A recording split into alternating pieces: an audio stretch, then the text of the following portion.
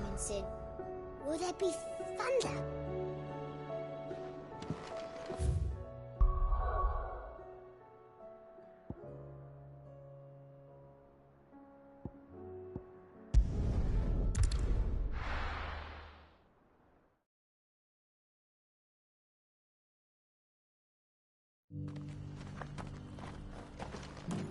Opportunity beckons. Who among you? Are you buying or selling?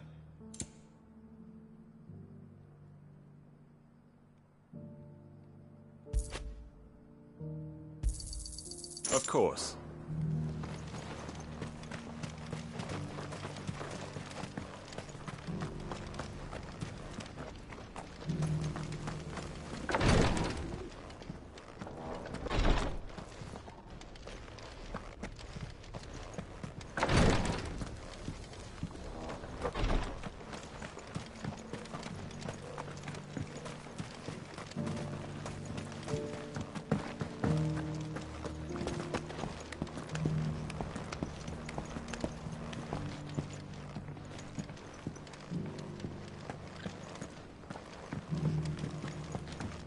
Decent quarry's been hard to find since the sky's turned.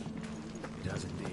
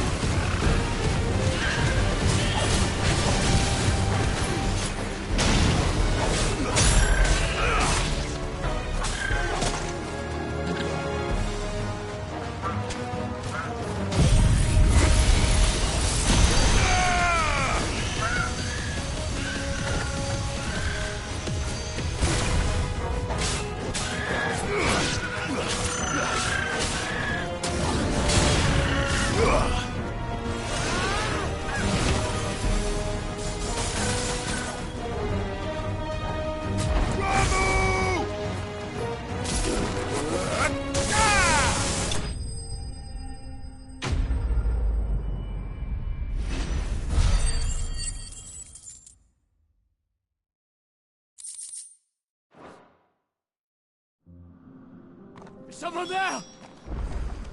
Please, I can't move my leg! That doesn't sound like an Akashic.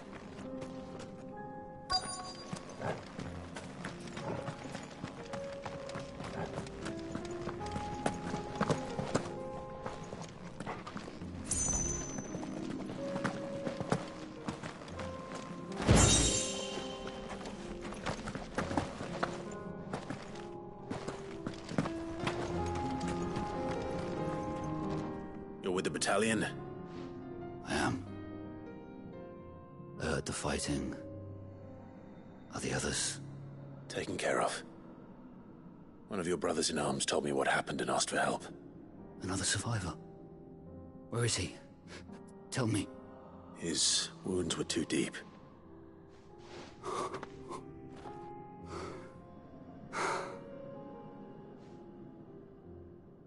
He was right to send you. Those things you slew are no longer my brothers. Tabor is safe thanks to you. Here, you've earned it.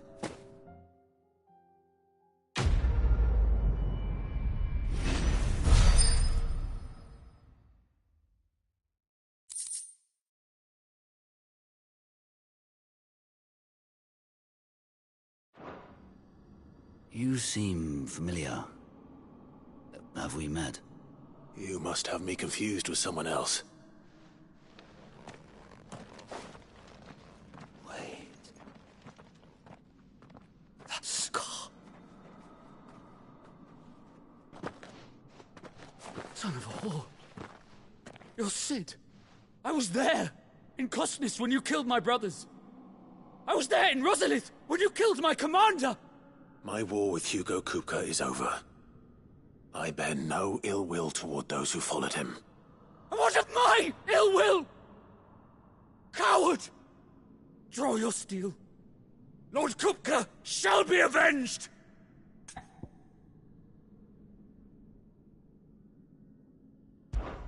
When your wounds have healed and your head has cooled, come and find me if you must. Though I hazard your life would be better spent in service of those who need it. Or have you forgotten your oath to the Republic? My oath? What would you know of oaths? I know how hard they are to keep. Which is why I'm giving you the chance to keep yours. No. I won't be deceived. Lord Kupka told us of your crimes. You are an outlaw. A murderer, not some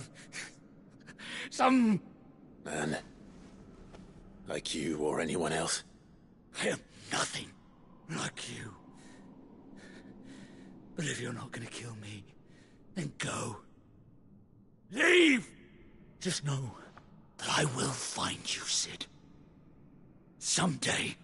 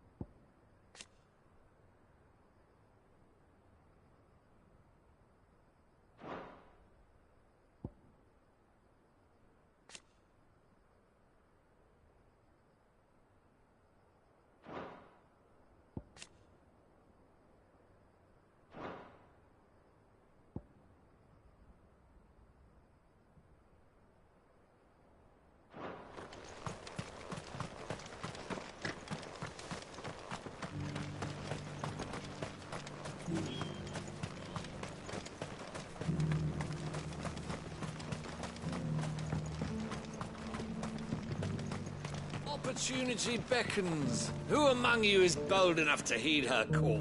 Is that blade for hire, perchance? Because I have a mind to make a killing. Figuratively, I hope. Well, yes and no. A passing caravan carried with it a rumor most fortuitous for one in my trade, that an elder Dread Evis had been sighted in the fields of Korava. Dread Evis are aggressive beasts. Compelled as they are to acts of violence, few survive to maturity, but those that do develop a hide of phenomenal value. A hide you want to sell? Eventually, yes. Though I would have it tanned first that it might be crafted into marvels the likes of which the world has never seen. Dread Evis skin is a rare thing indeed. But the worked hide of a well-aged beast, now that would fetch such coin that Gilbert himself might weep with envy. Bring me that beast's skin, and I will share with you the bounty of our combined labors. All right. I'll hunt your Evis. Of course you will. When one lives in such troubled times, it is a fool who lets opportunity slip his grasp. Leave Tabor through the east gate, but take the path that branches west. Once you reach the checkpoint at Tovany, you are a mere stone's throw from the fields of Korava. I eagerly await your safe, and above all, triumphant return.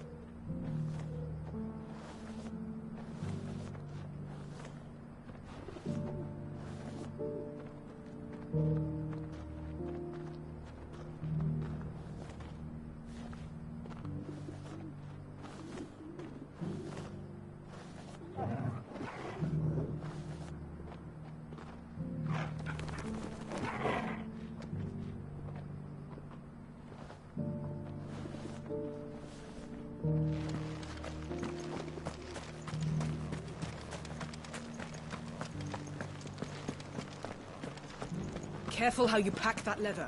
Any creases or scratches will bring down the price. You there! Finally. No one was paying me the slightest heed. Is something wrong? At the university, the students would hang on my every word.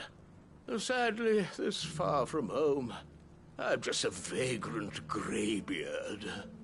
The university? You're a scholar.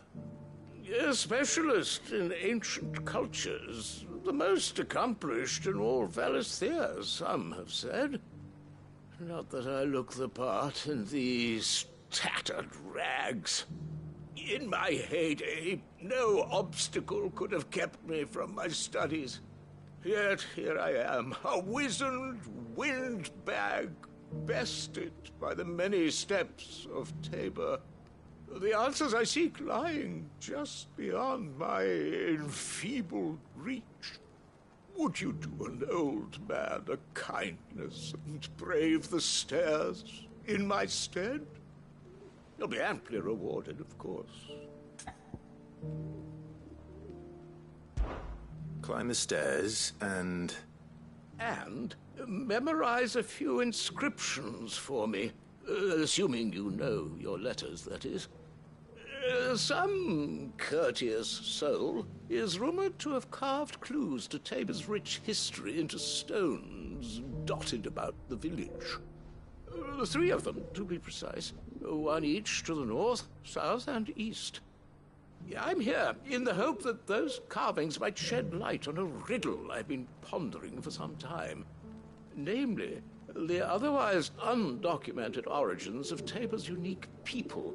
People quite unlike those of neighboring lands. I can't promise I'll remember everything perfectly.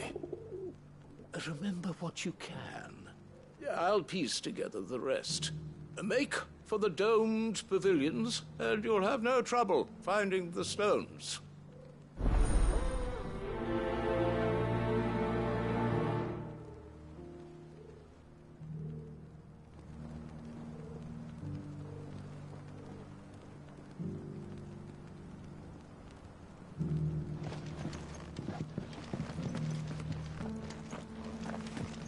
How are those new boots treating you?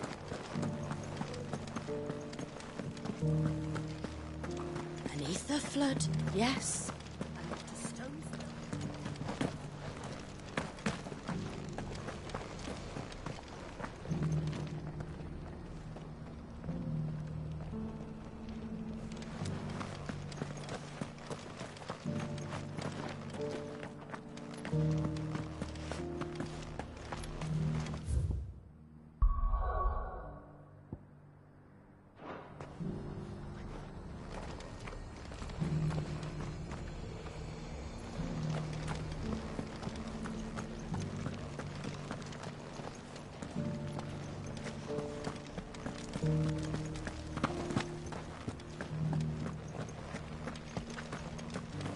Have you noticed the elders?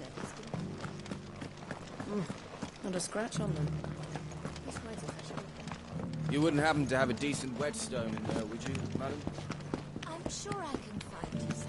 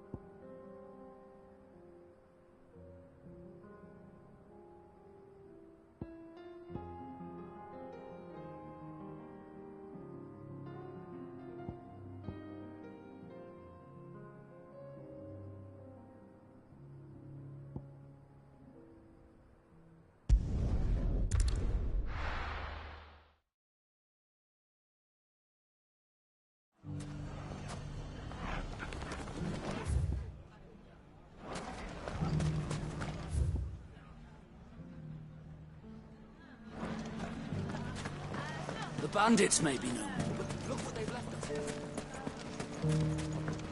Mummy. The gentlemen of the town guard are distracted.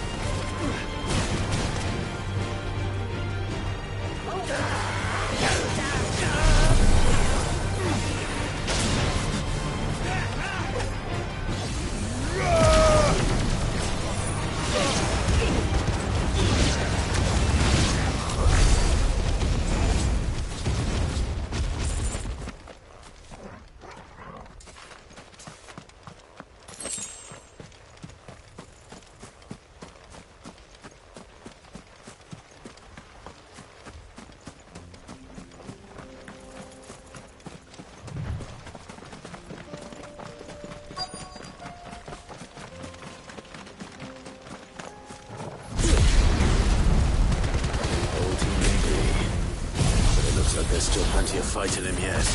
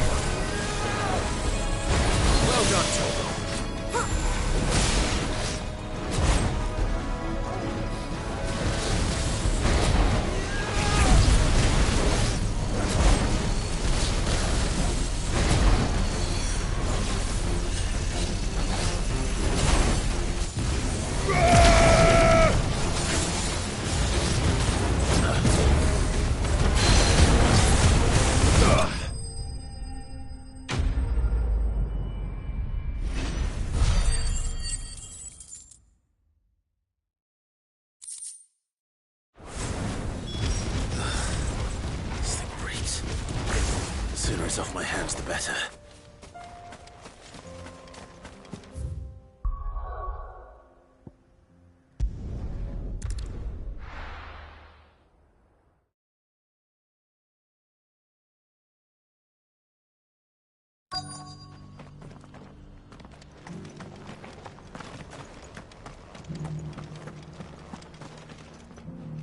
Here's your hide, as requested. I worried you might never return. Quickly, let me see it.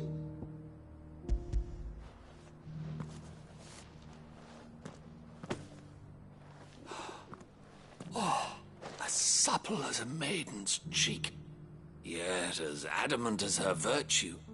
This is everything I had hoped for, and more. Clearly, my trust in you was not misplaced. You must be a hunter of considerable talent to have bested the beast with nary a scratch. Join me as my honored partner. With my means and your might, we shall be as wealthy as the merchant kings of Zemeckis. I don't plan on making a habit of this. I'm busy enough as it is. Very well. Though I believe fate had a hand in our meeting, it would be unbecoming of me to beg. Do not allow me to keep you from being about your business. Here, for the hide.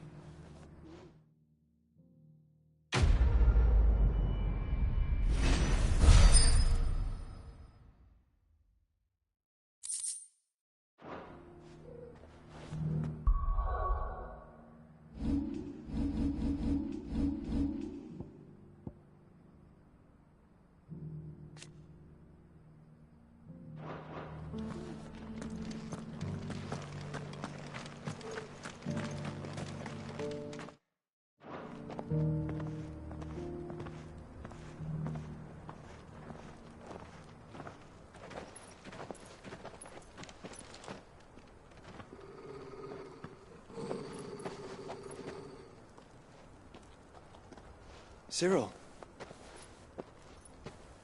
How fares the search? Well, Your Grace, my report shall be with you ere long. Ah, yes. Yotei is otherwise engaged, at my behest. And the duty of wardenship? fulfilled. For as you see, I've been reunited with my first shield. I am Cyril, Knight of the Undying and bearer of the Burning Quill, charged with chronicling the mortal deeds of His Grace, Joshua Rosfield, Keeper of the Flame of the Phoenix, and rightful Archduke of Rosaria. I entrusted Cyril here with overseeing the investigation into Ultima's origins. Findings from his brothers and sisters afield are delivered here to be collated and catalogued.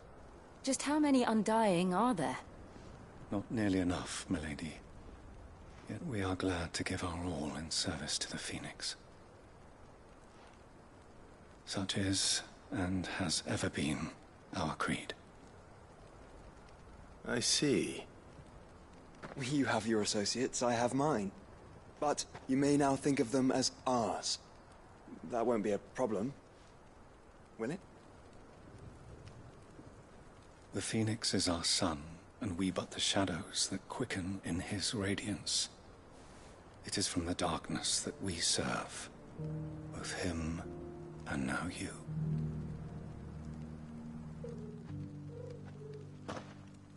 Pray accept this token.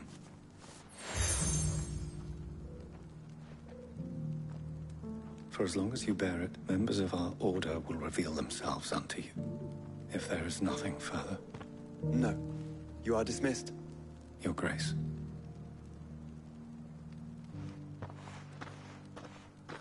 To Canva, then. We'll talk about this later. Cyril seemed very, You certainly keep strange bedfellows, Joshua.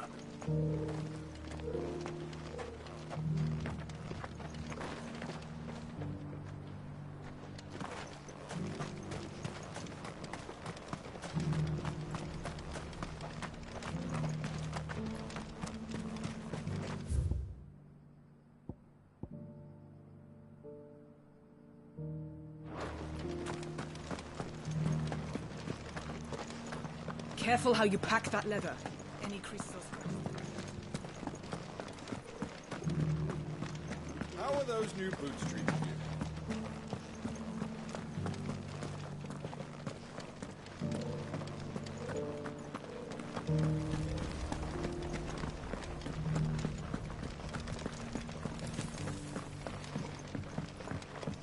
So it's these stones to Canva, and the rest of the boxes to Dallam.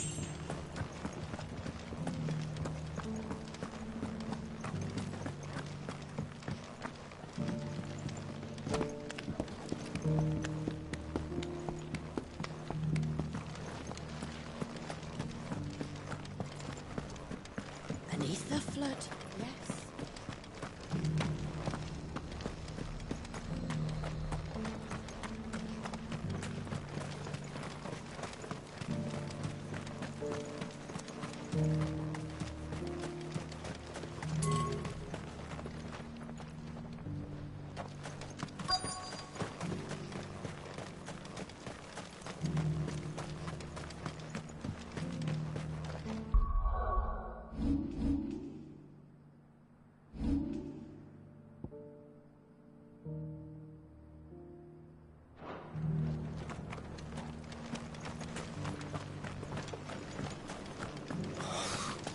Feel like the flesh.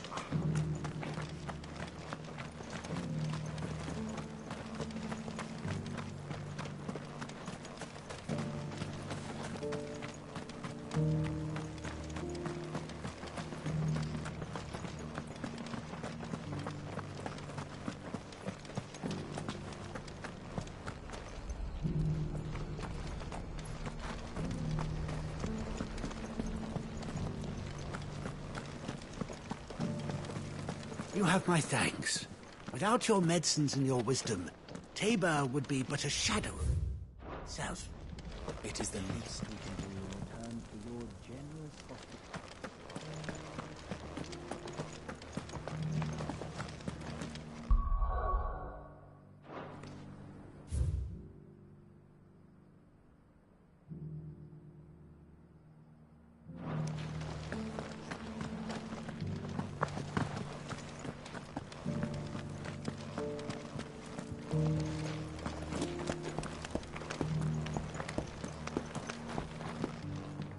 That Cyril fella's an odd fish, don't you think? Well, scholarly salt side.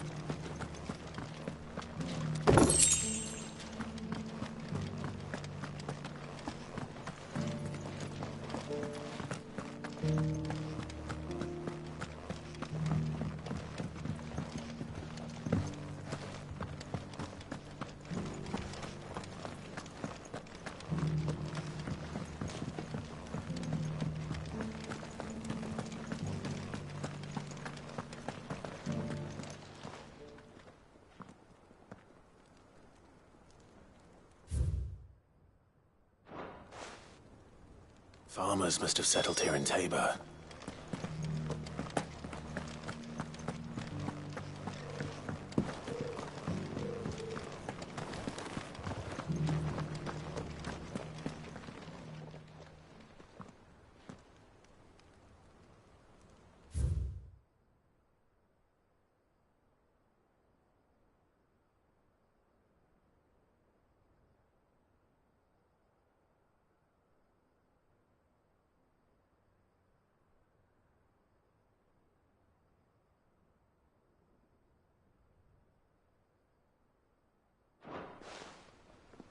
What golden plains might the wanderers have called home, I wonder?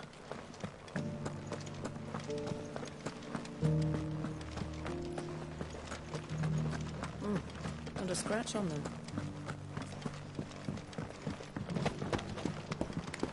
So it's these stones to Canva, and the rest of the boxes to Dalaman.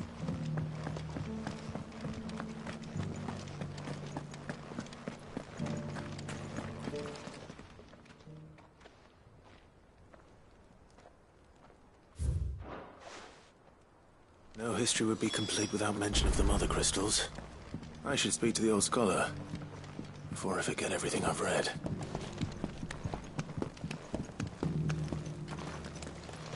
How are those new boots treating you? The engravings were in good repair considering their age. Oh, would that I could have seen them for myself. Come, don't tease me now. What did you learn of this place and its people? Let's start with the engraving to the south, shall we? What did it say? Guardians of the Crystal, the first stones of Tabor, sacred hold thy noble blood, till ends the mother's labor. I'm pretty sure that was it. Fascinating. It would seem the founders of this city were descendants of those fallen charged with protecting the mother crystals. But whatever could have driven the Guardians so far from their sacred charges, I wonder? The engraving to the north is next, I think.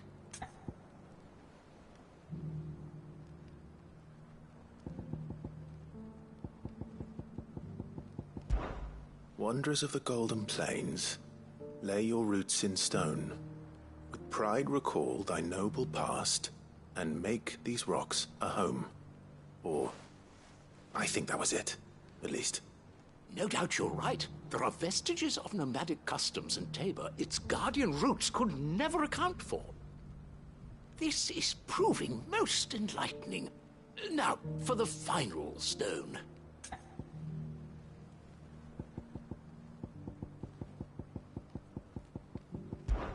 Children of the Hunters, now dancing hand in hand.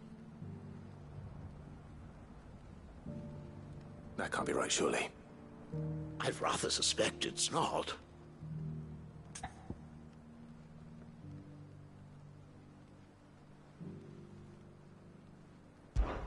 Children of the Hunters, now sworn to serve the sun. Sun worship? That cannot possibly be right. I could have sworn it was something like that. Children of the Hunters, now tillers of the land, reap her promised blessing and give praise her gracious hand. That's all three. And so, we add primitive farmers to Tabor's founding peoples, the final piece of the puzzle. 3 engravings, one for each of the 3 peoples to have settled Tabor in ancient times. Guardians of the Mother Crystal, wanderers from across the plains, and last but certainly not least, hunters turned farmers.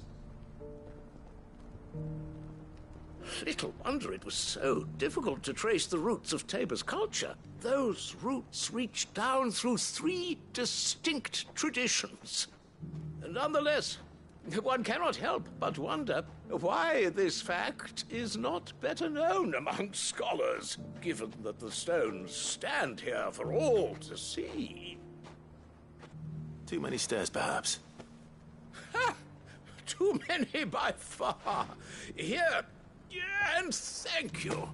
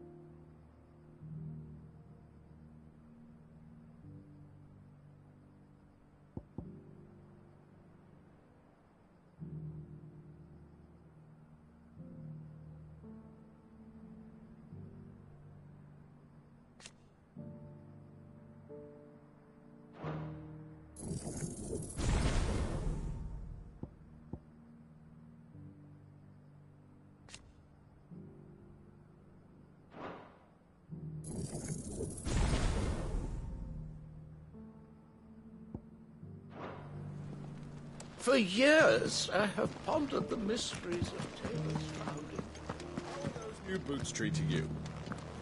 They're fantastic. Soft as frost.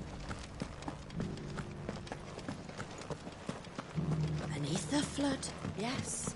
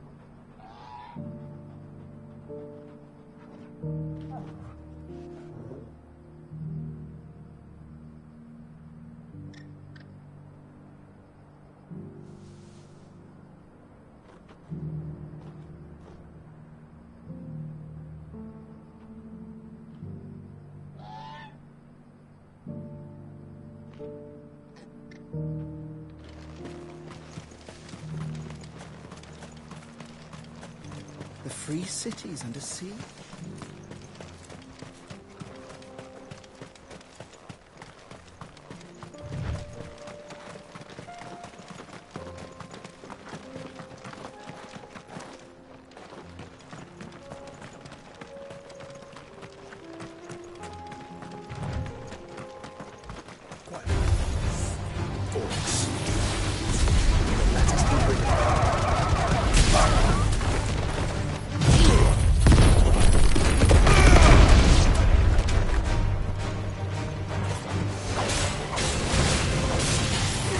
Ugh.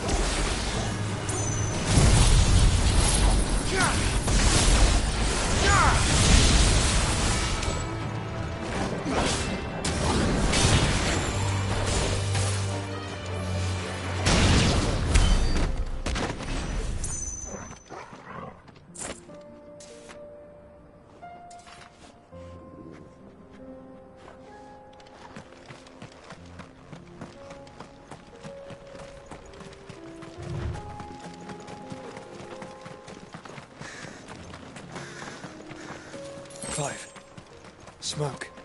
Is the city fallen?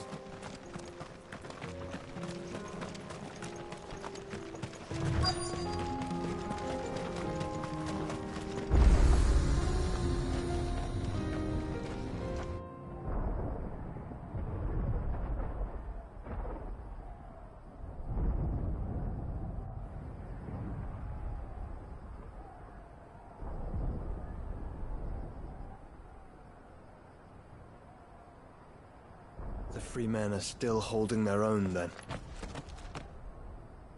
Do we have any idea where Gav and the others might be?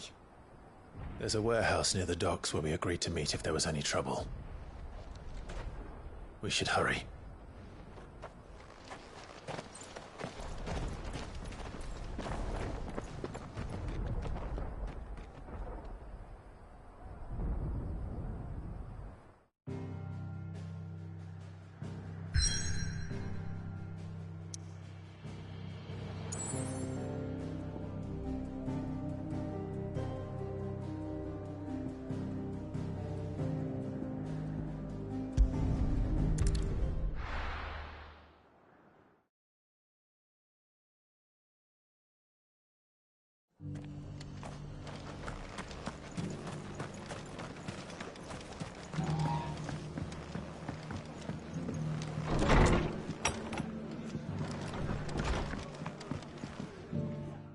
Clive. Just the man I was hoping to see.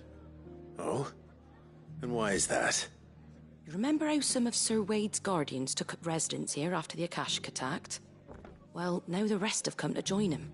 Seems their barracks in the Lazarus have been lost to an ether flood.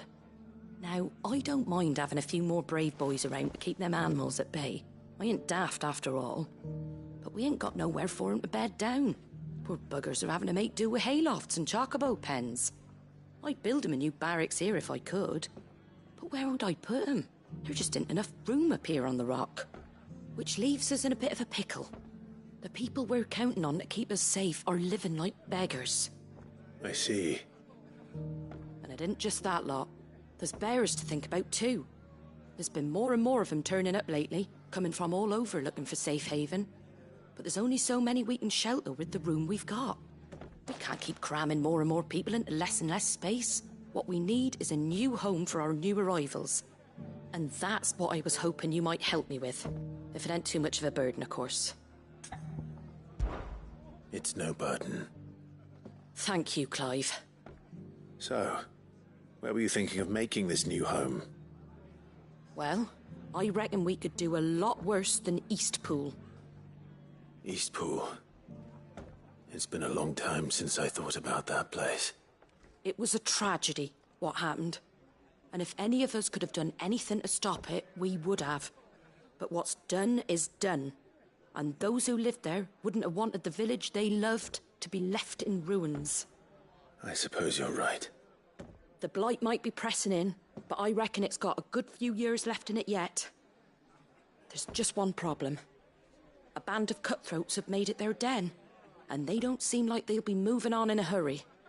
Nasty bastards they are too. I've lost some good men to their raids. Would have sent someone to clear 'em out sooner if my boys didn't already have their hands full fending off the Akashic. But now we've got a few more guardians of the flame to call on. I reckon it's time we made our move. What do you say? Fancy leading a raiding party? I do. Eastpool was once home to people I loved. I won't have bandits sully those memories. I'll gladly drive them out of there. And I know the men will gladly follow you. I've already shared a few thoughts with Sir Wade about how we might be able to win the place back. And I dare say he's got some ideas of his own too. Why don't you go and talk to him? Of course.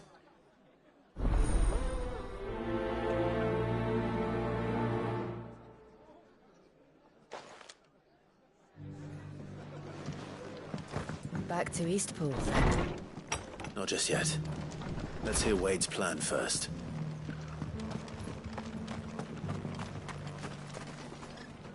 So, Wade, it's good to see you well.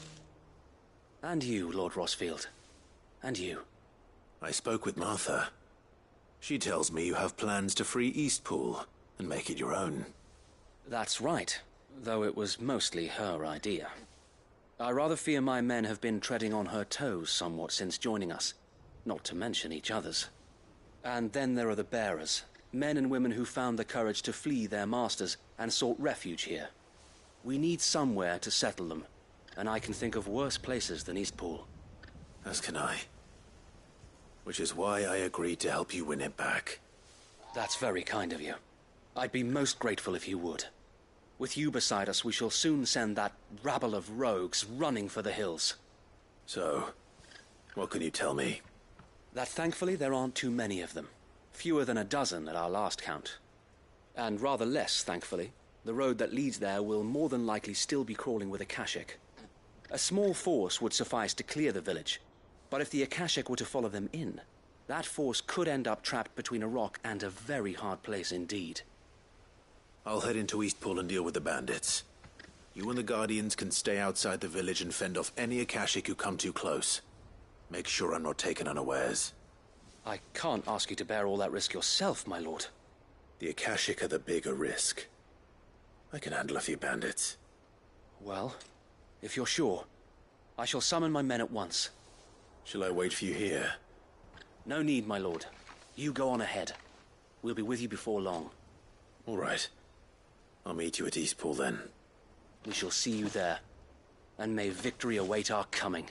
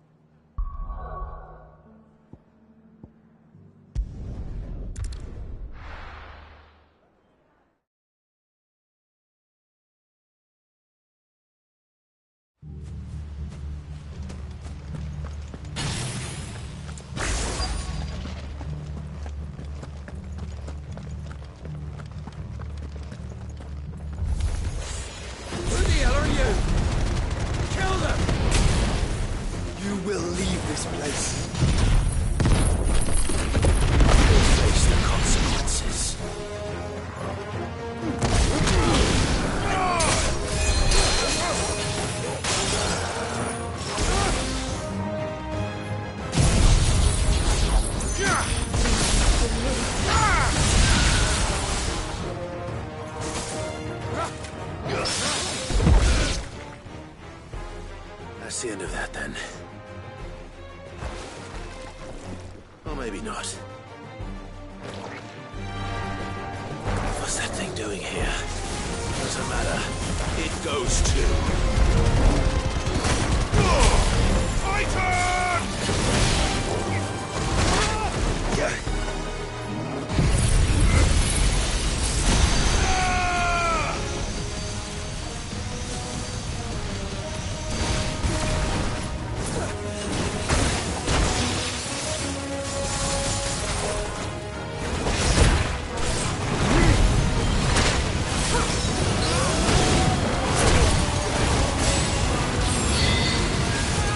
Nice try.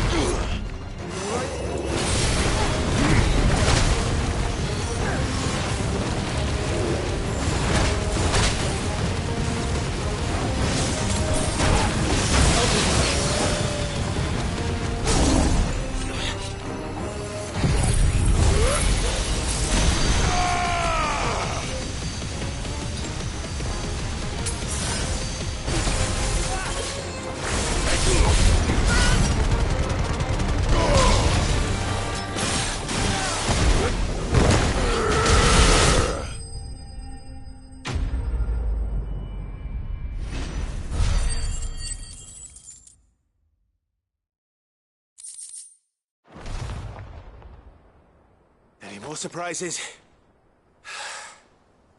I'll take that as a no. Bravo. A magnificent display, my lord. You were watching? I thought you were keeping an eye out for a Kashik. We were. Put down more than a few on the road, then arrived just in time to see you slay that... whatever it was. Let's hope it was the last of its kind. Though I expect you and the Guardians will be up to the challenge should another appear. I would hope so, my lord. Your men will be bringing the bearers who'll be living here, I assume. It might be best to send word for them to come right away, before any other unsavory characters move in. Of course. I'll send orders for them to depart immediately. Leave it with me, my lord.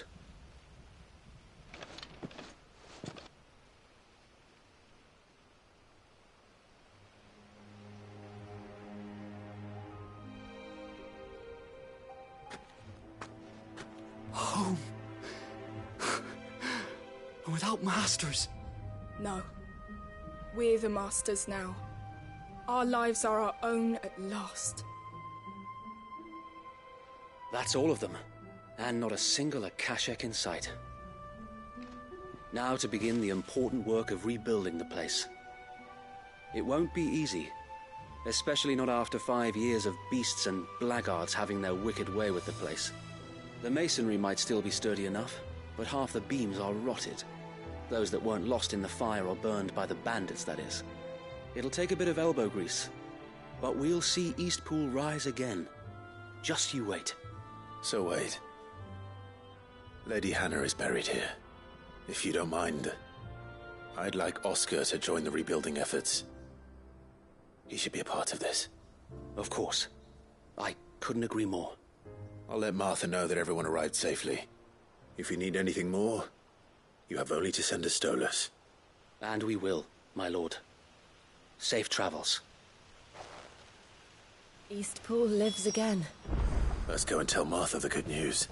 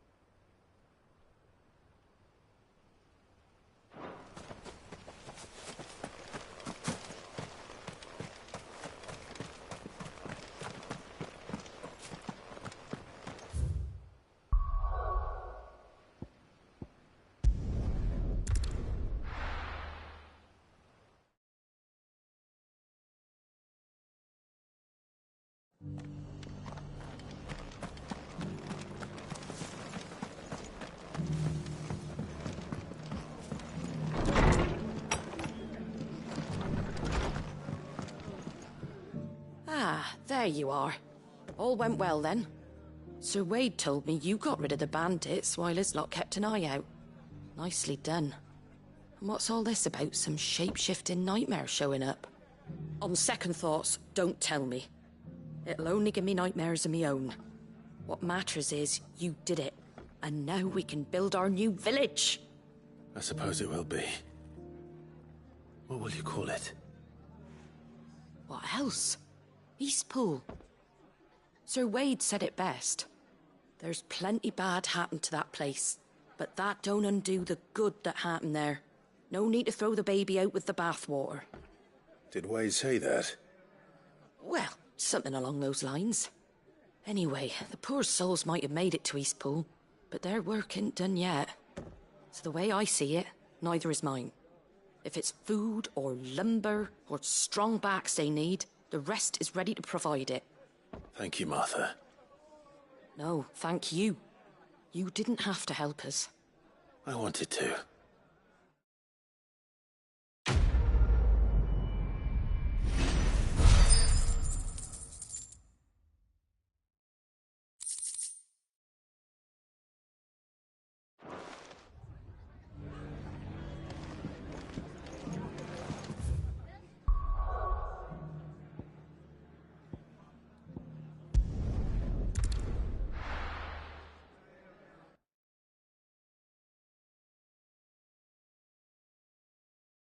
I'll be taking you all to a storehouse in the Bales. Leave anything you don't need behind.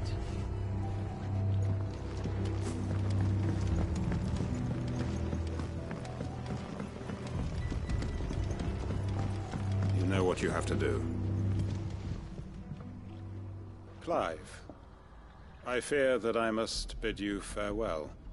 As you know, our time grows short. The Lord Chief Justice's vultures are circling. We must strike now.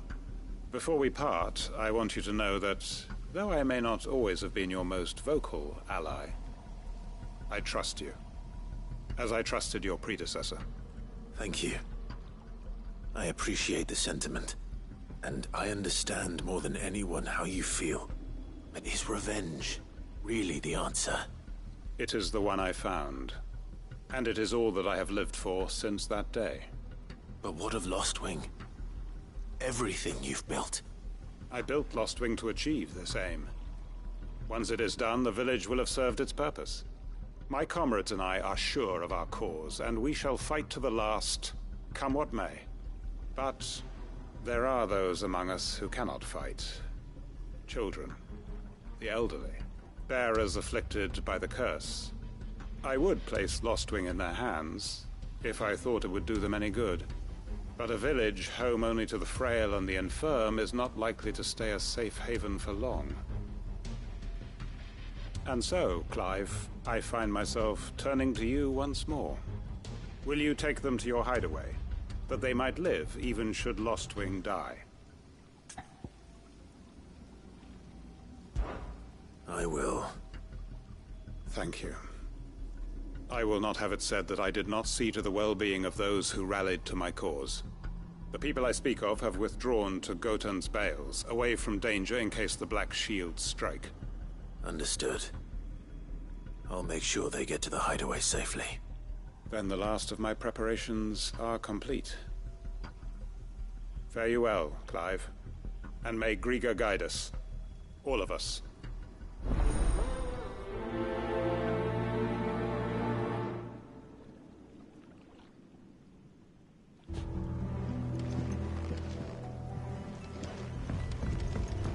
Come then, brother. We are awaited in Gotan's Bales.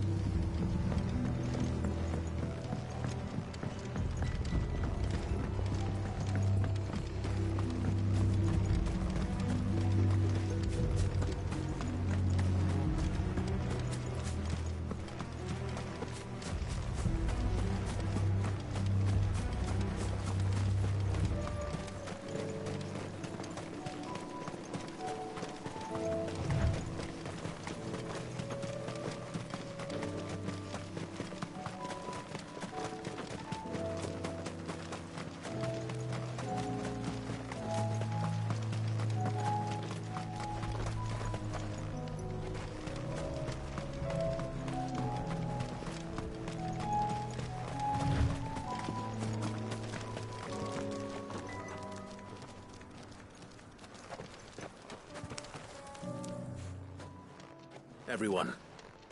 Quinton has asked that you come with me. He can no longer guarantee your protection, but I can. There's a safe place I can take you to. Well, if that's what the Master thinks best. Sid, none of us would be standing here today if it weren't for Master Quinton. We owe him our lives. So we ain't about to start telling him what he should do with his. If he's saying we ain't safe in Lostwing no more, it's 'cause he ain't coming back.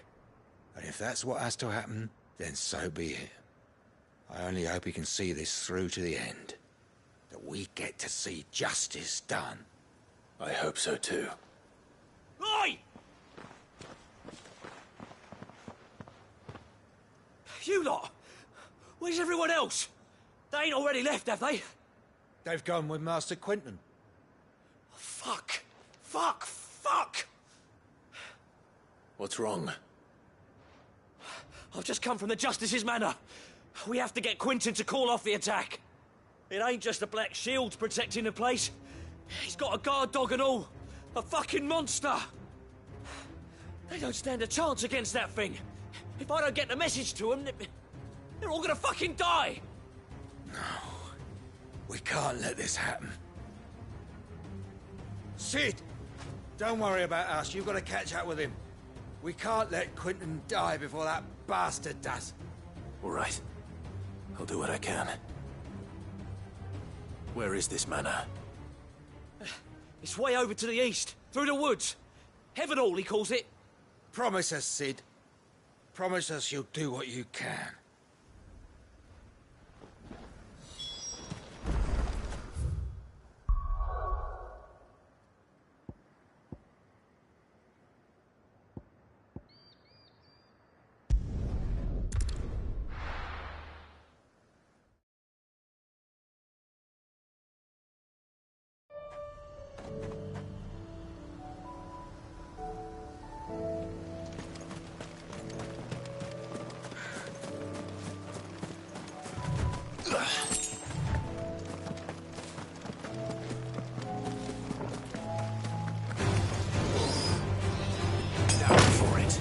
All yours, Torvald!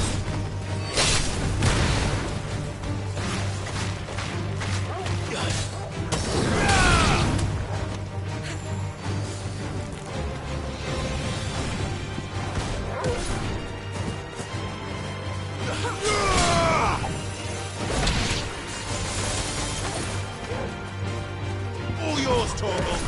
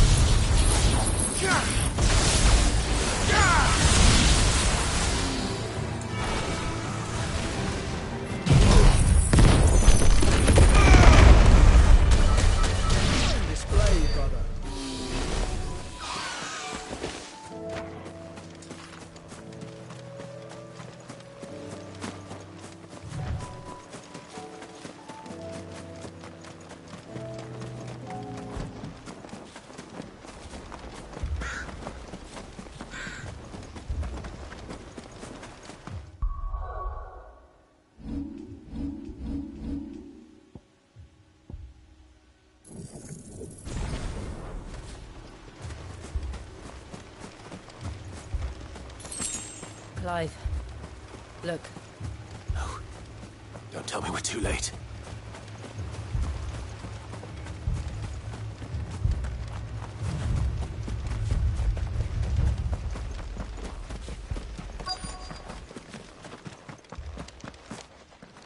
Quinton, are you all right?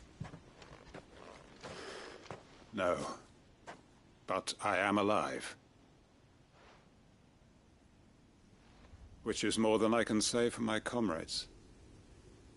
They followed me without question all the way here. And they died. For nothing.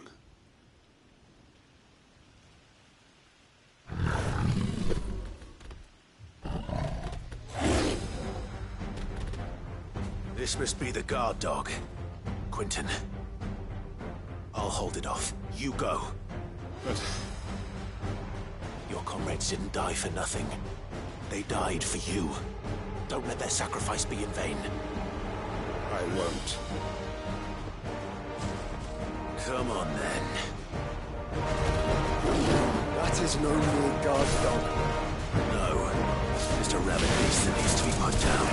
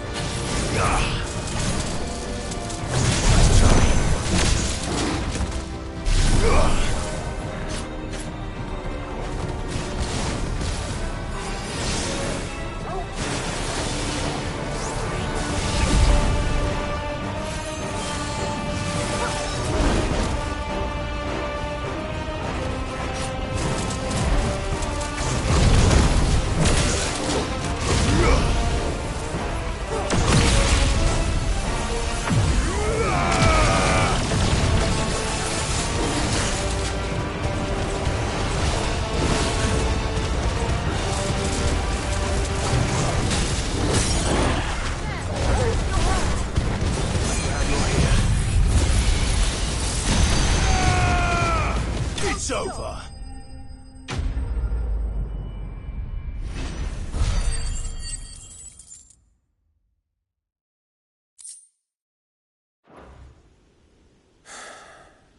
If only we'd arrived earlier.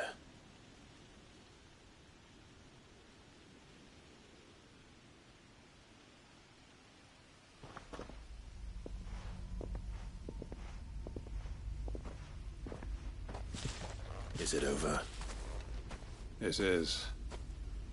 He wept and begged for mercy.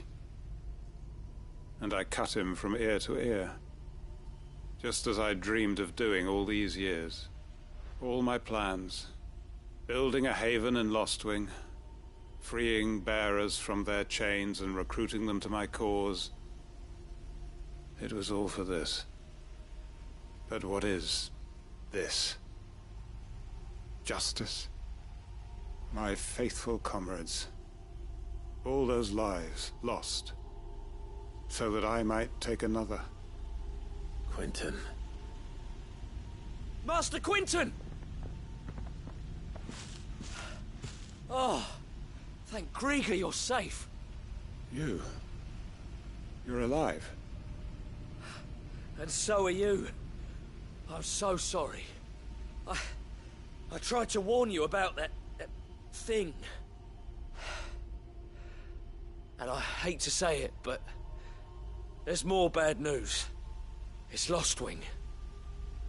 It's been flooded. What?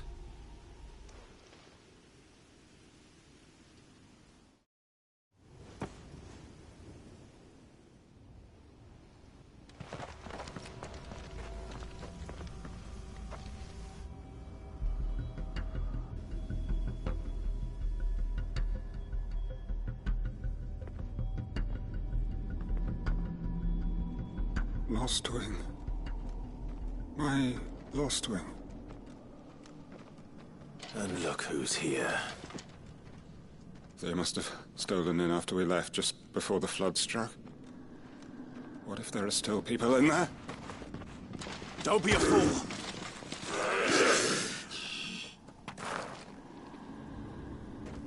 Damn it.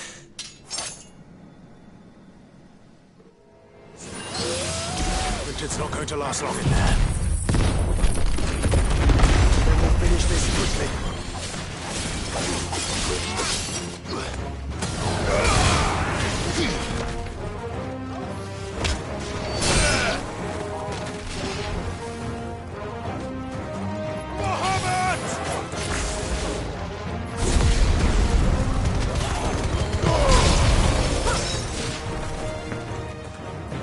Titan!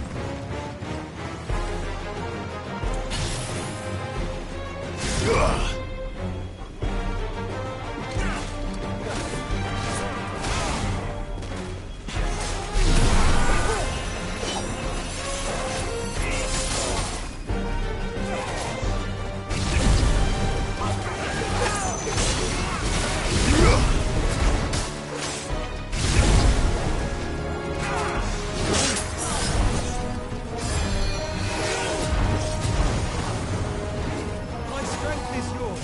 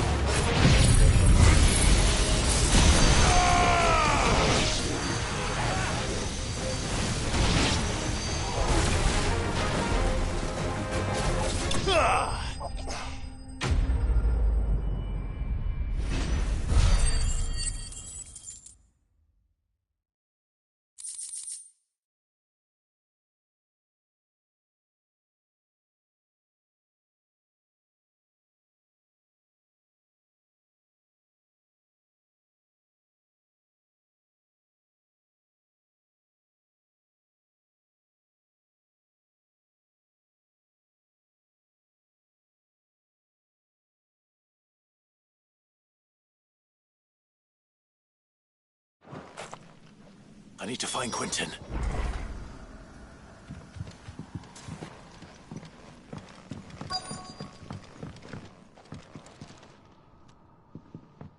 Quentin! Quentin! Look at me! Thank the Founder. He hasn't turned. I'm going to get you out of here.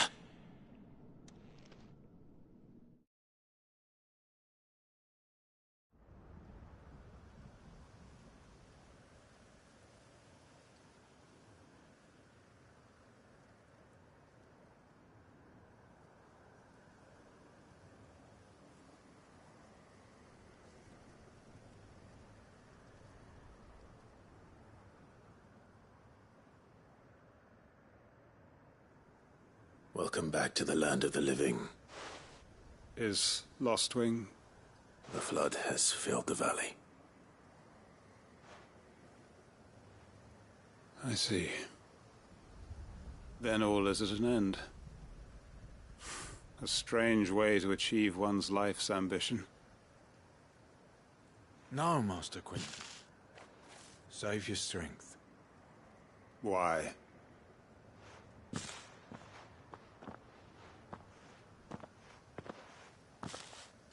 All that I strove for is gone. Only emptiness remains. I have nothing left to live for. What the heck are you on about? You've got us, ain't you? Don't try telling me you only freed us so you could get revenge. We're more than that to you, and we all know it. I thought you weren't coming back. But I prayed, and you did. There's got to be a reason for that, right? Can't we just go back to how it was? You know, you looking after us all. Your work ain't over yet, Master Quinton. We believed that you were the right man to lead us, and we still do. Your village may be lost, but it seems your people aren't, so long as you remain to guide them. But why? After what why would anyone follow me? 'Cause we're family, aren't we? Family? Yeah, and all our comrades who went with you, they felt the same. Lostwing weren't just a village. It was all of us. It was. And as long as we're still here, it is too. We can start again. Build a new Lost Wing, right here in the Bales.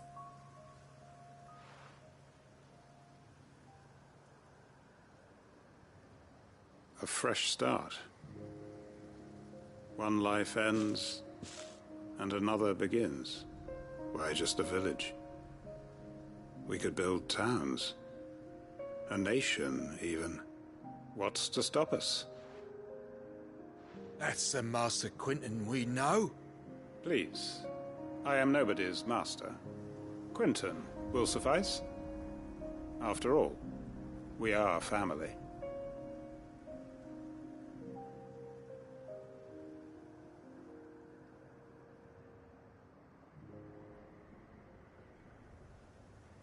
Permit me to withdraw my request. I will no longer be needing your help in looking after my people. I'll pretend you never asked. But you must be rewarded for your efforts on our behalf. You saved my life twice over. And more besides. A bottle or two of your finest red will suffice. Of course. Nothing but the best. And I have a feeling that this year's vintage will be the finest yet. If you don't mind waiting, that is. I look forward to it.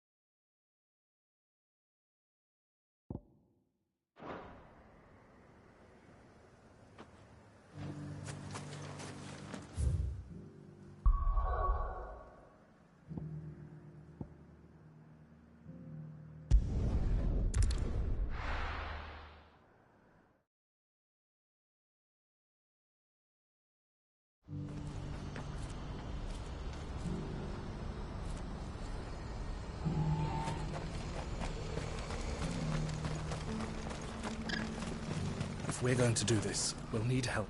Clive, your timing is impeccable. It just so happens that right at this very moment, we're in need of someone with your talents. And what talents would those be? Why, your fearlessness, and your skill with the blade. I'm listening. Well, as I'm sure you're aware, when these dark skies swept over the Republic, so too did a wave of chaos and confusion. Randalar has been particularly badly affected. Many of the capital's bearers have lost their masters, or taken the opportunity to flee them. None remain free for long, of course. Most find themselves under the protection of the Fist before they get far. But the army too is in disarray, and finds itself unable to provide for its new charges. Which means it has been looking to sell. And you've been looking to buy, to make sure these masterless bearers remain that way. Precisely. It's the perfect opportunity to free dozens more. And for an attractive price, no less. So where does my skill with a blade come in? Though we may have the funds to buy these bearers, we have nowhere to house them. So we've been searching for a place where they can be resettled. Somewhere far from the prying eyes of those who would see them enslaved once more. And we believe we have found one. Cashlock. A small hamlet hidden in a canyon. The place was abandoned a long time ago, but when the men moved out, the beasts moved in. And so we seek the aid of a fearless swordsman to encourage them to look elsewhere. You'll help, won't you?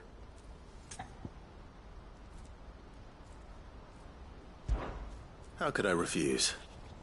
Excellent. Theo, if you wouldn't mind making arrangements for the transportation of our guests, as we discussed. Of course. Leave everything with me. Sounds like you'll have your work cut out for you. I will. We have an entire village to stock and furnish. Residents and all.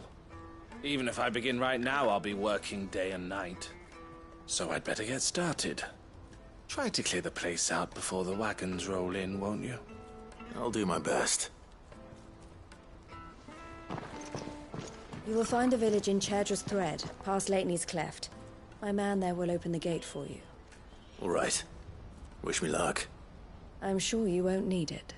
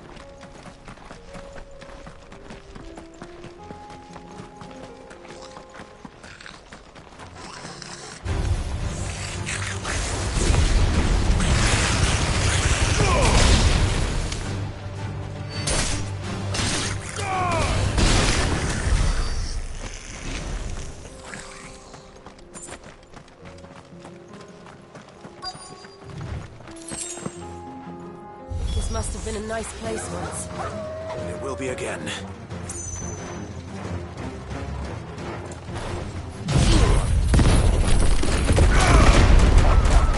It's over.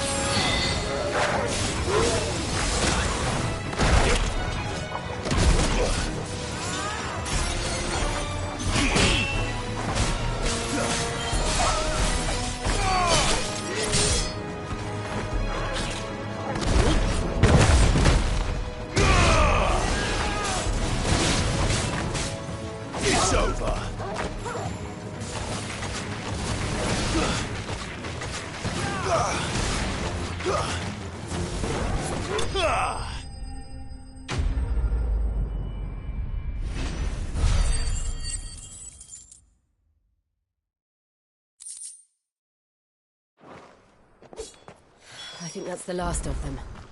I think you're right. Let's head back to Boklad.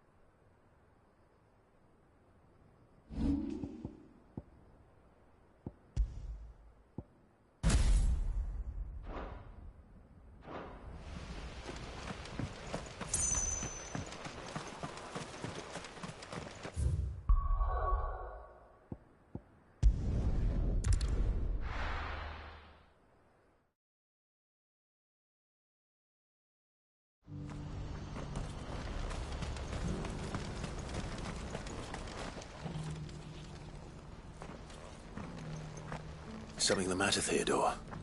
Quiet. Those are our terms. I trust that you will give them your full consideration. I shall. Thank you.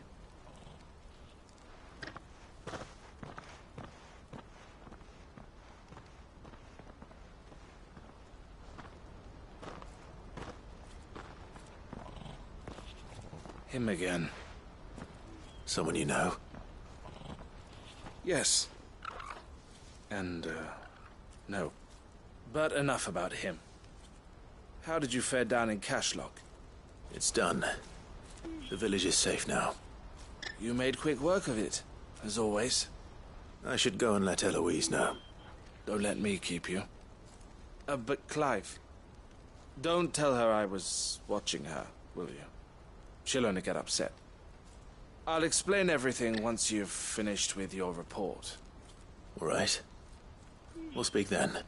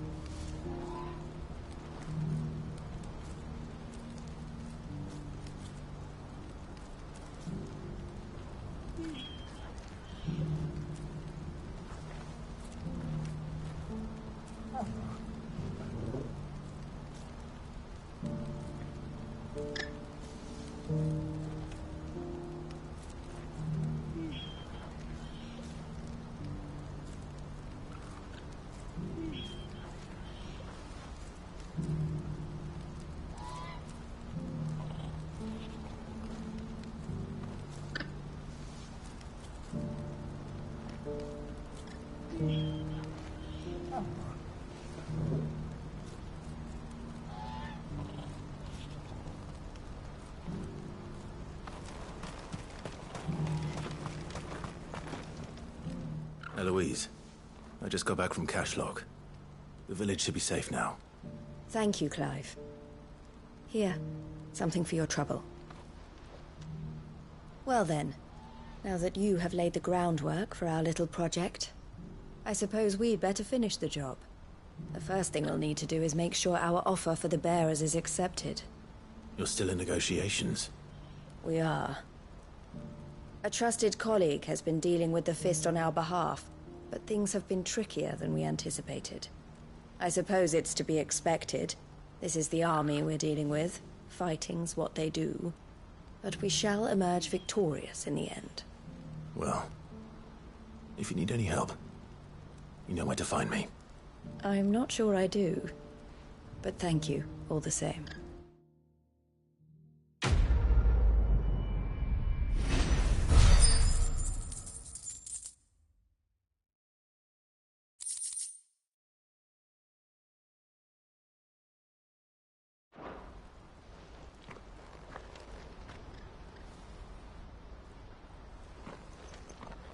Ah, Clive.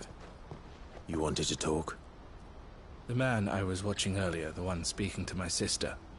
He represents the Silver Peak Consortium. It's one of the bigger trading houses. I don't think I've heard of them. Well, every trader in Dharmekia has. They operate across the length and breadth of the Republic, and they're still expanding. They've been trying to get Eloise to join their ranks for some time now, and judging by her reaction earlier, I'd say she had half a mind to accept their latest offer. And you'd rather she didn't? I would rather she did what makes her happy. And I would never deny her such an opportunity. Eloise saved me from slavery, and we have striven to save others like me ever since. But this was not the life my sister wanted, nor the one she deserves. I won't let her give up on her dreams again for my sake. She freed me from my bonds, and she must be freed from hers in turn. You're a good man, Theo. I have always been grateful for what my sister did for me, and I want to repay the favor by letting her live her own life. But each time an opportunity to do just that arises, she turns it down. For my sake. She loves you. And I love her. Which is why I want this time to be different. To show her that I don't need to be watched over anymore. Though I'm sure I'll still need some help from time to time. I trust that I can count on you. Always. Thank you, Clive. Well then, I had better get back to work. These bearers aren't going to move themselves. That's a job for the Crimson Caravans.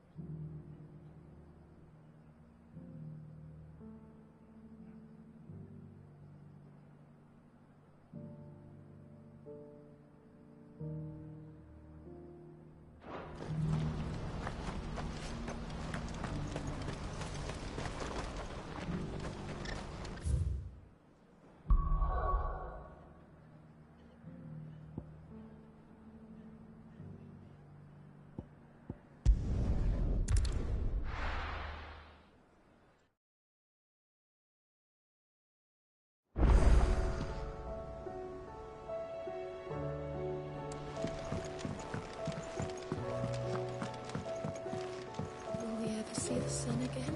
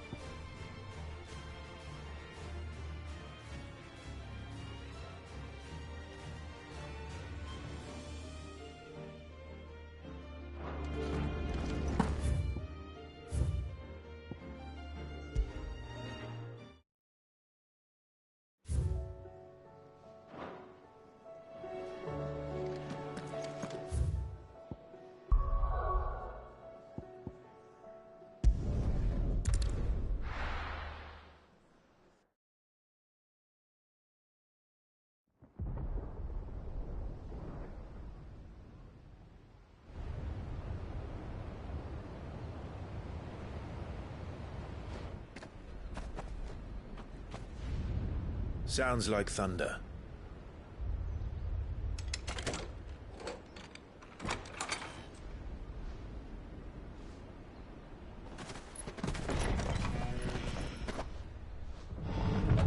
You're late. We're starting to think you'd stumbled off a cliff. I seem to recall that was you, Gav. Good to see you. Any trouble on the road? Nothing we couldn't handle. I knew you'd come. Is that who I think it is? Yes. Allow me to introduce my brother, Joshua. Clive's told me all about you. Or even listening most of the time. Name's Midadol, but everyone calls me Mid. My lady. Eh?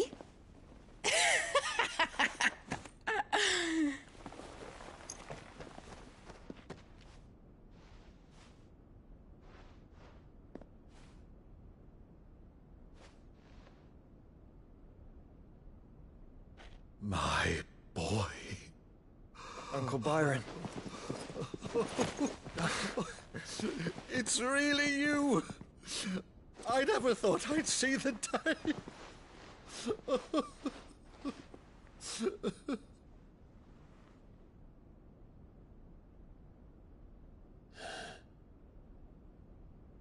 So these Akashic are being controlled? That's what it looked like. Empty eyes, eerie blue glow. No doubt they were turned, but silent as monks, every last one of them. Your man here speaks true, Clive. We saw more than a few in this city. They moved in ranks with a purpose, and not of their own. Ultima's doing. Perhaps. What of the city? The people? Dead, mostly. Mostly, but not all. A handful managed to lock themselves in their villas before the Horde arrived. Some in the Merchants' District to the west, and a few others on the far bank. If the Akashic stumble across either hiding place, a few bolted doors won't hold them for long. We need to find them. And quickly. What do you propose? We split into two parties. I will make for the Merchants' District, while you look to those across the river. Mind keeping an eye on my brother? Not at all. We find the villa and try the servants' entrance. Understood. And what of us? Mid, is she fit to sail? The ship, the Mithril engine could probably do with a few more tweaks. Then you better work fast. Even if we do reach the survivors in time, they'll never make it to the hideaway on foot. You leave that to me. See that Mid doesn't get herself into trouble, would you? Think I can manage that? I'll keep him safe. Looks like you stuck with me, Byron. That's Lord Rossfield, you little gutter snipe!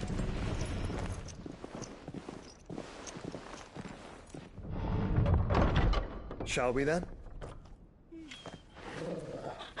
And you keep Clive safe. Be careful. Both of you.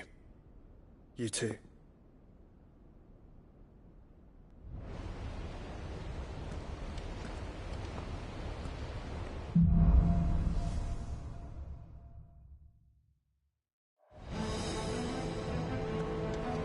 All right, Torgal. Let's find those survivors.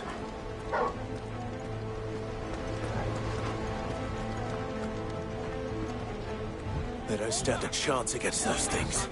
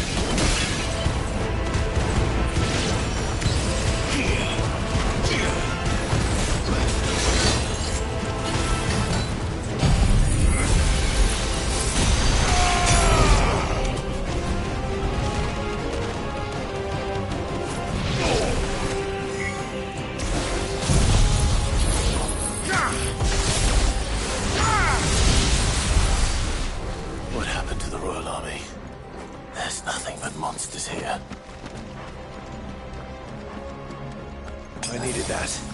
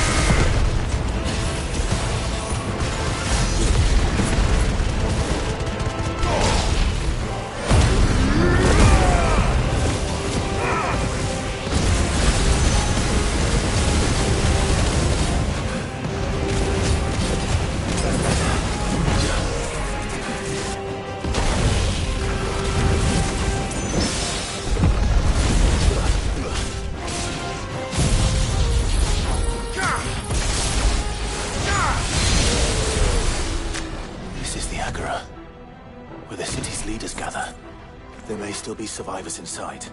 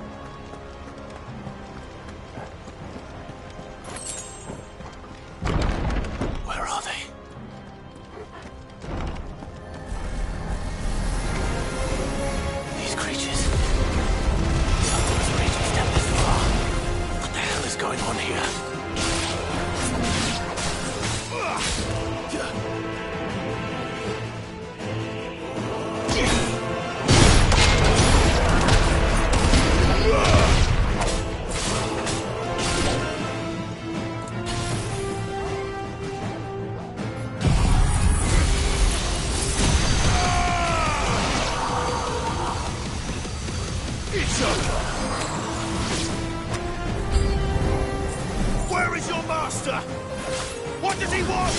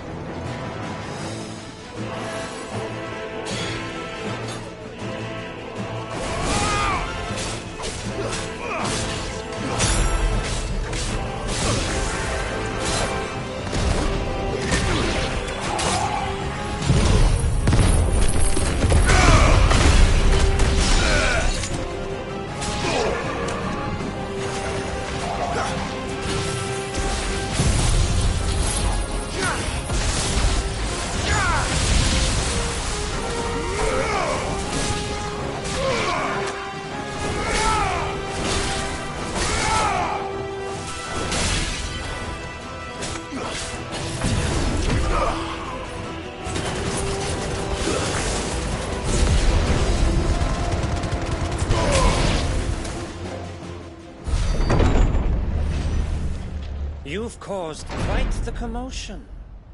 But then I would expect no less from you, Muthos. You again. I don't believe we've been introduced. You were in my family's crypt, and now you're here, with an army of Akashic thralls. Manners, Lord Rosfield? They are men, like you and me. Albeit ones unburdened by the wills that drive our kind to madness. They are pure. They are divine. What? And they are all that remains in this once raucous city.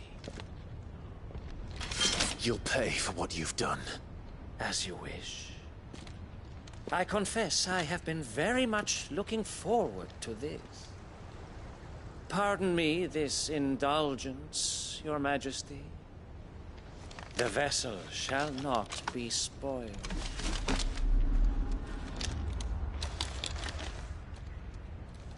I am Sleipnir of House Harvard, and you will yield. Or not. As long as you don't hold back.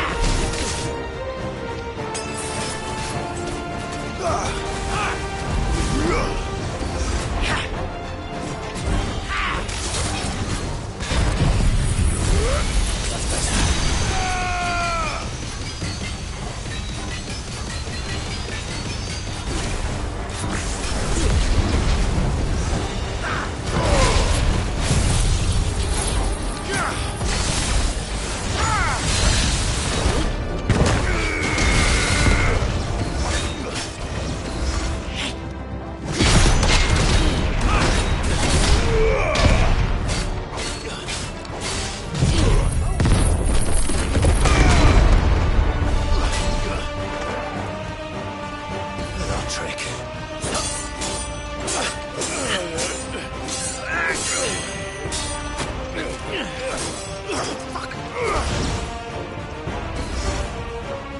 You will forgive me if my performance seems uninspired.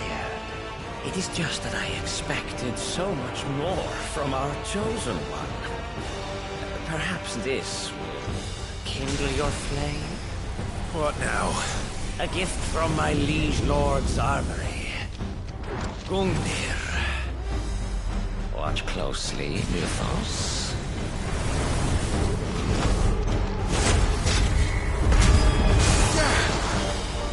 Yes! Yes! Fine hand.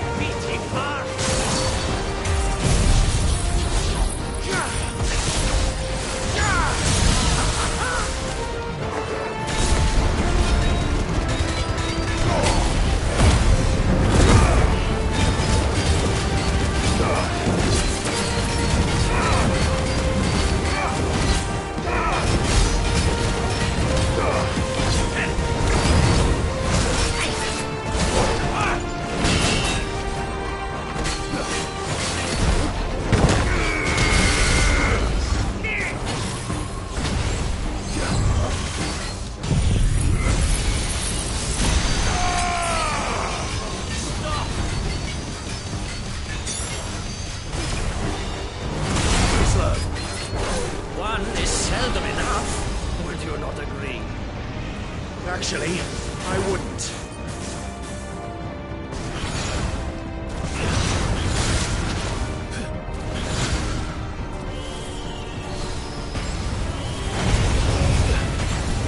Nice try.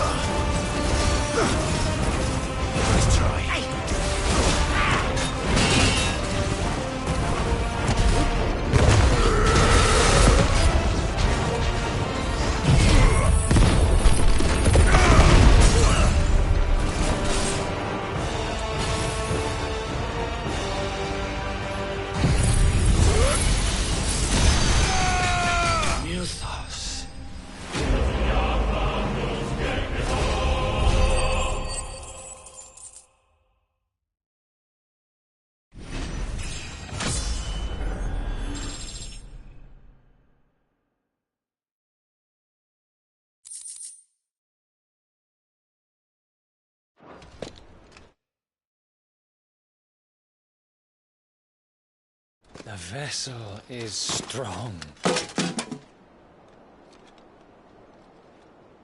My liege.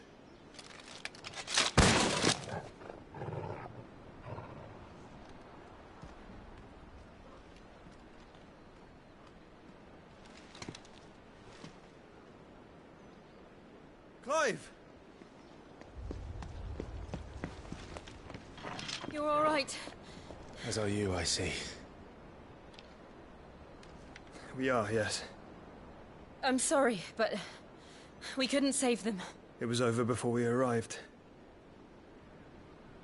Well, you did what you could. I fear we were all too late. What's wrong? Nothing. I hope.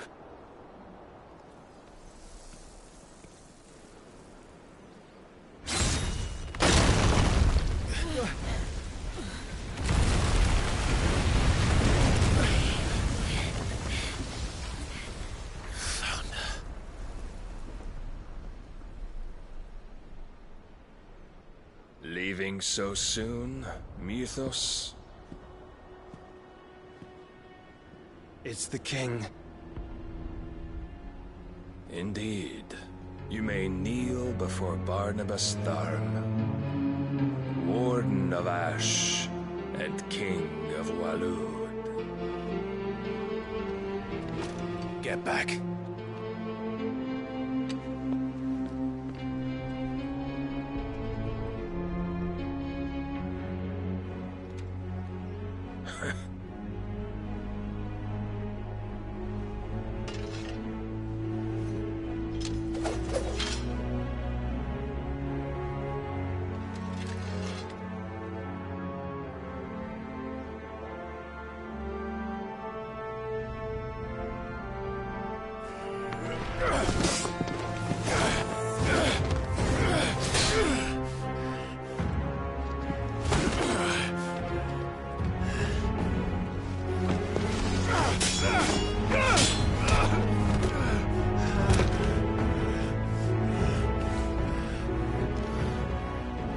Wild and impetuous. I expected more of the boy who bested my Lord Commander. Yet I see why my master covets you so. The power within you, Mythos. The potential.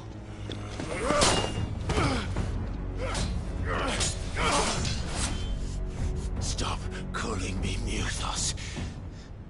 But Mythos is everything. The cornerstone of all creation. The Lord's vessel. Your purpose. My purpose? To surrender my mind and body to that thing.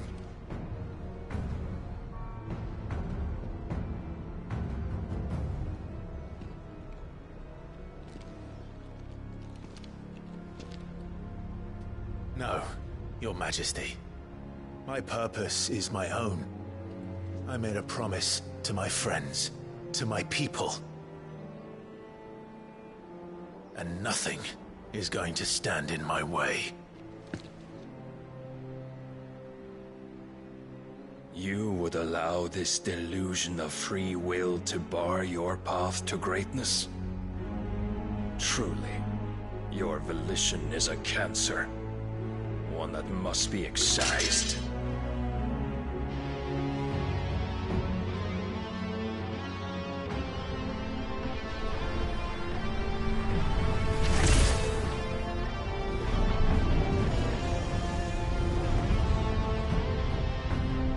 Try it.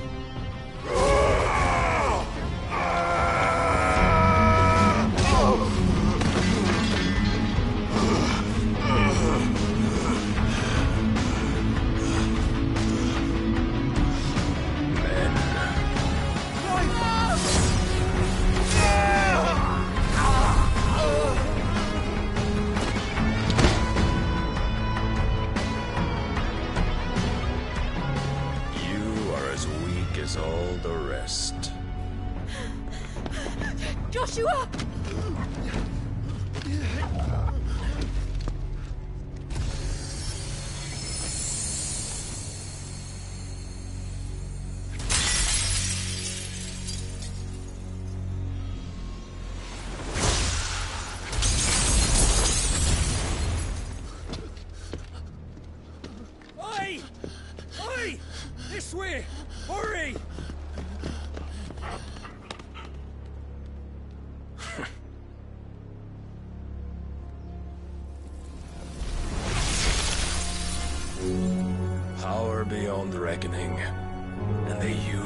crushed.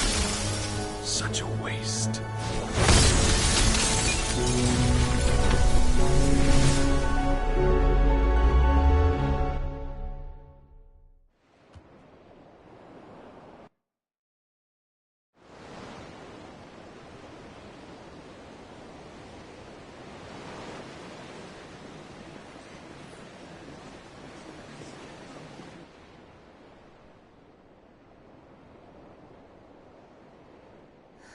Will he be all right? The phoenix can mend flesh, but the spirit must recover on its own. I'm afraid the rest is up to him. This place is remarkable. Outfitting it must have been no small feat. But why go to such trouble? That beauty's belly's filled with wonders the world ain't ready for. If the guilds caught wind of what we were up to, they'd all want a piece. All right? And how is he? Do not blame yourself. He was barely breathing when you brought him here. We would have lost him if it were not for you. No. Barnabas may have severed nigh every sinew in my brother's body. But he made certain the wounds were not fatal. Nigh every sinew?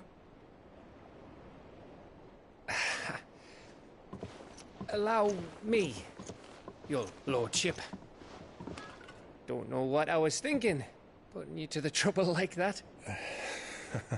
'Tis no trouble carrying comestibles to my ailing nephew. I know, but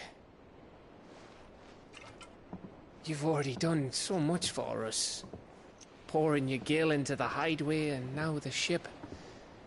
I don't want to take the piss. You risked your life. And for what? Some girl you hardly know. Why'd you do it? You got mad or something? I wouldn't go that far. Clive! You're awake. My boy. Oh. All I want to do is help. And the world won't save itself. It was Sid. Your father, who taught me that. Sounds like him. Don't you dare do that again. What of the Royalists? Fucked off, the lot of them, along with the galleon. With the king on board, no doubt. The Iron Hair wouldn't sail without him. Clive. Jill didn't come back. What do you mean? She kept the king busy while the others dragged you out. It's all right, Mid. Jill is fine. The ether of her icon endures. And as long as it does, we can be certain she is alive.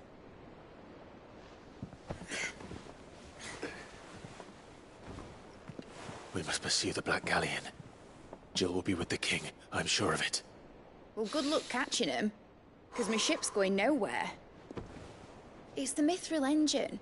She's got a kick like a wild chocobo and a mind to tear the hull in half. But do you have an idea? Well, of course I do. My dad'll have seen this coming a league off. If I had his old writings... If you had his old writings, you'd be sitting under a fuckload of rubble. The ones Otto didn't save anyway. I suppose he might still have a few pages in his stores. We'll have to hope it's enough. Do what you can to ready the ship. I'll speak with Otto. In your condition, you really are mad. Perhaps. But the world really won't save itself.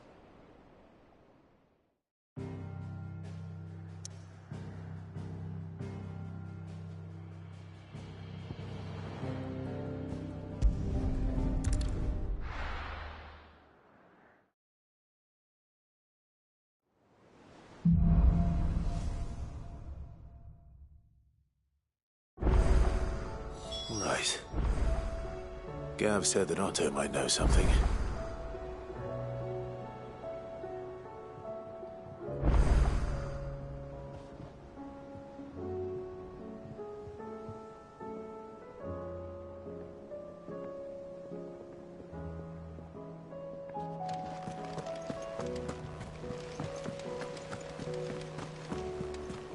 Cole said it was an army of Akashi.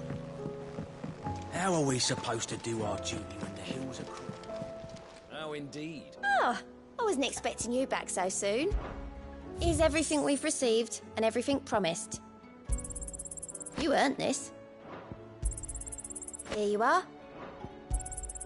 You earned this. Here you are. Best of luck out there, Sid.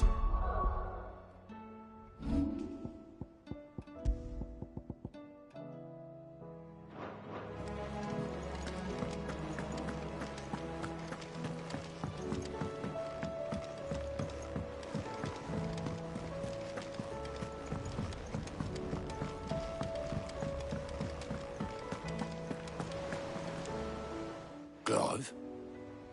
But if you're here, where the hell is everyone else? Don't tell me. They're all right. But it's a long story.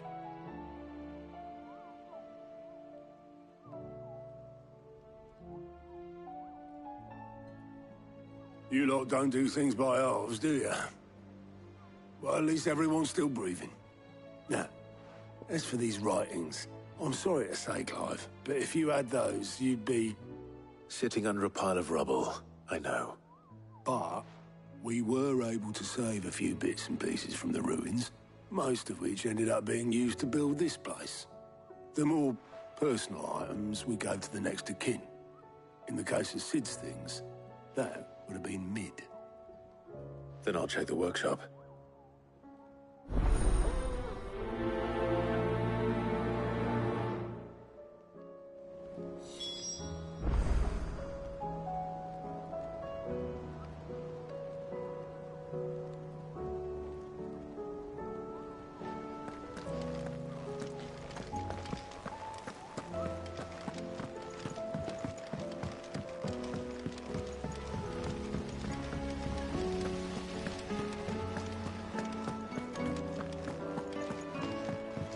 If Amber and the Lazarus are gone, Then everyone in Port Isolde's in danger.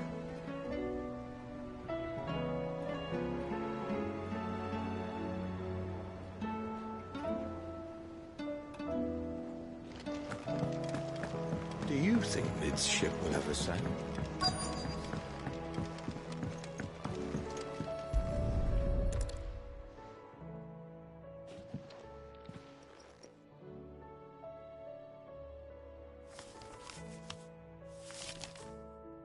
This looks like it's from Sid's old diary.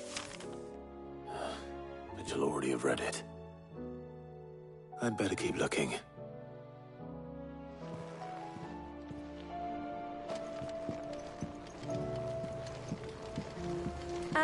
I know this is your hideaway, but, What do we have here? Oh. Sid's pipes. Something tells me Mid won't be needing these.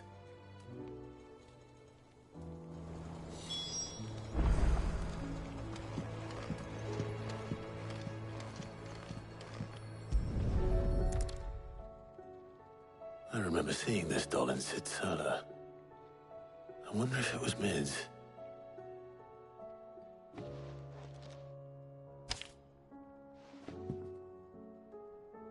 Huh. What's this tucked inside it?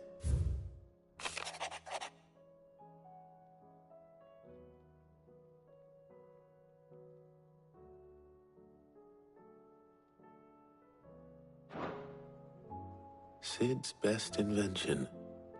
Huh. That sounds promising. So Sid hid something in Mid's first opus. What would that be? Perhaps Otto might know.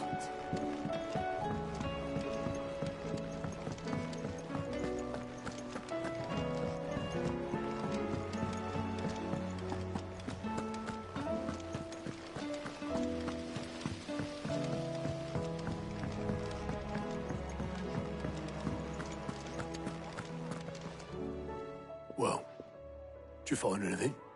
Possibly. You wouldn't happen to know what Mid's first opus was? Opus? That girl's as tone deaf as a banshee. Unless you mean the orchestrion.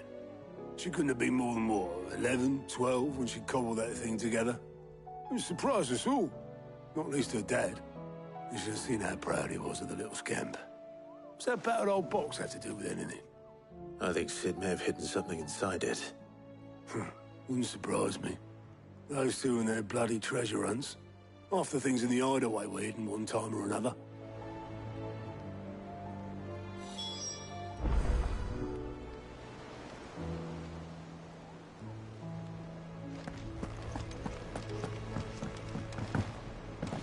Cole said it was an army of a cash.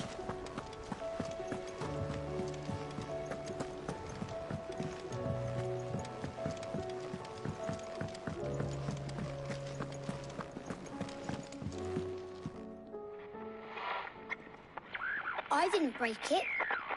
Well, I didn't break it. What didn't you break? Nothing. We didn't break nothing. We definitely didn't break the orchestrion. What's wrong with it? It's broken. Except when it isn't.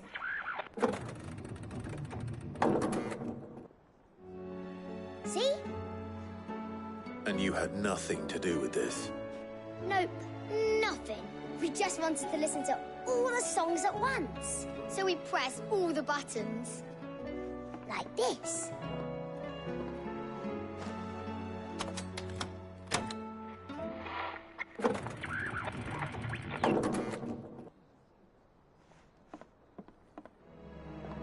See? All too well. All right, out of the way.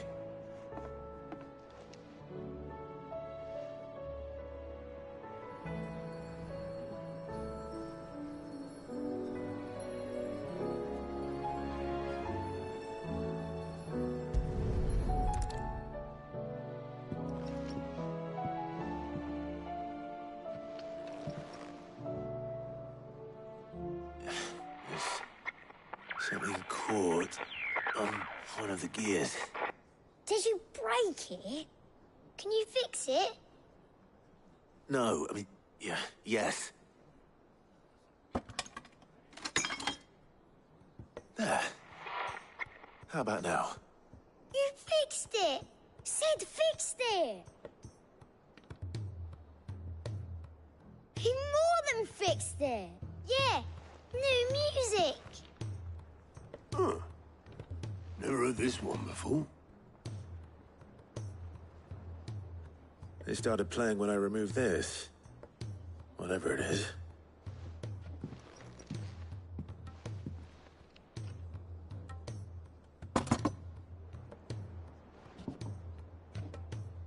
Well, don't look at me. I can tell you it's important, though. Sid showed it to me once and said as much. Said it was the stuff dreams were made of. Let's just hope it's the stuff ships are made of as well. Indeed. Let's see if we can make some dreams come true.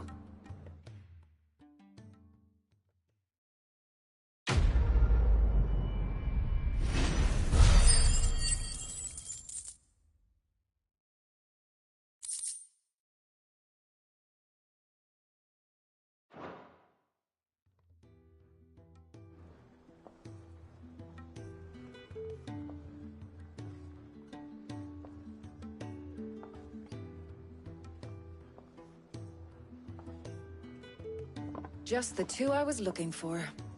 Aye. Who's a patient? Actually, yes.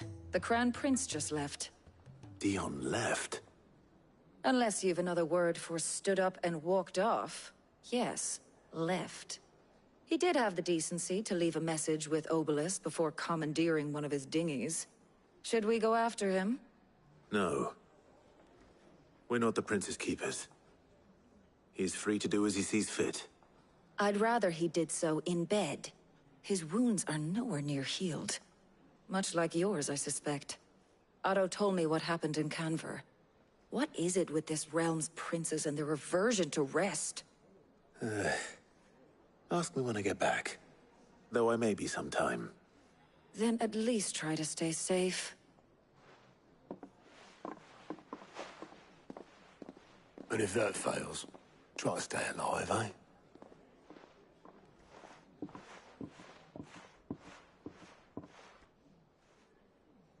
Every moment I waste here, the further the flagship sails. I have to get back.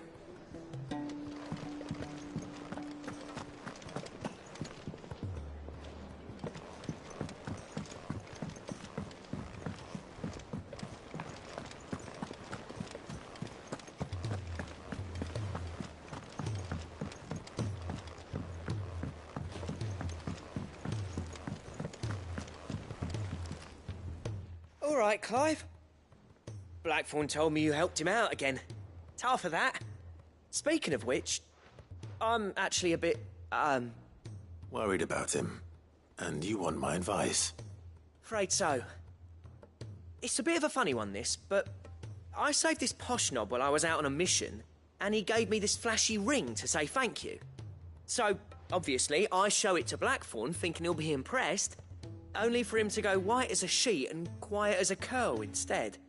Try as I might, I can't for the life of me work out what could have got him upset like that. And seeing as how Blackthorn opens up when you're around, I thought maybe...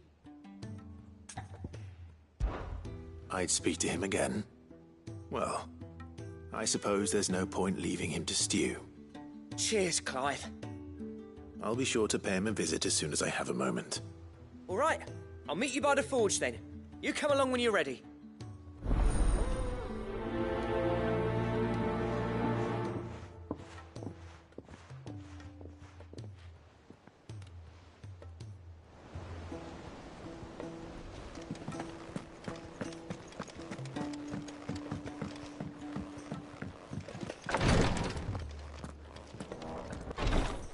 She can't kick this up much. Glory to Griga. There you are. And not a moment too soon. What's happened? Taya's busy working herself into an early grave. Since the arrival of her latest patient, she's refused to stop, even for a moment. I've tried offering to see to him in her stead, but she won't hear of it. Clive, she hasn't left the infirmary in days. She's pushing herself too hard. And if she doesn't rest soon, will you talk to her? Order her to her chambers if that's what it takes. Because if she keeps this up, I fear the hideaway will be without its best physica before too long. I know better than to order Taya to do anything. But I'll speak to her. Oh, thank you. I pray you have better luck than I did.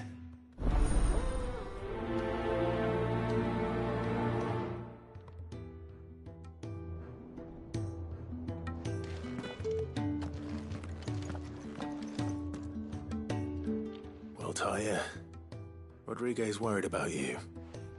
And if what he says is true, then so am I.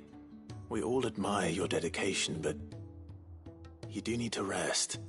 I will, when it's time. Until then, I'm staying put. We owe him that much. Who is he? Someone from my past. Someone who doesn't deserve to die alone. It won't be much longer. The crystal's curse has almost finished its work. If I had the tears, I could ease his passing. But without them, we've nothing that will touch the agony of those last few hours. How would tears help this man? Not my tears. Tears of mercy. Alicia, it's the only thing strong enough. You wouldn't, Taya. Surely. There must be something we can do for him. Sometimes an easy death is the greatest kindness we can offer. You do well to remember that, Rodriguez. I will. We have all the ingredients we need for Alicia Balwam. It needs to be fresh, though, so we rarely have much to hand. I can make the draft if you can bring me what we're missing. Just tell me what you need. There is a species of venom-weeping spider that lives in the forests of Norvent, near Lorbert's Pass. Bring me one of their eyes, Preserve it as best you can, but avoid contact with the tears. I'll make sure the other ingredients are ready before you return.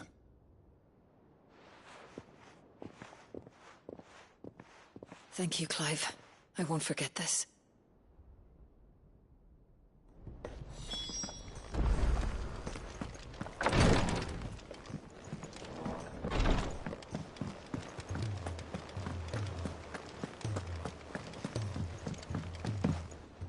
Cole said it was an army of Akashi.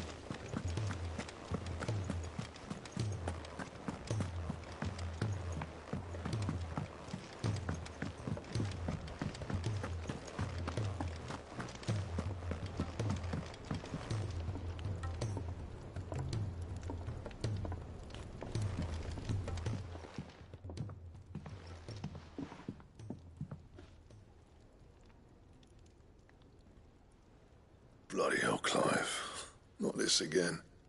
Oh, ain't you got better things to do with your time? That remains to be seen. August tells me he showed you a ring, and that the sight of it clearly upset you. Would you mind telling us why? Come on, mate. Bottling it up ain't gonna help no one. If it weren't the ring, and it was something I said, then I'm sorry. It was the ring, right? It brought back some unhappy memories, that's all. Memories better left forgotten. Memories of what? There are things we'd all rather leave behind, Blackthorn. But sometimes it helps to talk about them. And sometimes it doesn't. Is that so hard to understand? Don't be like that. Fine. If it'll get you off my back. That ring you flashed was the work of Zoltan. We apprenticed together. Back in the day. You've never mentioned him before.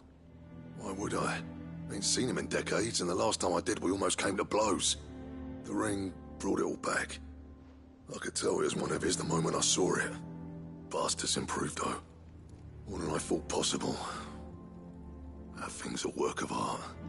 So it was a nice ring. Worth a few gil, maybe. What's it matter to you?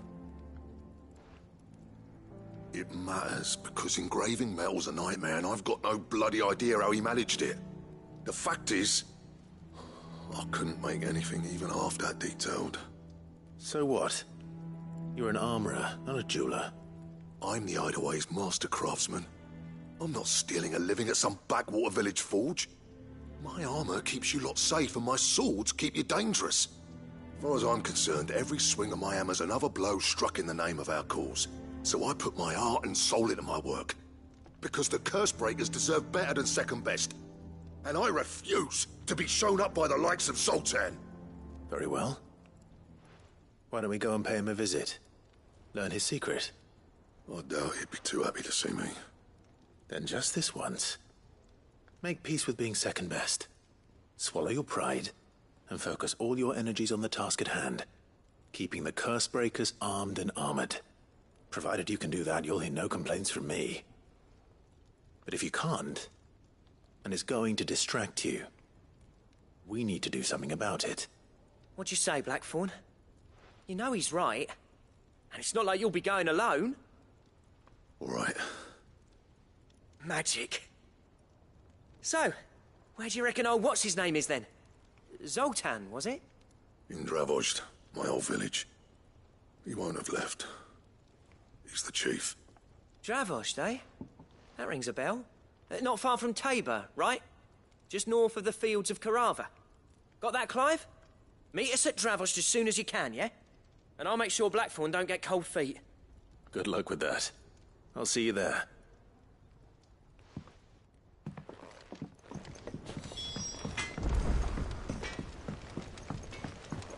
He's a surly soaker.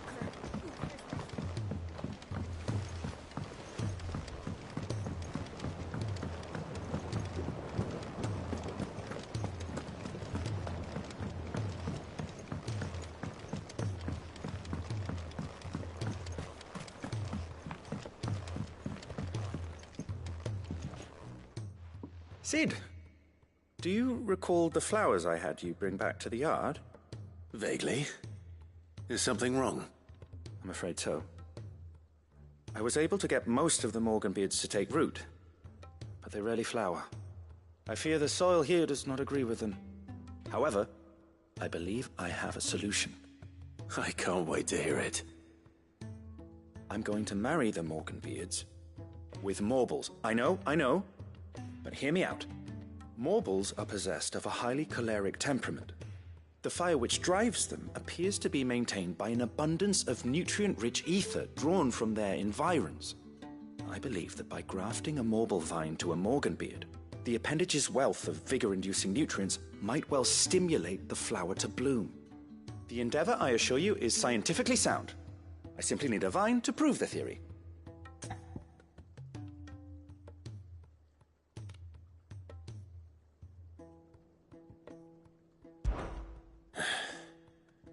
And all you need is a single vine from an ordinary Morble. That is correct. A single vine. As for the Morble, I fear ordinary may not suffice. But, as luck would have it, a most extraordinary specimen is rumored to haunt the swamps of Rosaria. Why, a notice concerning this very creature was only recently posted on the hunt board. How timely. Well, I shan't keep you any longer. I know you have much to do, as do I. Now, where did I put my watering can?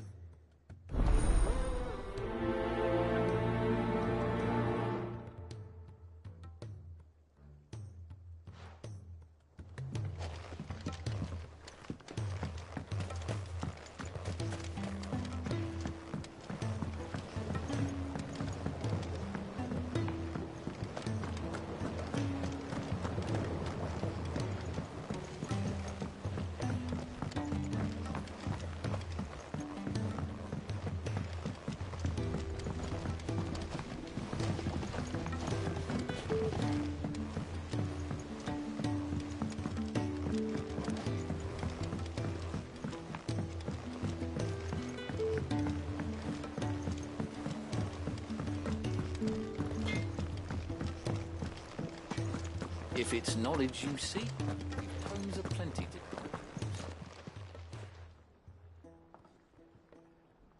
Let me tell you a story, Clive. All right. Them rumours Wetlegs were spreading. Might be they weren't just tales plucked out of thin air. You see, there were a time when I weren't too particular about who I sold steel to, so long as they paid me the right price. Some women lust after blood, others after flesh, but me, I were always one for gold. And to satisfy that lust, I sold to opposing armies, stabbed my every client in the back, made myself the most hated woman in the twins. But then one day I met a man who made me a different kind of offer. Said he'd give me access to a realm-wide community of like-minded individuals in constant need of steel and sundries. On the condition I sold to him and his alone. Was that the first time you met Sid? Aye. And I fell right into his damn trap. He was true to his word, so I ended up being true to mine. And I soon started making the best profits I've seen since taking up the trade. And all without aiding or abetting any outlaws. Except Sid himself, that is.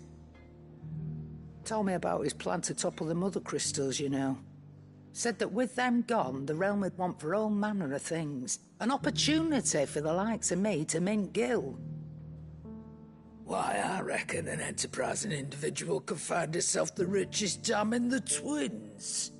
And that's when he had me. I emptied my stores that day and moved into the hideaway proper. And the rest, as they say, is ancient bloody history.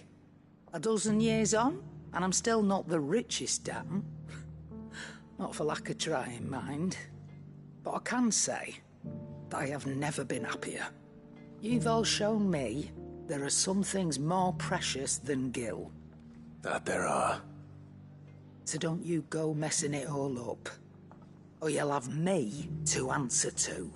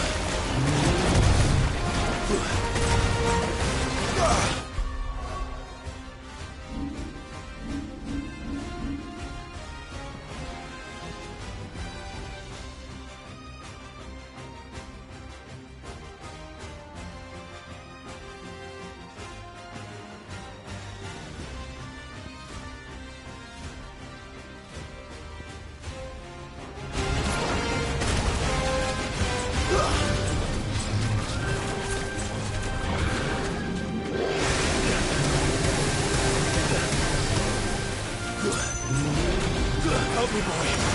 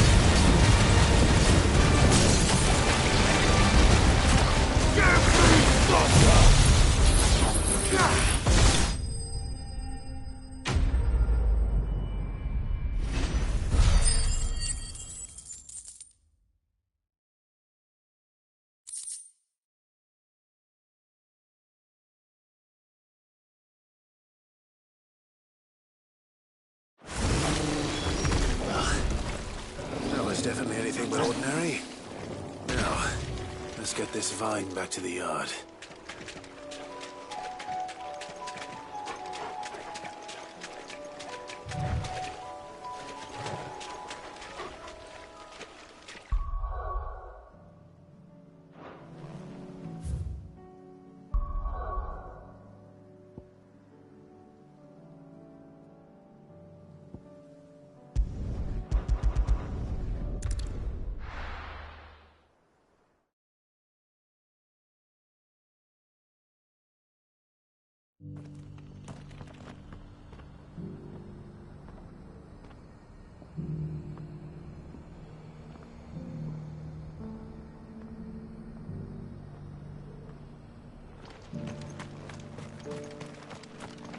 Here, take a look at my wares.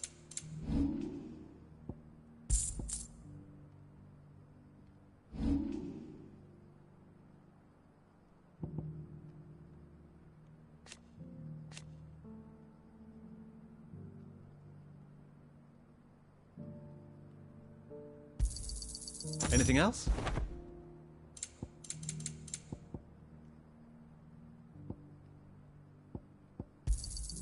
Of course. A fine choice. Of course. A fine choice.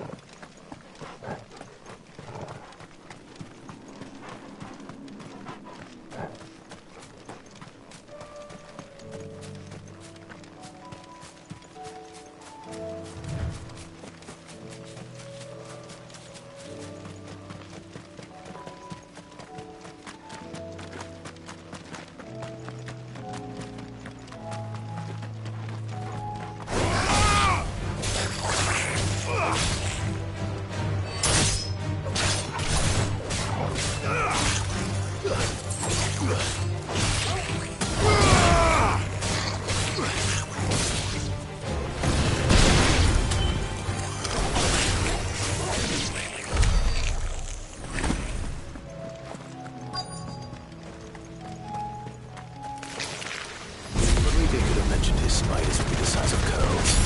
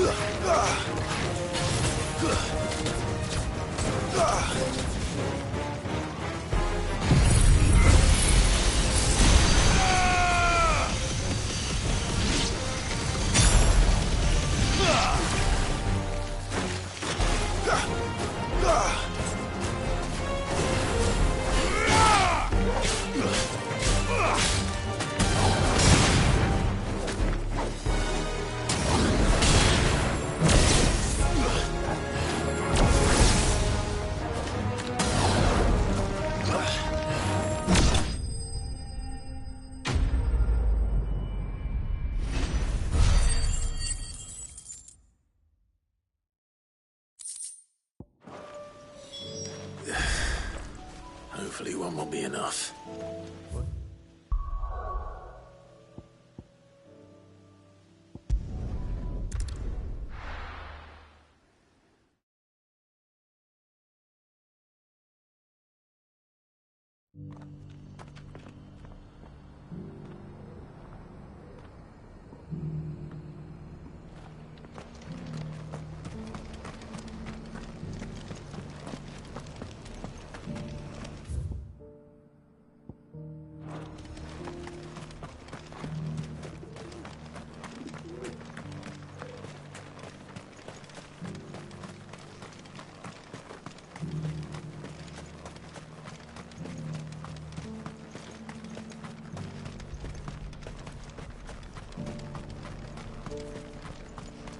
The free cities under sea?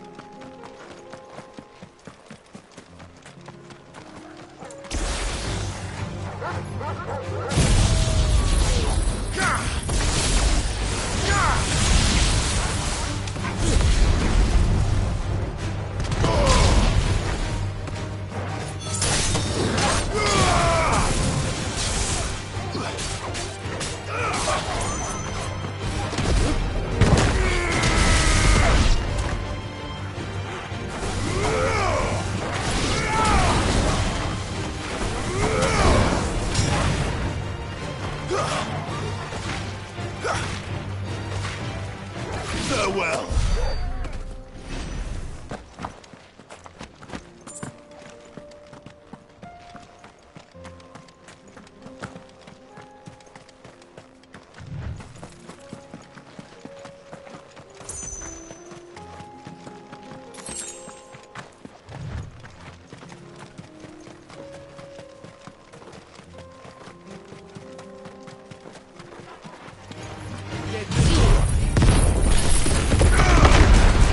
It's over.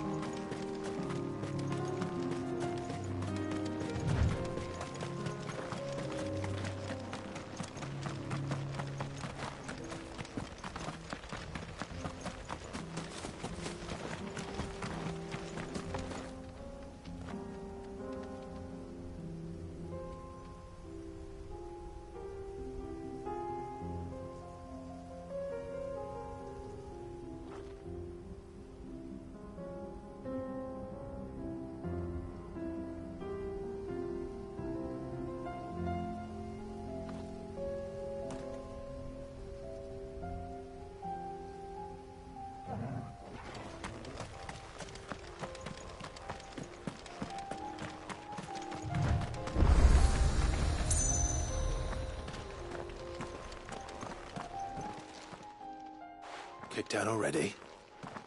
No. This charmer ain't letting anyone through. Why are the gates closed? Chief's orders. No one's allowed in without his say-so. Not that I'd have let you in anyway. You look like trouble. I suggest you go home. That's what I'm trying to do, you little prick. Ain't changed a bit, have you, Snotty? No. It isn't. Blackthorn.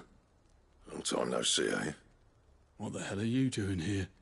Well, it was meant to be a surprise, but since you asked so nicely... I'm here to see Zoltan, you fucking numbskull. Now let us through. All right. Just... don't go starting anything with the chief. Yeah, I promise I won't throw the first punch. That good enough for you?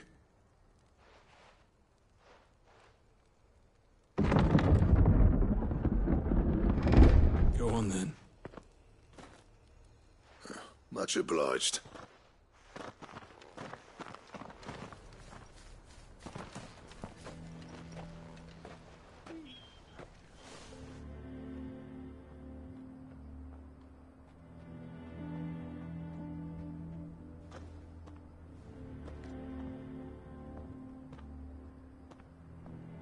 So this is Dravosht. Not much going on, is there? It's a smithing town. When I was a lad, you'd have to shout to be heard over the sound of hammer on anvil.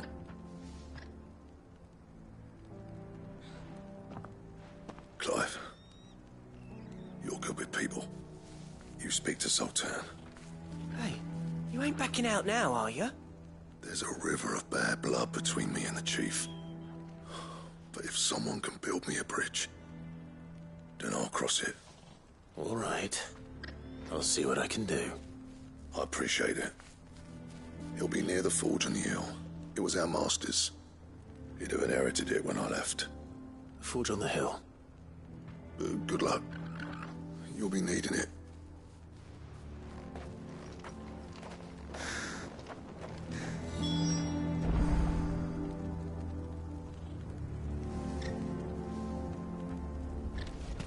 But if we can't fire the forges, how are we going to earn our keep? Mama?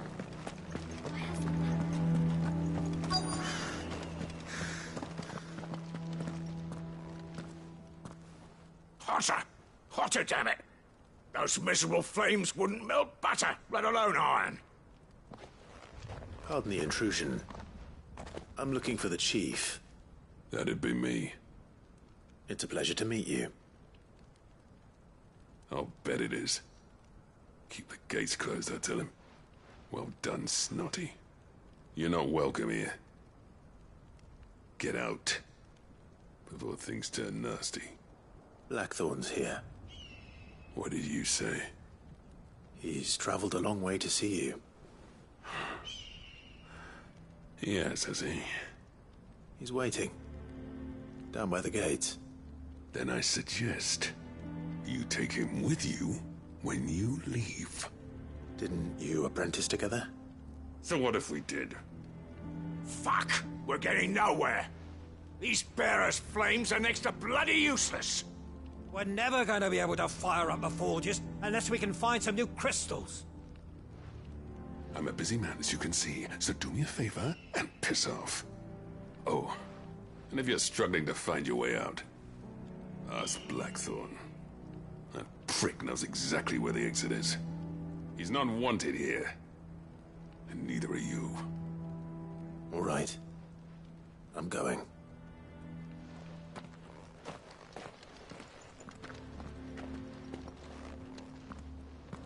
Please, Chief, you've got to do something.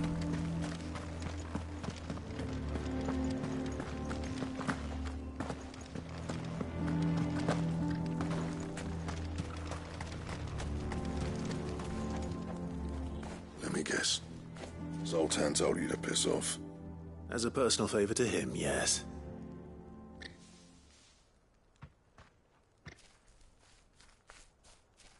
Well, at least he didn't beat about the bush. There'll be no talking him round. Not after what I did. Which is what exactly? If we're to help, we need to know. What turned the village against you? I left. Dravost, Zoltan. The burden of leadership our dying master dropped in our laps. All of it. There are two kinds of smiths in this world, you see. My kind, who are in it for the love of the craft, who labour on a single piece from dawn to dusk to get it just right. And the other kind, who are in it for different reasons. People like Zoltan, whose work is quick and cheap. The kind of smiths who shit out a few hundred blades, reap the profit, and divvy it out among themselves. There wasn't a single day we weren't at each other's throats. And bit by bit, people started taking sides. You would have torn Dravost in half had it gone on. So, I left. You didn't have to do that. Zoltan's a better chief than I would have been. His way of doing things kept food on people's tables. Dravost prospered without me and my lofty ideals getting in the road. Until the crystals run out at any rate. Without magic to fire the furnaces, this place is as good as dead. It depends on how you look at it, though. There's got to be other ways of making fire. We manage it in the Deadlands. Thanks to Sid's ingenuity, yeah. He saw all of this coming. Knew crystals were the problem, not the solution. And spent years coming up with ways of doing without. You know what I mean, though, right? Where there's a will, there's a way. What I'm trying to say is that it's not your fault. You couldn't have predicted this. It doesn't matter whose fault it is. I don't want to be the greatest smith alive just because I happen to be the last. Clive. Dravost won't last long without its furnaces. So, do you think it's time we shared Sid's bellows with the world? The way I see it, it's your decision to make. Hold on, Blackthorn. Sid made those things for us. They give us an edge over the rest. And you'd be throwing it away. All right. Do it. This place was your home. I won't abandon it to its fate. Sid's creations were never meant to be hoarded. It was only ever a matter of time before we shared them. Let this be another step on the road to freeing Valisthea from the prison of the Crystal's blessing. Dravost will show the world that it's possible. Wouldn't you agree, August? When you put it that way, of course. It's like hearing Sid speak from beyond the grave. Thank you, Clive. Shall I go and fetch the plans, then? I know I'm off by heart. I'll be needing some help, though. Building a furnace isn't exactly a one-man job. Do us a favour and round up anyone strong enough to lug a brick or two, would you, August? All right, then. And I've got a job for you too, Clive. Finding me some salamander skin. I need leather for the bellows and nothing else will withstand the heat. Luckily for us, salamanders feed out in the fields of Carava. Time for a spot of hunting, men.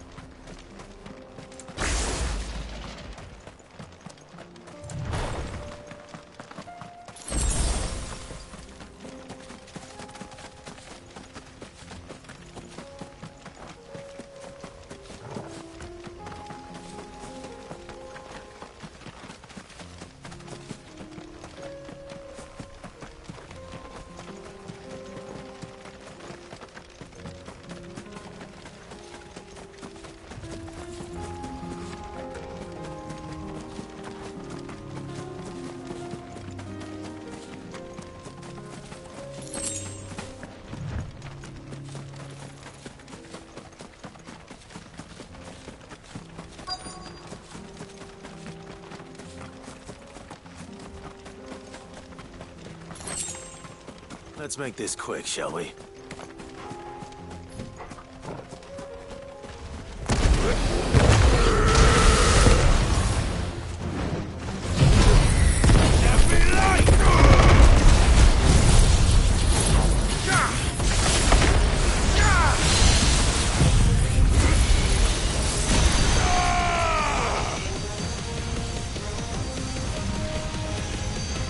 Give me thunder!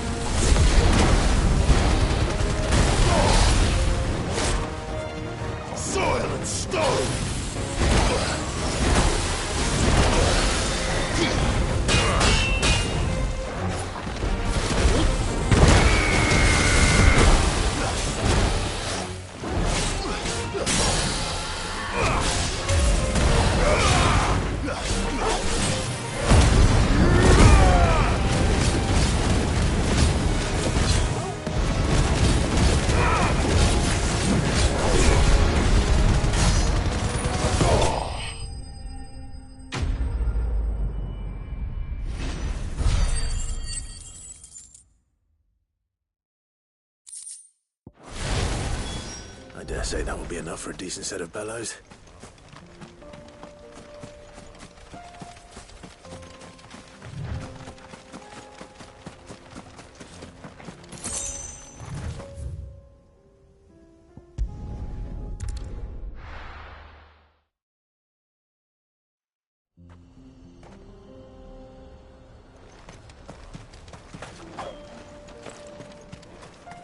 What's this all about then? Dunno. Some kind of... Any trouble finding the skin? Nothing I couldn't handle.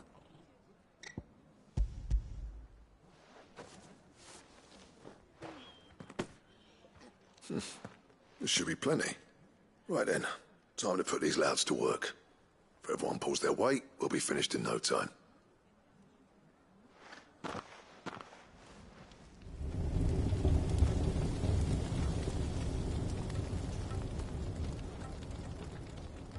Well, I'll be damned. I honestly didn't think it'd work. But it's hot enough, all right. And without a single crystal in sight. You know what this means, don't you? I do, yeah. Dravost is saved.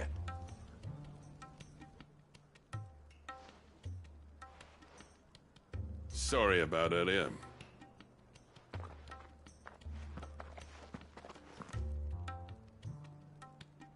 I take back everything I said. That thing you built us is an honest-to-God's marvel. You've saved our village. It's Blackthorn you should be thanking. He oversaw the construction. Give this to him, would you? What is it? Pet Cole's cinders. After he left, I spent years trying to eke the most out of our forges. That there was my answer. Chuck it in the fire, and your forge will burn hotter for longer, which will do wonders for your steel. Our secret for yours. Only fair. I've always envied Blackthorn. Since the day I became chief, I spent every spare moment trying to match up to the bastard. No amount of sleepless nights at the anvil will ever bridge that gap, though. He's a genius. Plain and simple. The man Dravost needed. But he took all his talent and left. Gifted and free.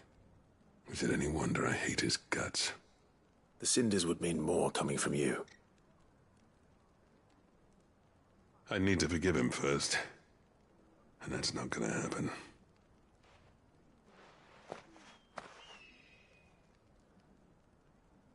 Well, you know what they say. Oriflamme weren't built in a day and all that.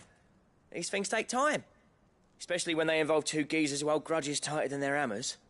But what matters is, Blackthorn's got that twinkle back in his eye. And I'd call that a job well done. So would I. I reckon he's going to be at it a while yet, though, so why don't you head off without us? I'll see that the old git gets home safe and sound. See that you both do. I'll save the cinders till then. All right. It'll be a nice little surprise for him.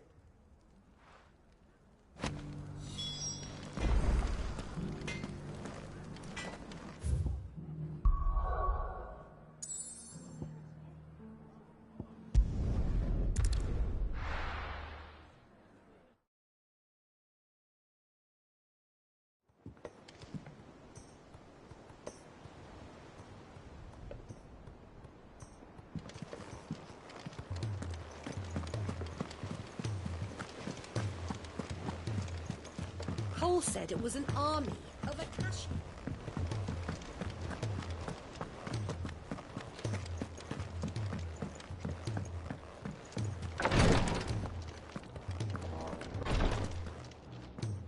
Thank goodness you're back. Taya looks like she's about to collapse. Is this what you needed?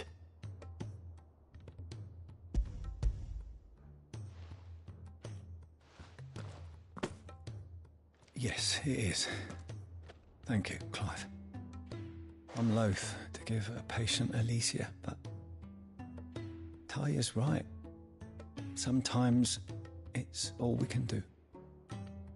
A single dose dulls even the most agonizing pain, and all other sensation with it. It may be a gentle way to die, but it is death nonetheless. I wish there was another way.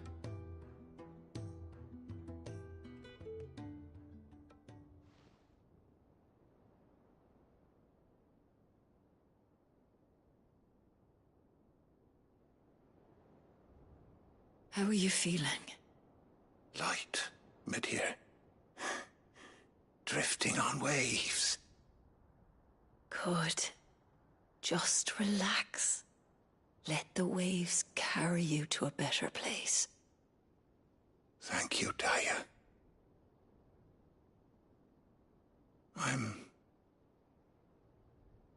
so proud of you.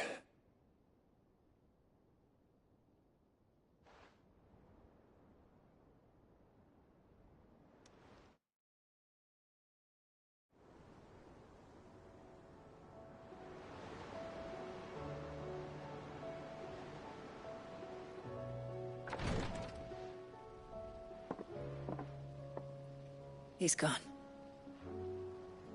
Thank you, Rodrigue. And you, Clive? I'll see that he's properly laid to rest.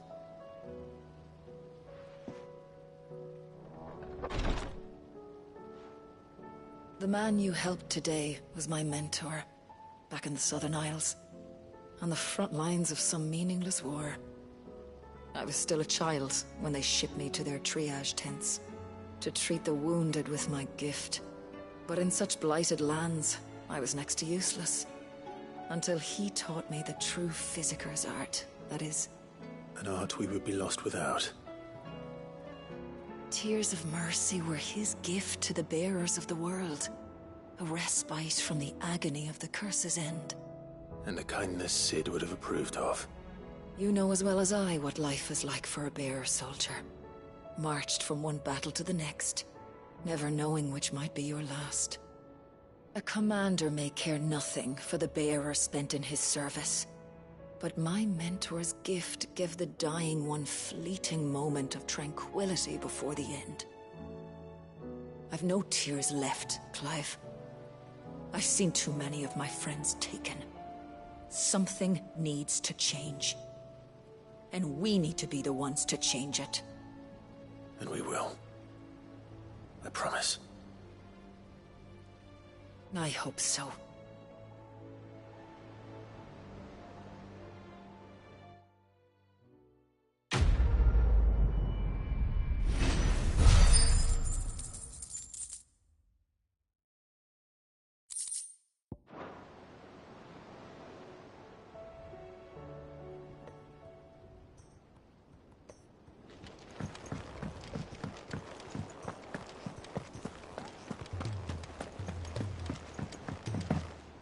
Cole said it was an army of Akashi.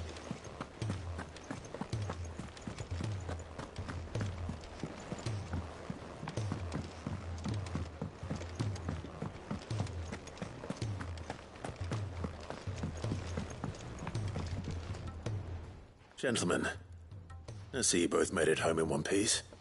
Yeah, well, we didn't want to outstay our welcome. The whole village turned out for a go on the bellows after you left. Everyone except Zoltan has. Didn't see hide nor hair of him. Oh, but that reminds me. I have something for you.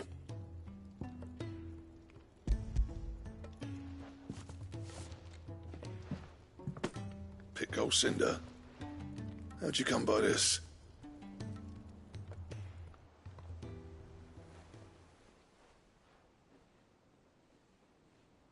And you're sure he wanted me to have it?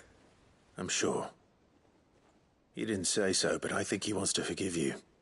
Huh. Imagine that. Yeah. You know I could never leave this place, don't you? Every time you put on mail, you and the curse breakers are trusting me with your lives. There's no greater honor for a smith than that. I'm not about to go crawling back to Zoltan for forgiveness, but I will make good use of his cinder. And if that helps save even a single life, then he'll have my gratitude. What was it you said he called me? Huh? A genius? And he spent sleepless night trying to copy me, did he? Sounds like I better get to work. I've got a reputation to uphold. It's good to see you back on form, Blackthorn. I don't know how you pair put up with me sometimes, but I'm grateful all the same. Now, where was I? Oh yeah, about to put Zoltan back in his place.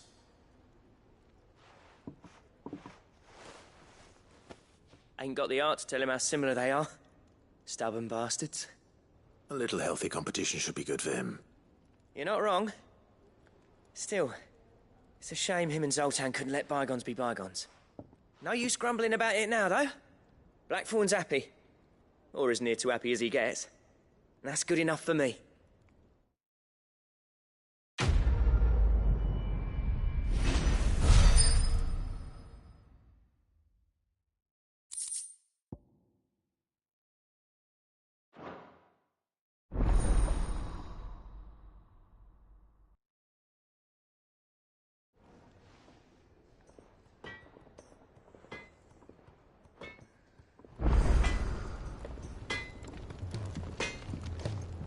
Trouble with your gear, or so will it be?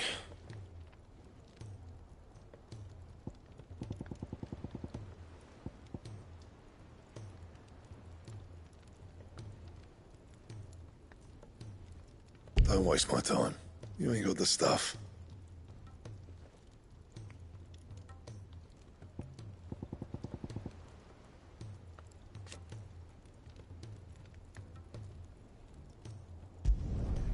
Not bad, if I do say so myself.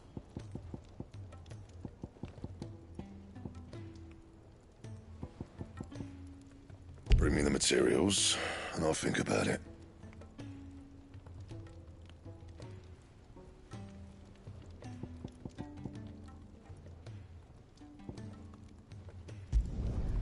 Not bad, if I do say so myself. Should last you a good while.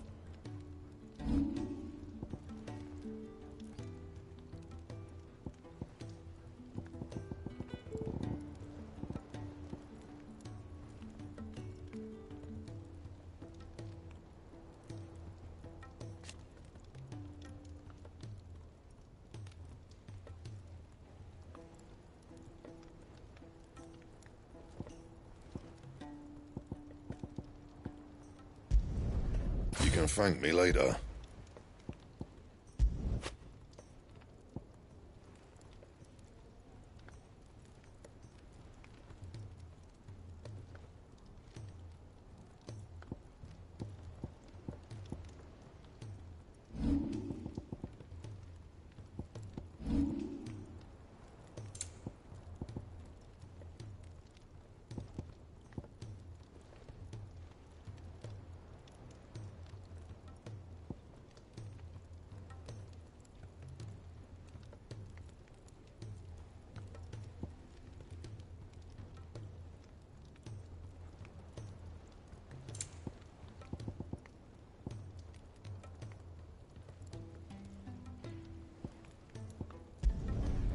My best work, but it'll do.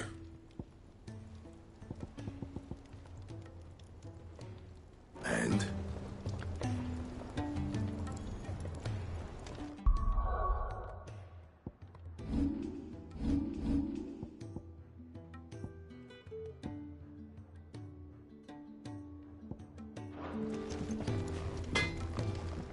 So what do I owe the honor? A Sancthornian, dear.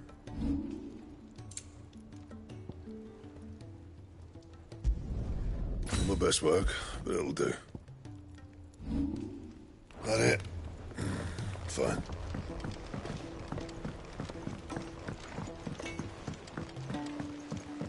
He's a surly soaker.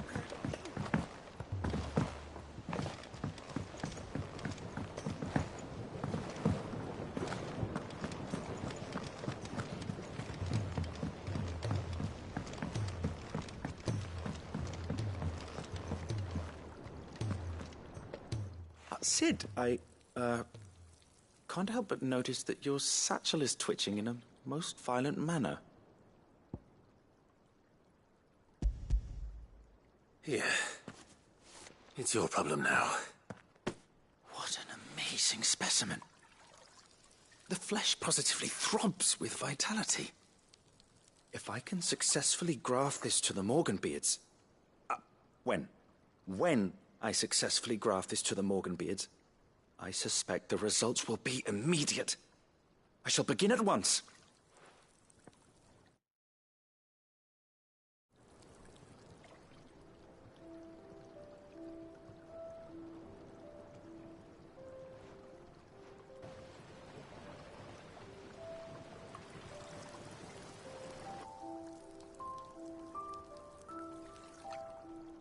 It is just as I hoped. Witness how the Morganbeards have taken to the blighted soil. How they bloom with heretofore unseen vigor. Why, I dare say such a vine graft would yield similar results when applied to other specimens as well. I'm glad I could be of assistance. You've not only helped us, Sid. You've saved us. Do you recall the extract with which I provided you before? I took a moment to distill some more, but this time with the petals from the invigorated Morganbeards. And would you believe? Its potency has nearly doubled. You must accept this phial as thanks for your assistance. The rest, I shall give to Taya.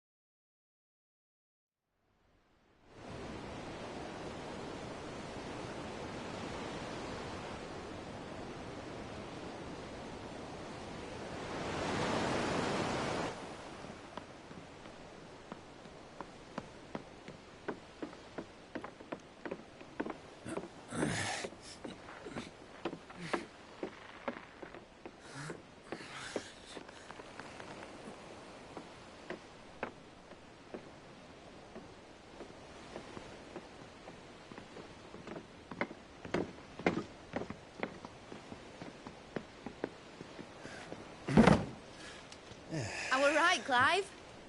My dad had it all worked out. He'd be proud of you, Mid. His writings may have helped, but this achievement is all yours. Can we catch them? The Ainayar's one of the largest, fastest vessels ever built. And it won't help she has the wind at her back. Any other ship would be hard-pressed to keep pace with her, let alone reel her in. But this isn't any other ship. This is the Enterprise! And the world's never seen anything like my dad's engine. It certainly hasn't.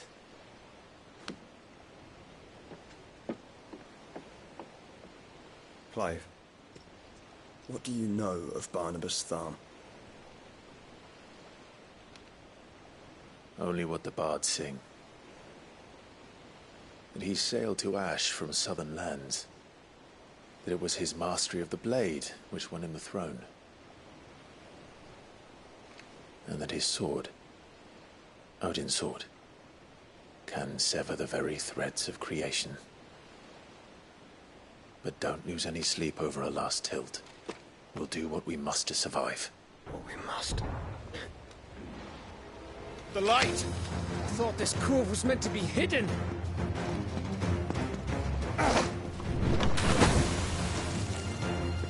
Mid! Company! Eh? We'll hold them off until the ship is ready. But hurry! Bollocks! All hands! Man your stations!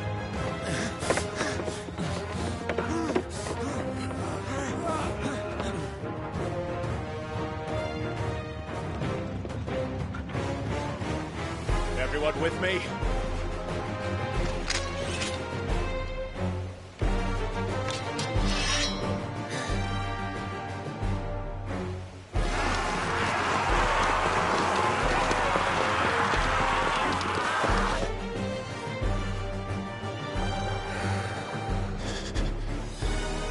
Here they come!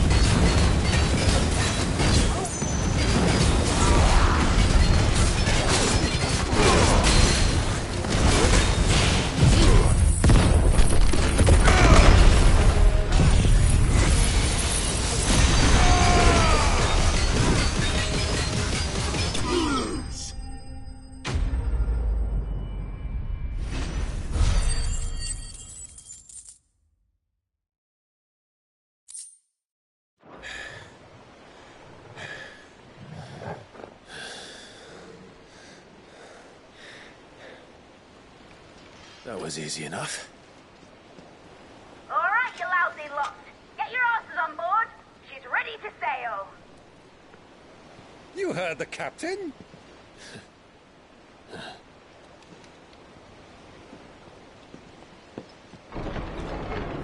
Clive?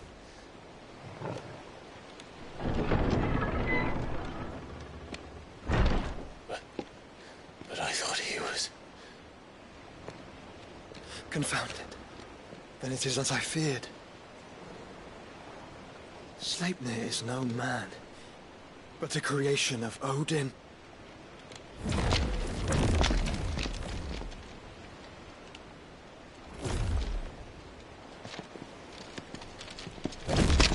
Phoenix's fiery fundament. Have you no normal enemies?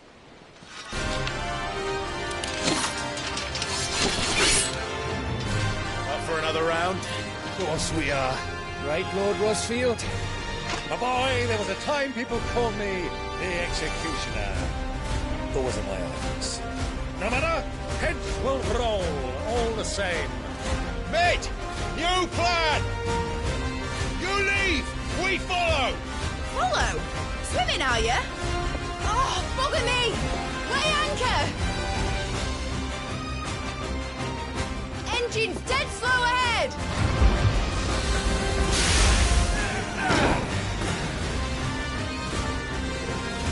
Have care, my friends. 'Tis not blood that runs through Maggie's veins. These foes will not fall easily, but they will fall.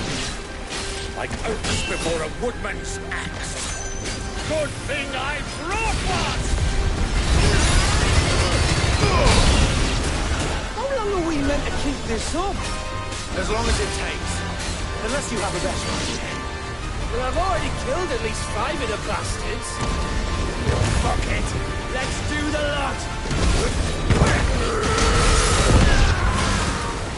That be light!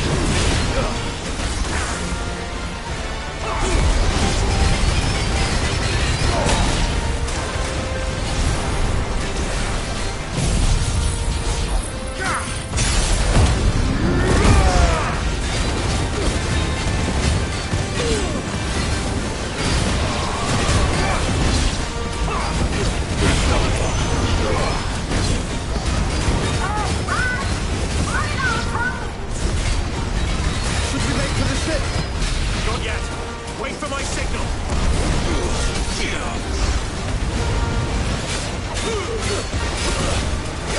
I needed that.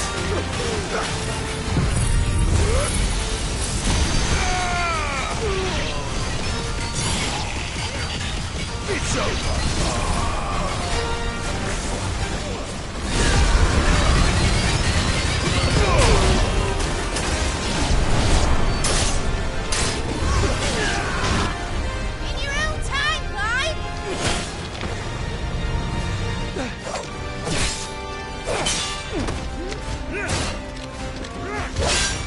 Right, run for it!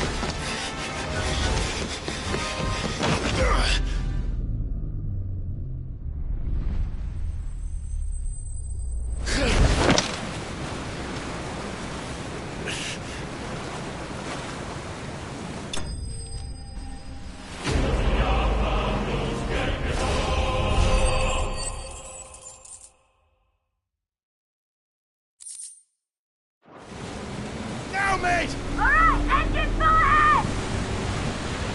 And hold on tight!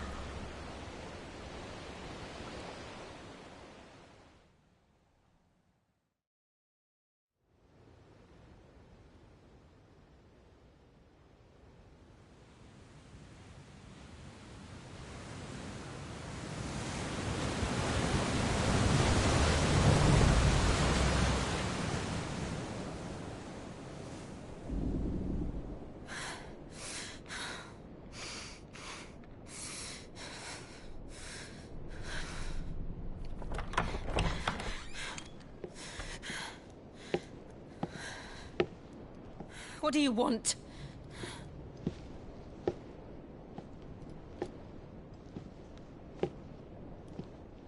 That's quite a mess you've made. And wholly unnecessary. You are my offering to Mythos. I would not see you damaged.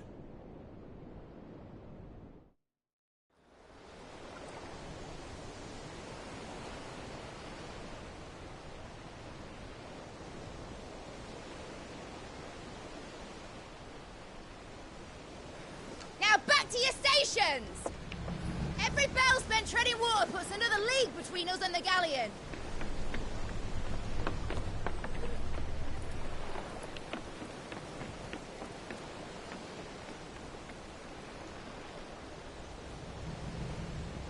I don't suppose Mid has a spare engine? Since you rose from the grave, my fortunes have plummeted. Are you absolutely certain of this quest of yours, Clive?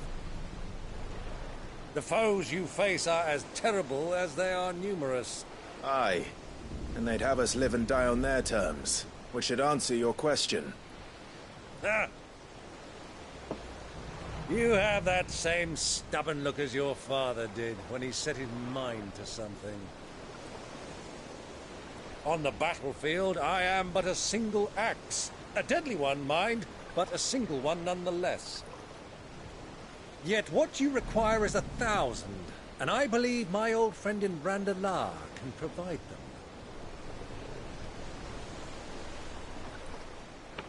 Take care, Clive. I have many more tales of your father's exploits to share. And I cannot very well do that if you're dead. Again. Good luck, Uncle. And may fair winds attend you. As for you, Joshua, take care. I shall do my best, Uncle. Farewell, my nephews. When next you see me, it shall be with an army at my back.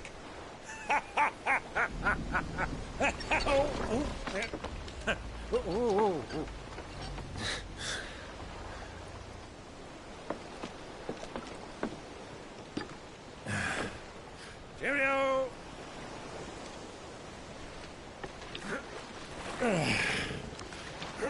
Oh, yeah. Do keep up, my boy.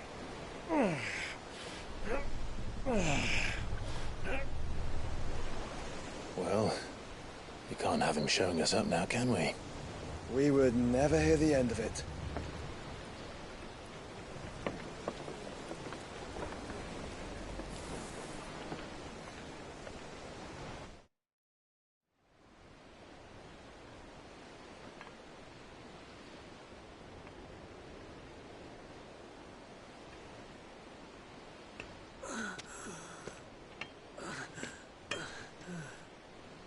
Great God of mercy.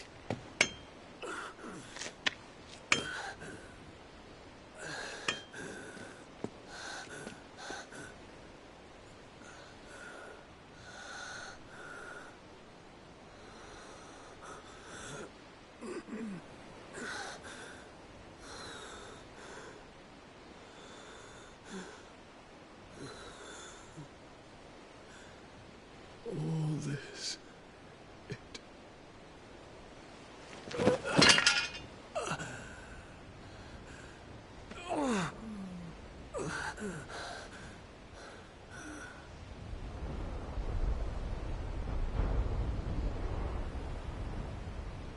What have I done?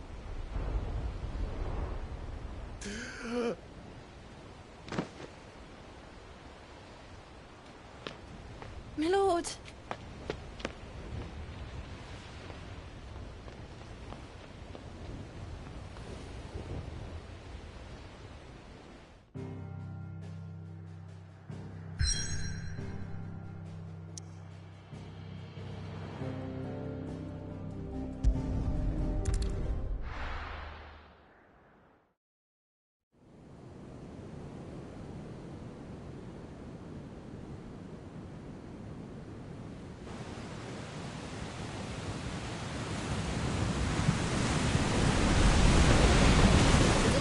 Between here and Waloed, but any ship heading north has to round Zemeckis and put through the Narrow. Maintain our current bearing north-northeast, and we'll catch the Black Galleon before she vanishes again. What's to prevent her from circling around Ash from the south? With these winds in those waters, it'd taken forever and a fortnight to reach Stonehere. Mid knows what she's talking about, Clive. Better than any of us lot, anyway. I say we do as she tells. Sails on the horizon. She's ours.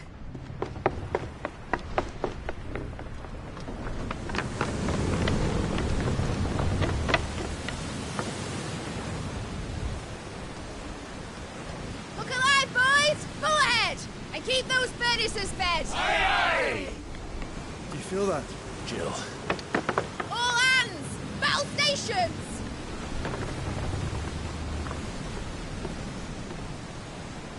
Let's see what this girl can do.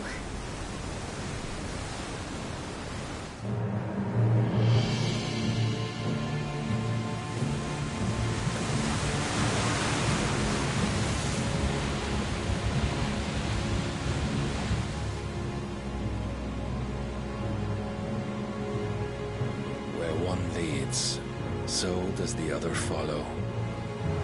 The bond of consciousness which joins them, condemning both to the same fate. Yet my every attempt to strike it from their hearts serves only to tighten its hold.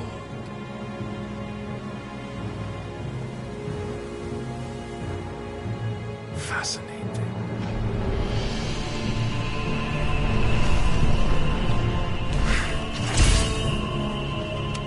But then, there is naught my blade cannot sever.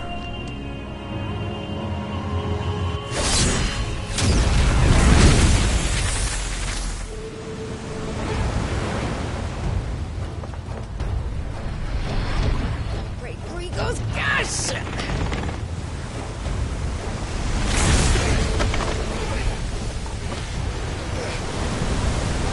One of us.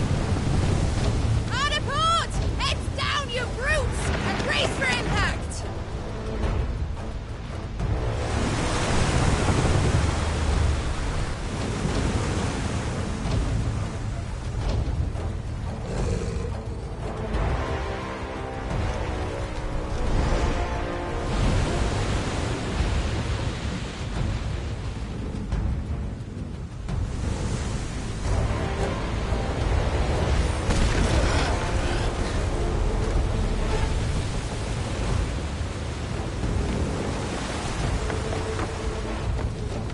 It's now or never. I'll find her.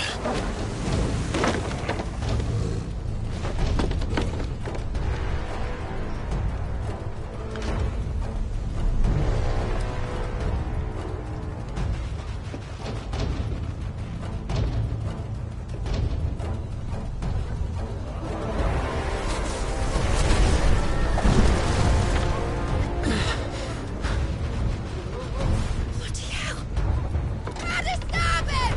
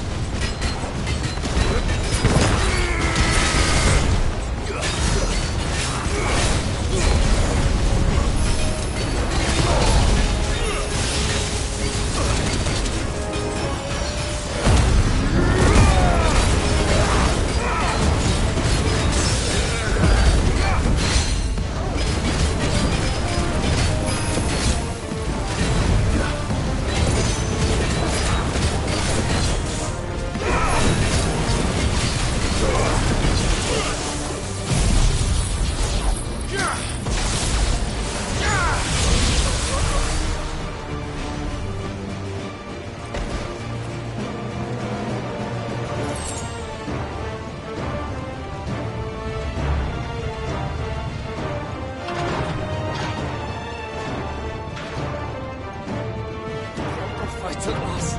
We're all going to die.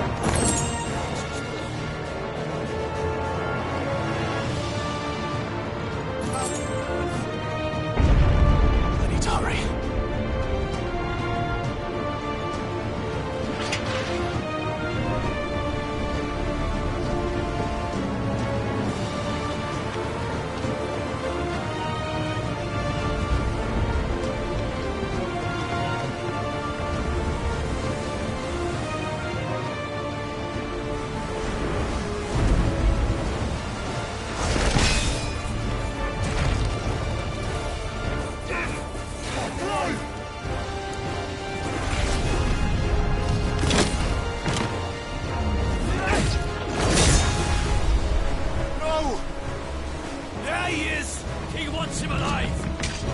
Hold on.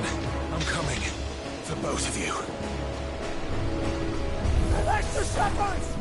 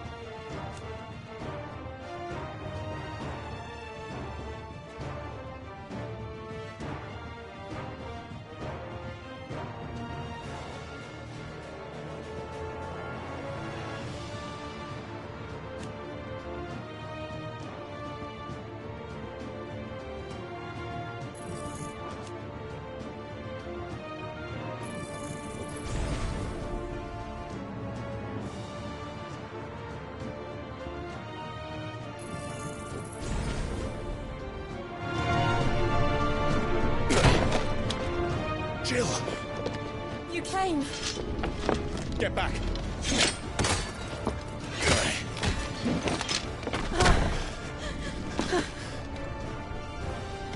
Clive, how did you... I'll explain later. Hands.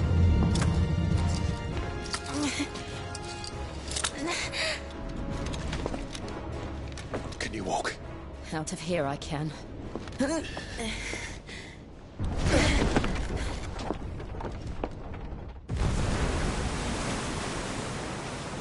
Stand still!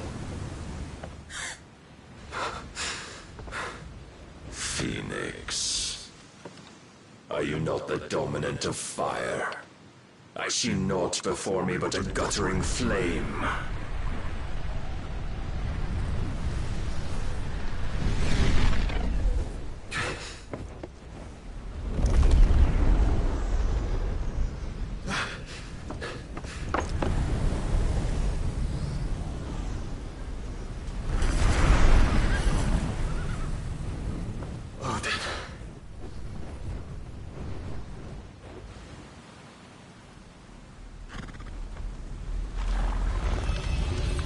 In earnest, then.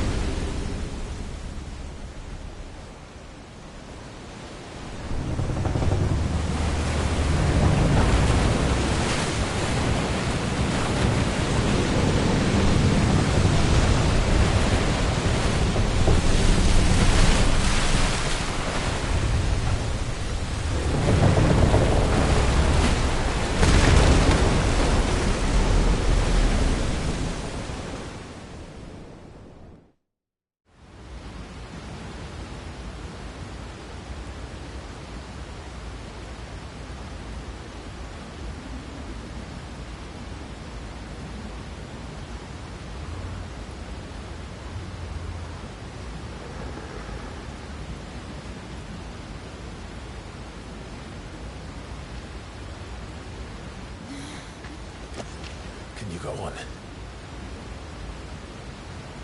I think so.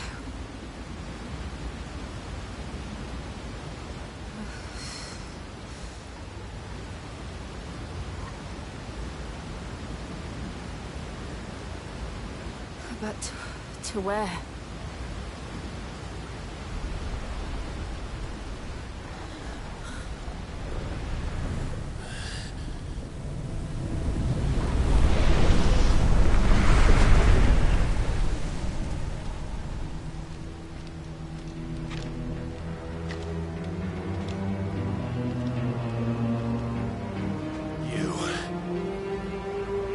What did you do to Joshua?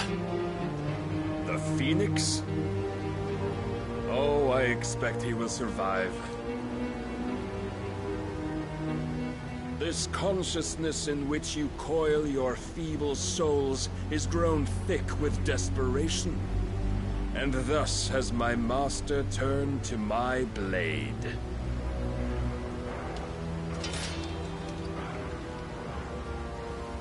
The world will soon be painted in black. And all that live shall gather in death's autumn wake. Not if we remove the cause of this misery. Not if we destroy the last of the Mother Crystals and restore balance to the world. Come. Do you truly think it's so simple?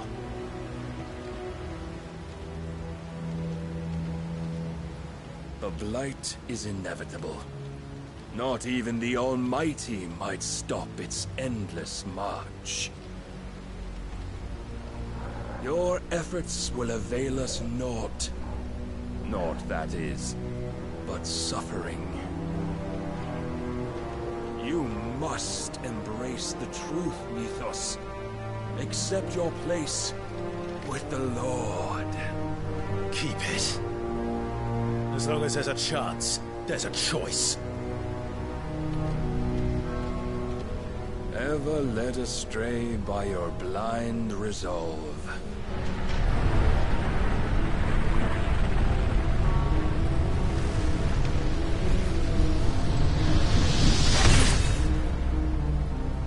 Now, it is time you learn the inevitability of your divine fate, however much it may hurt.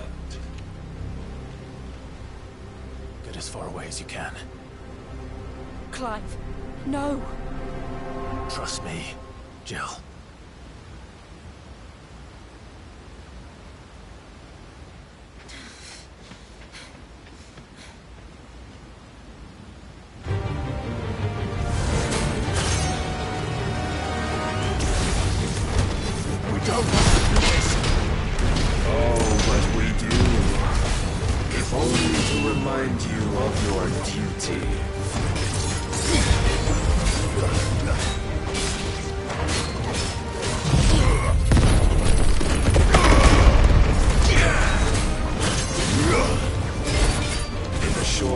Since our last meeting, you've grown much.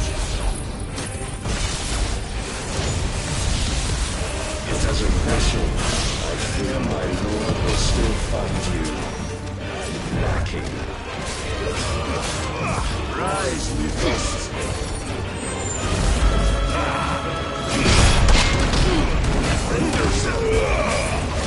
All this fire and fury, and for what? Stopping the blight. A foolish notion fed to you by a foolish man. How dare you? You know naught of this world nor of our place in it.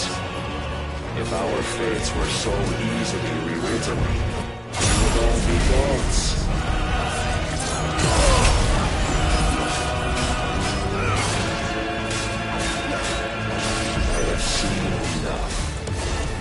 If reason cannot sway you, there are other reasons chosen that might. There's a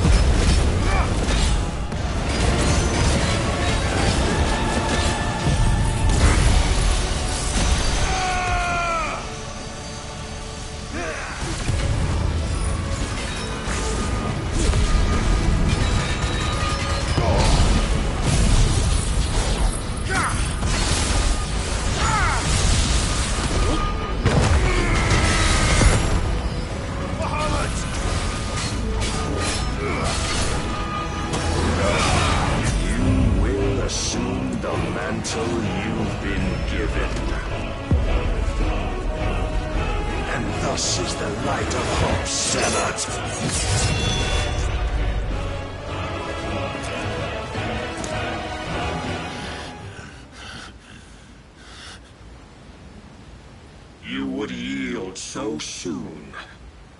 Never. Clive!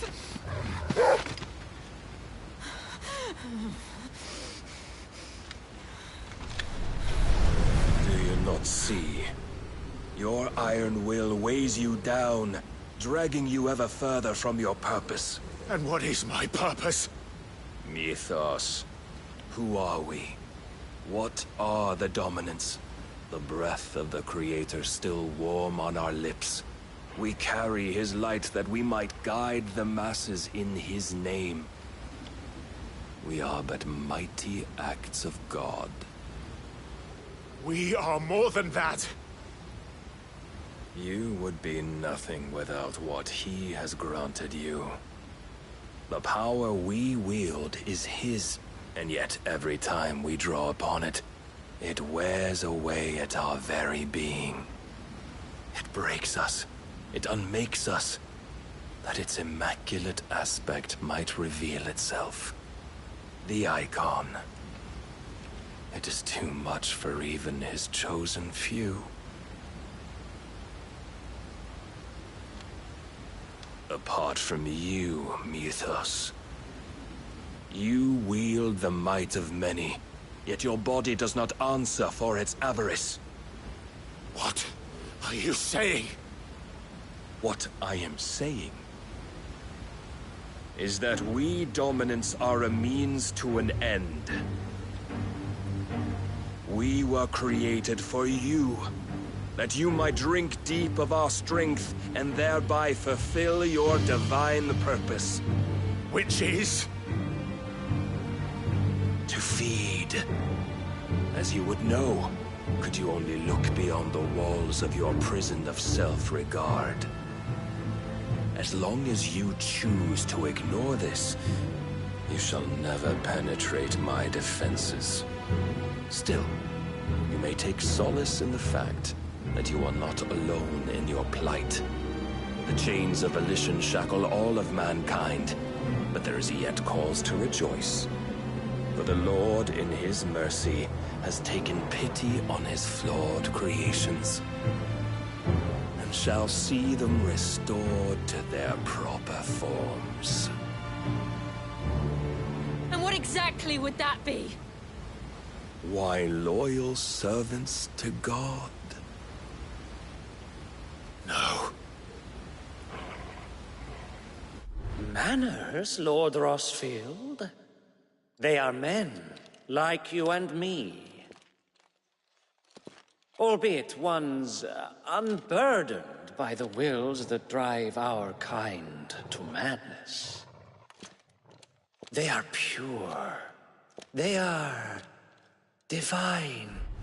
You mean to turn everyone Akashic? Not turn, Mythos. Turn back. For too long has mankind been led astray by their clamorous wills. It is time they return to a world of quiet equality, where they might once more know salvation. Salvation? And abandon everything we hold dear? We don't need your salvation. We'll save ourselves, and we'll do it on our own terms. Not yours, and not your gods. With every defiant expression of your will, the tighter the chains of consciousness become. But perhaps that fact may be put to use.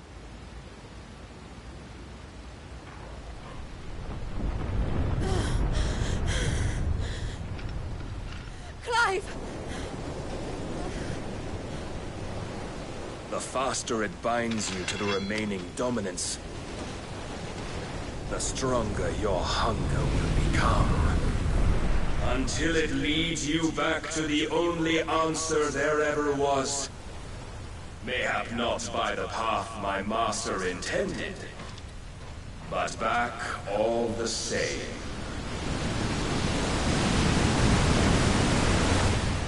Ash is not far. I could freeze a path. You're in no fit state. Probably not, but I can try.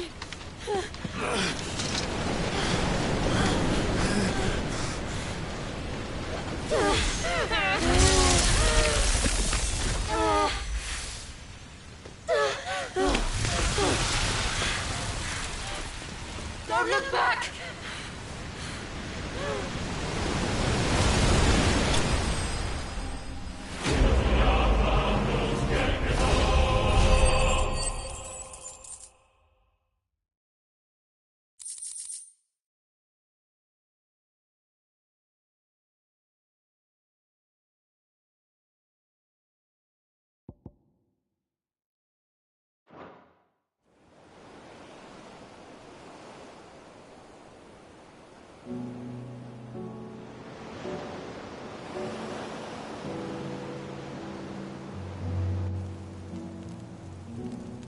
The others are safe. The Enterprise was clear of the gap when we fell. They made it, Jill. And they would have seen the ice where it led. We need only wait till dawn.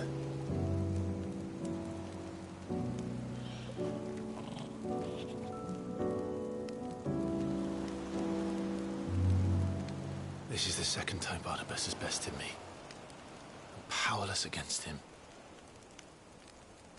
And maybe there really is nothing else for it but to give yourself to his master.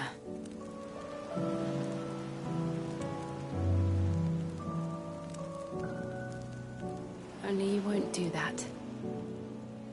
The Clive I know would never do that. So you believe? But do you really know me? If what Barnabas said was true, then I'm more monster than man. And each time I summon the flames from within, I burn away the things that make me who I am. Do you, though? Think of what you've used that power for. Of all the people you've saved. It doesn't matter how or by whom it was granted, only how you choose to use it. And you've chosen to use it for good, haven't you? I've also used it to kill. What if that's my purpose? What if it's all I'm good for?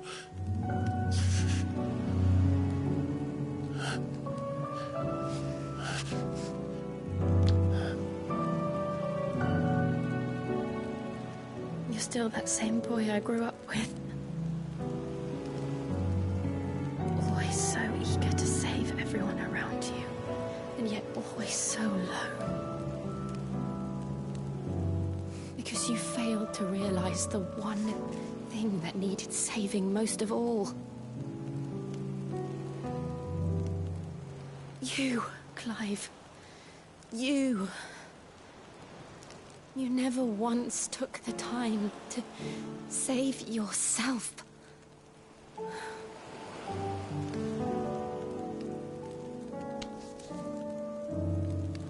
Myself. I think I might be beyond saving. No one is beyond saving. Provided they want to be saved. You fight to survive. And you survive so that you may protect those you love. It's what you do. What you've always done.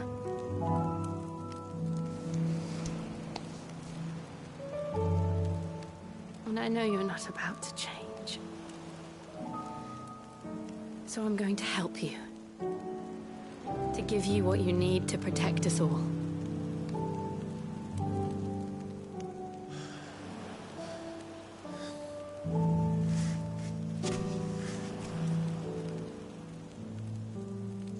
Jill. Are you sure?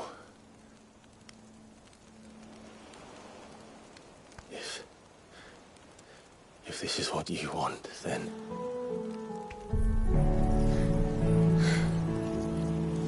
Don't worry, Clive. It is.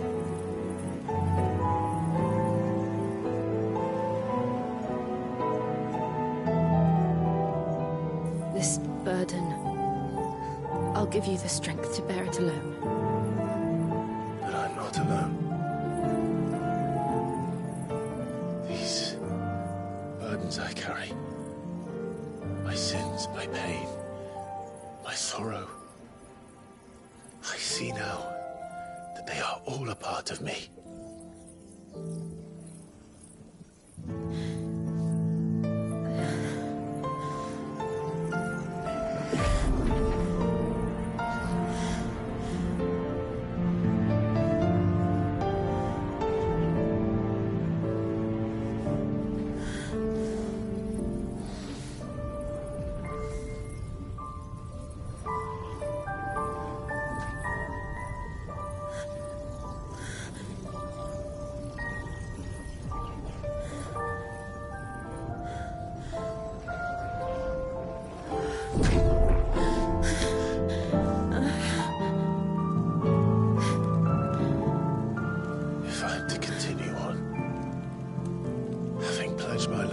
those I love. And I will gladly bear your burdens too, until my last breath. Clive.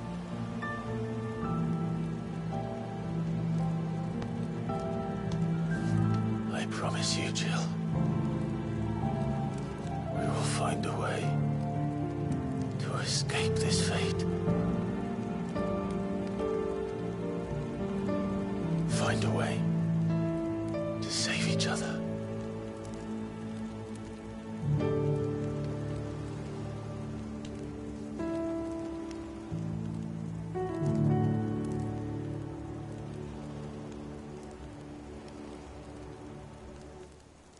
That we might one day look upon the moon again, together.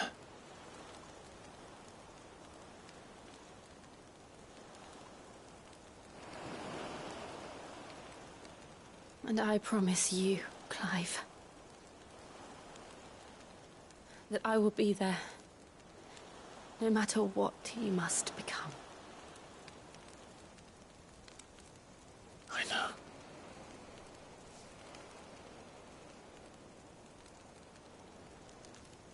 I never thought a smile could bring me so much joy.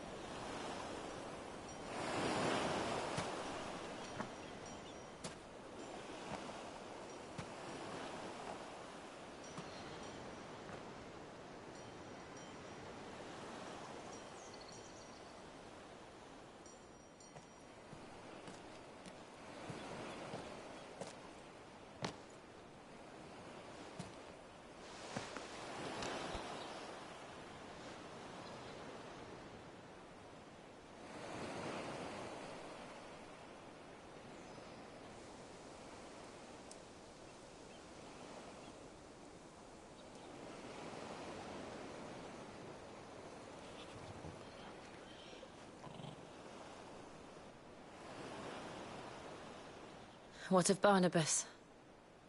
Do we pursue him? No. Our paths will cross again soon enough. Whether we like it or not. Besides, there is something we must do first.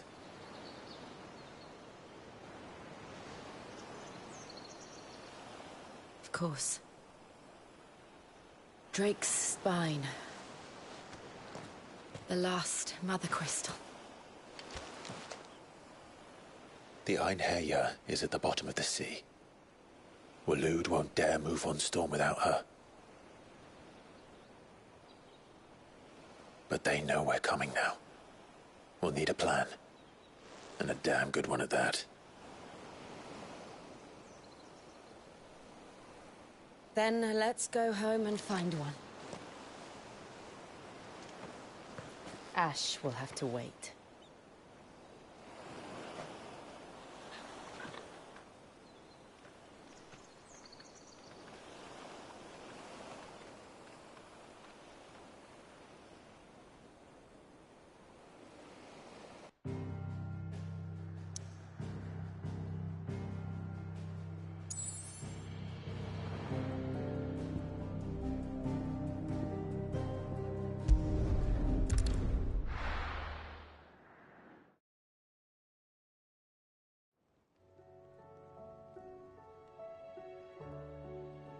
Mid says Odin split the sea in two.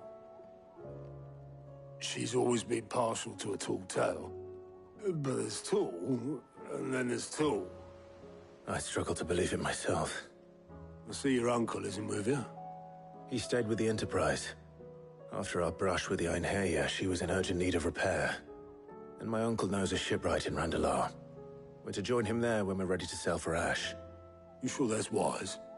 Last I heard, the place was still overrun with Akashic. Show me a city where that isn't true. Ultima's plague is spreading. We're running out of time, aren't we? We've done our best to shore up that hideaway. But I doubt a few planks will stop what's coming. Still, we'll keep at it. Every little helps, I suppose. Let's hope so.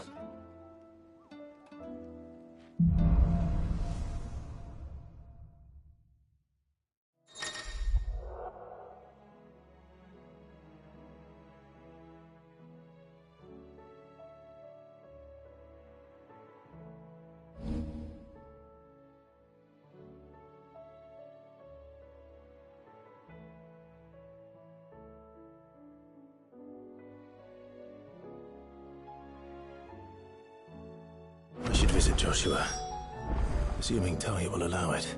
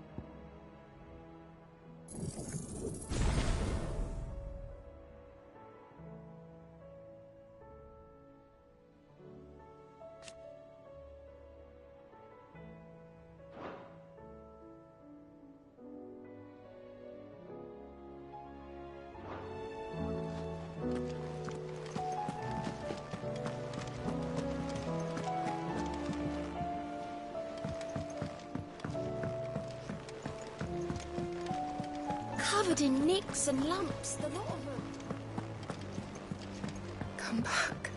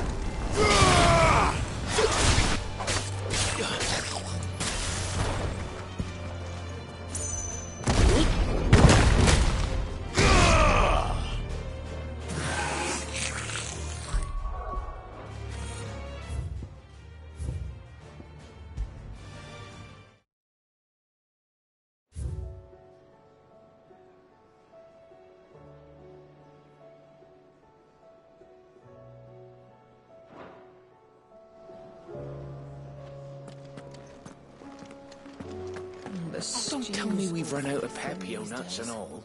Clive. Go on, then.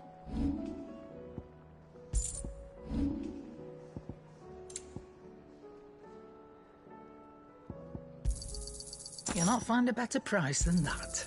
It'd better all be here.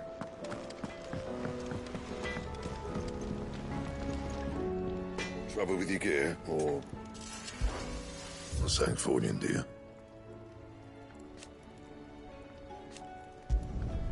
Not bad, if I do say so myself.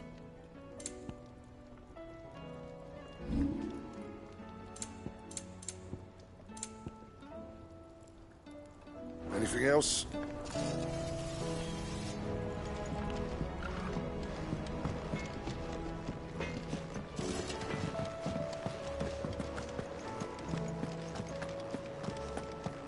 What do you recommend?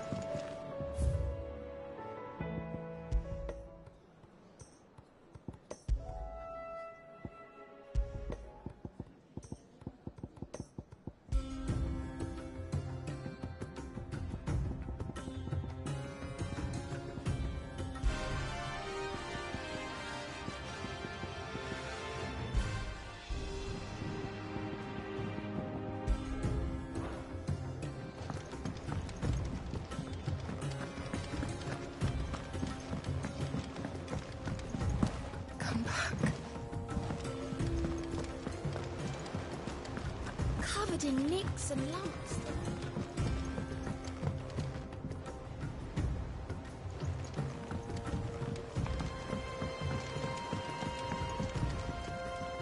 Heard the bad news then, did you? What bad news? About Dravost. Blackthorn's old haunt. With the forge and all that.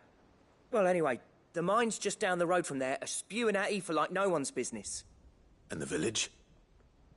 Safe from the flood for now, but they've got other problems. Akashic. Every creature in the area is either turned or on the way to turning, apparently. Zoltan and the others are living on borrowed time. They need help, and quick. Doris sent a few curse breakers to keep an eye on things, but there's only so much a couple of scouts can do. Except get eaten. If something ain't done soon, the old place will be overrun. I won't let that happen.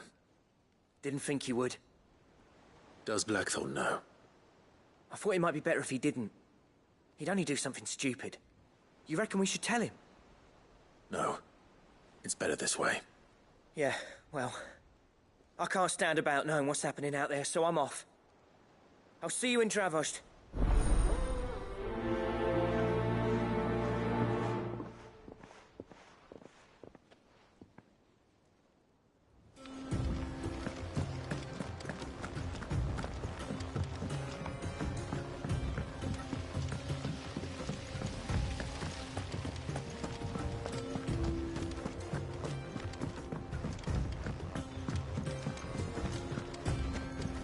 So, she don't need to.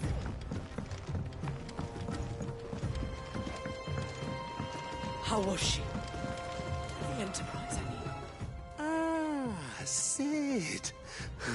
Just the man I was hoping to see. Did you have a mo? Don't tell me. You need more bomb ash. Oh no, we still got plenty of that left. I'm working on bringing another one of the Chief's designs to life. This time, it's a new smelter. It's got a reverberatory hood over the top for additional thermo amplification and a system of reciprocal recirculatory regenerators that let's just say it gets very blimmin' hot. A heck of a lot hotter than anything Blackthorn's got in his forge, that's for certain. Only Mithril engines get hotter, and you can't chuck ore in one of them and get metal out the other end. Trouble is, we won't be able to make out of any old rubbish neither. We need the good stuff. And I hear you once helped Helena get her hands on exactly that. Any chance you could help me too? If it's for the good of the hideaway, I'd be happy to. Oh, it is. I promise you. So, what exactly is this good stuff you need me to find? We've got a couple of examples here. Spherical echoes, we call them. More fallen materials. So this smelter is similar to the Mithril engine in more ways than one. That's right. They're a bit like the thermal helms. Fallen ceramics deal with heat like nothing else, see? And what's more, they're directional, transferring heat from the inside to the outside. But these things, they're all outside. If we line the hood with them, they'll reflect the heat right back into the furnace. We've collected as many as we can, and I know where we can get the rest.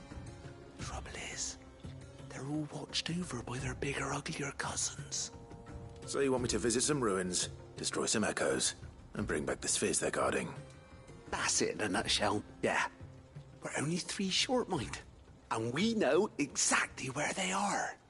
There's one up Amber Way, in that ruin that they call Lost Plume, and another in the Silent South, over in Dalmekia.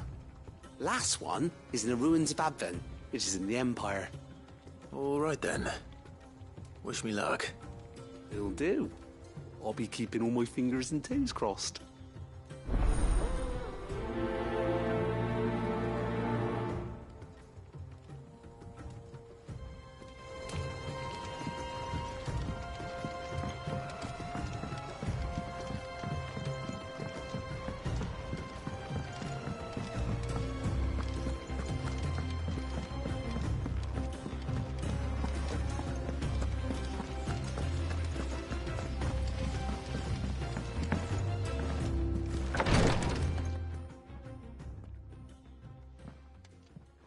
How are you feeling, Joshua? Better than I was. But not nearly as well as you should be. Your cuts and burns may have healed, but your body still bears the burden of every spell cast. And what would you have had me do? It was no ordinary foe we faced. It was the Warden of Darkness. Yet still, it was not enough. The king could have ended me at any moment, but instead chose to toy with me like a curl does a mouse. You underestimate yourself. Oh, it was crystal clear. Only one man established his dominance that day, and that man was Barnabas. I'm sorry, brother. That was ill-spoken. It's just, I have never felt so powerless. And when so many are looking to us for strength, perhaps the prince feels the same.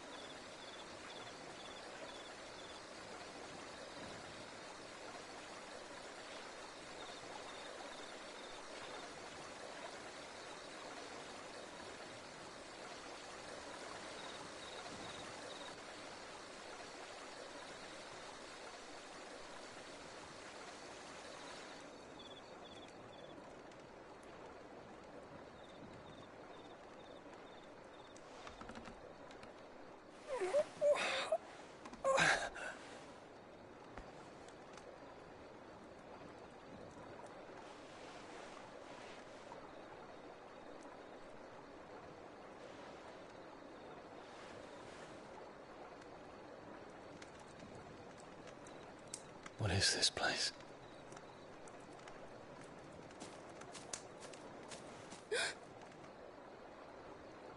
Don't move.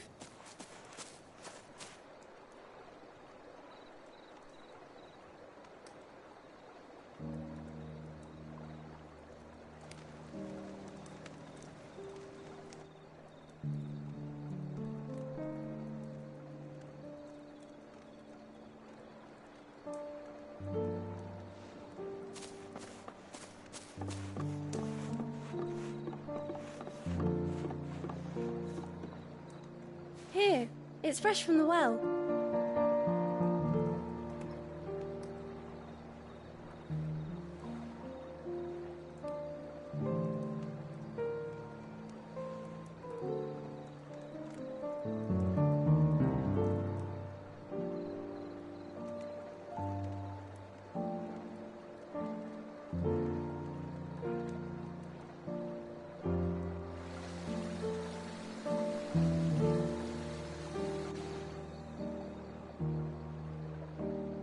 grandmother told me spirits sometimes get lost, and that the lanterns guide them to their proper place. I set one on the river for her when she passed away.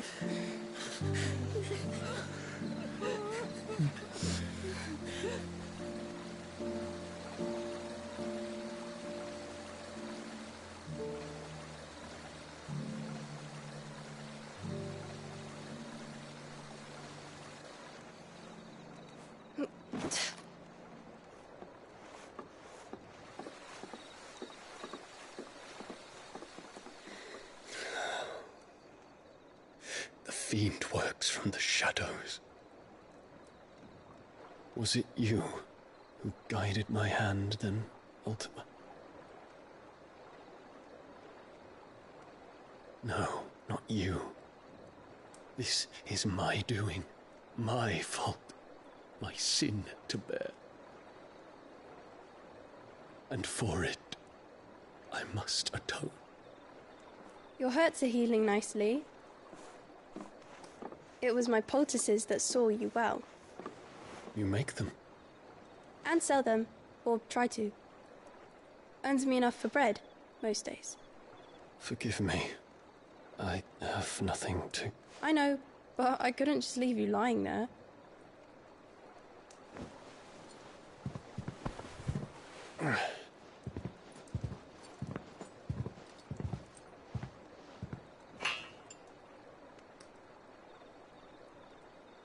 You're going then? Of course. I'm healed.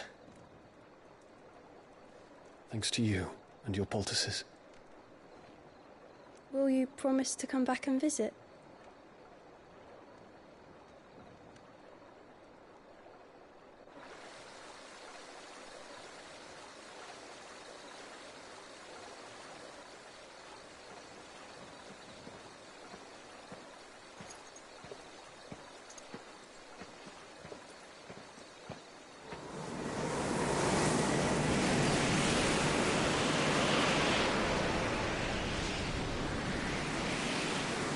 Well, Phoenix, it would seem that I owe you my wings.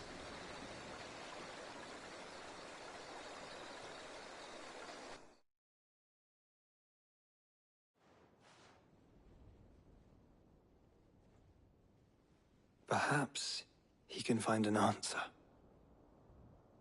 You will be returning to Waloed soon, I gather. I see no reason to wait. Then neither do I. I can think of a few, but I doubt they'll stop you. You will take your medicine. Of course, Lady Daya.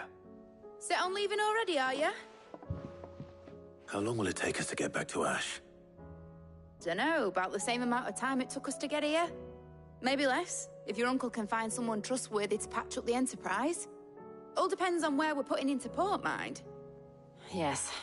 It's not as if we can put ashore wherever we choose. We have to assume that the whole of Ash is hostile, and that we'll be attacked on sight.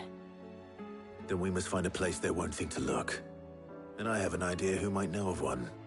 The Professor! I'll go and tell you come in. While you're plotting our course, I'll be in the shelves with your lawsman. I wish to pick his brains about Ultima. Then I'll talk to Karen about supplies for the journey. They may not be easy to come by in Ash.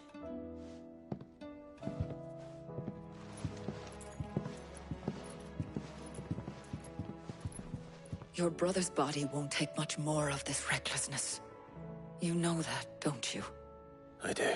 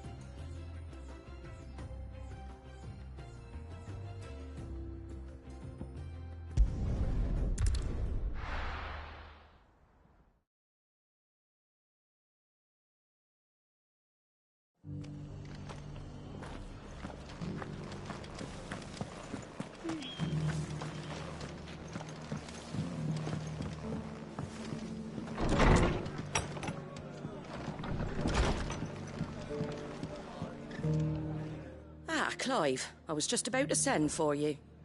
I'd like you to take something to Sir Wade up in Eastpool. Seeds for planting. Thought it was about time they started growing their own food. I'll keep providing them with whatever they need in the meantime, of course. But if Eastpool's going to survive, it's got to be able to fend for itself. As have those poor bearers. They've lived their whole lives in servitude, but now they're their own masters. Small wonder they ain't got the foggiest how to provide for themselves. So it's up to us to teach them. And if you're wondering why you, well, the Wagoneers taking supplies up that way have been coming back with more and more reports of Akashic around the village of late. Sir Wade's putting a brave face on it, but I think even he's starting to worry. And if he's likely to share those concerns with anyone, it's you. All right. Thanks. Wouldn't ask if I didn't have to. There. That should be enough to keep him in Gazal Greens for a few years at least. Gazal Greens? Not the most mouth-watering crop, I'll admit. But they're hardy, they grow fast, and they fill a hole. Better that than something that'll wither away at first frost. And chocobos love 'em too, which is no small thing. When I say all of us need to pull together to get Eastpool back on its feet, I mean all of us. They ain't exactly succulent, but cook 'em right and they're just about bearable. I'll take your word for it. Anyway, Sir Wade'll know what to do with them. And if he don't, well, I'll go up there and show him myself. I'm sure you will.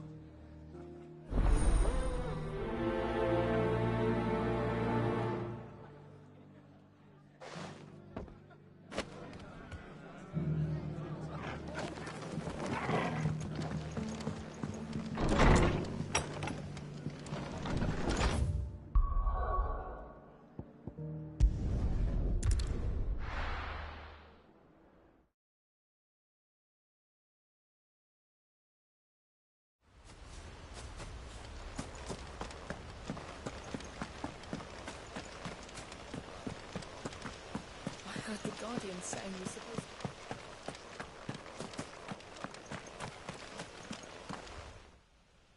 Ah, Lord Rossfield.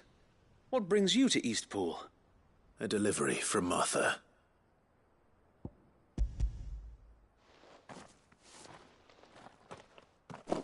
These are Gazal green seeds. Martha's keen to cut the apron strings, then, is she?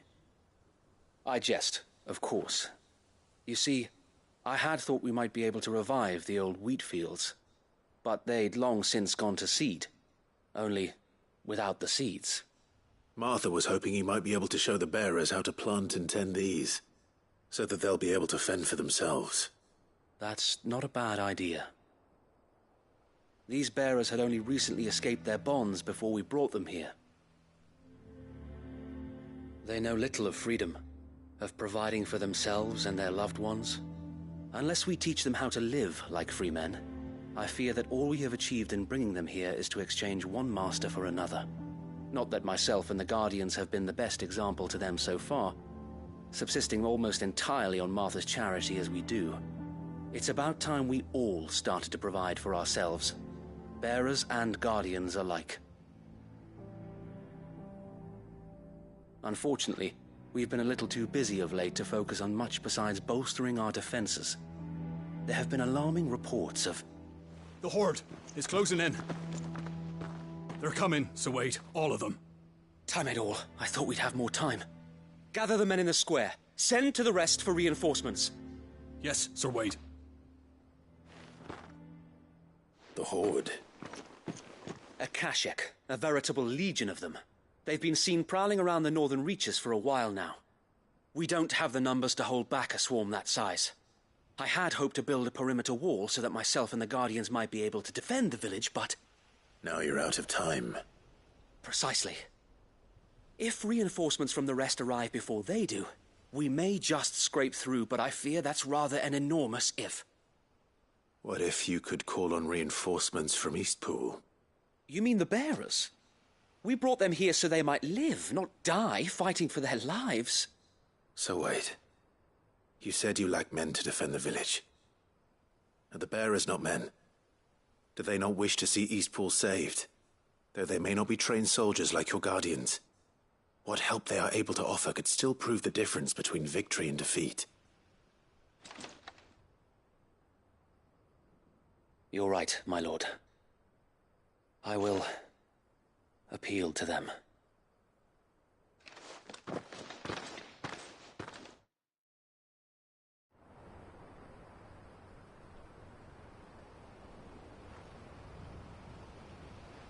My friends, I humbly beg your aid. We Guardians are few and our enemies many. But I swear we can defeat them with you at our side. You would send us to the slaughter, to serve as bait for those fiends so that you and your men might be spared. And to think we trusted you. Say what you will, a home is not worth dying for. But it is worth fighting for. Sir Wade fights to give you lot a chance. Just like I do. Just like Sid does. We all wanted to give you a home where you could be free. And you got one, didn't you? This place, Eastpool. This is your village. Your home. And if you don't fight to protect what's yours, you'll lose it. You know I'm right. This world wants to take everything from you. Everything. Your homes, your freedom, your very lives. So then, are you going to stand by and let that happen to you? Are you going to accept fate like good little Bran did and die, having never stood up for yourselves? Or will you fight like free men and women?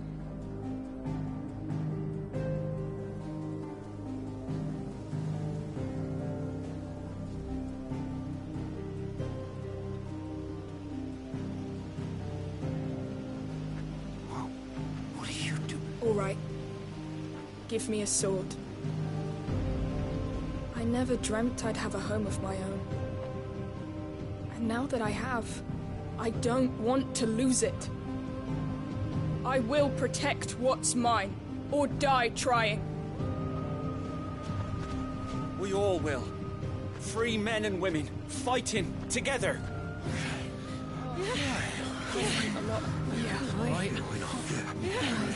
For Eastpool! For Eastpool!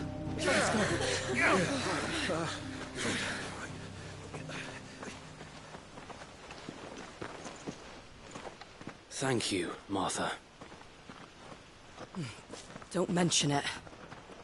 Just promise me one thing. That you'll show them how freeborn fight. Gladly.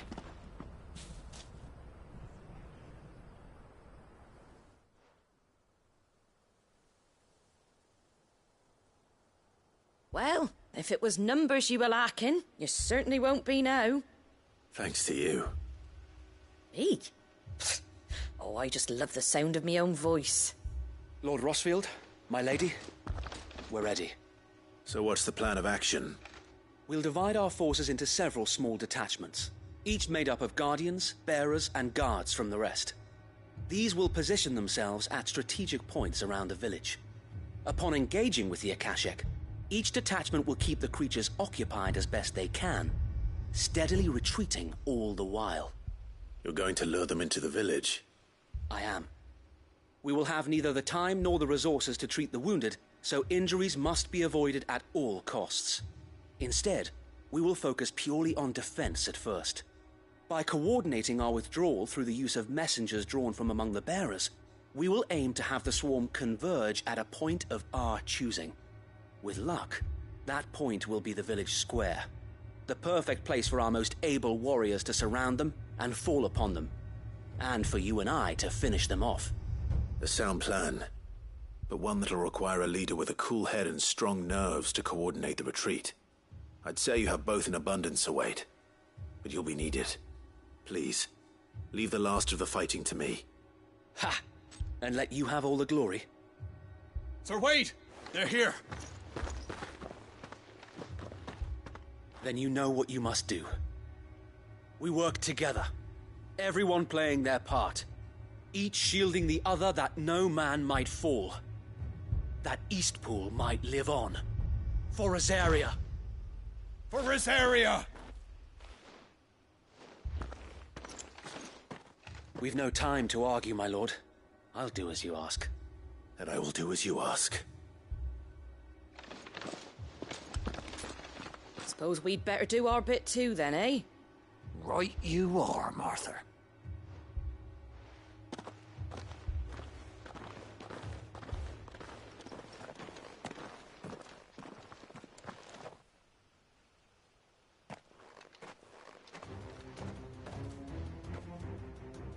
The calm before the storm.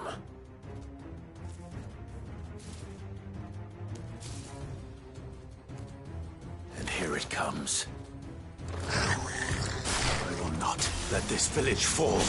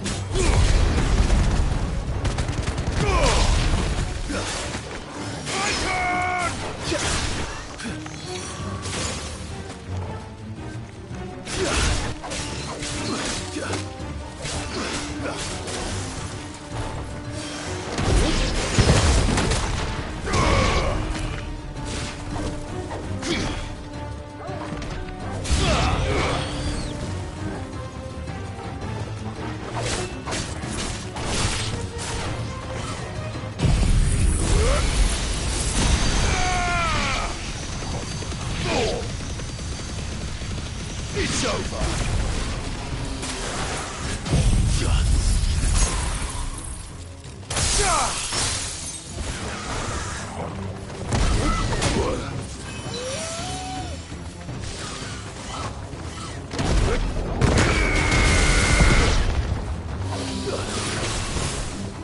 It's over!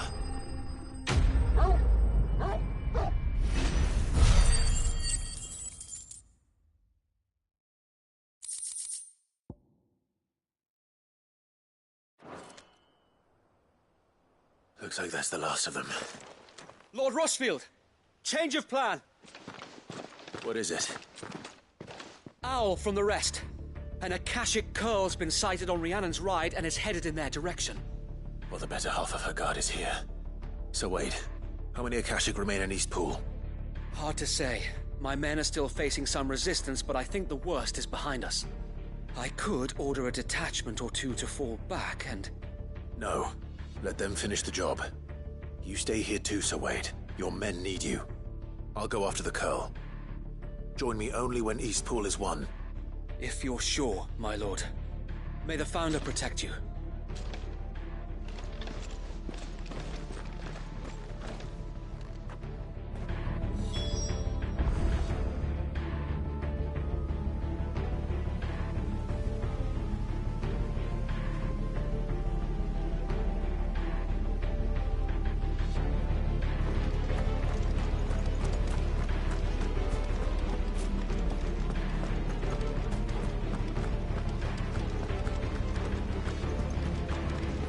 next one's mine.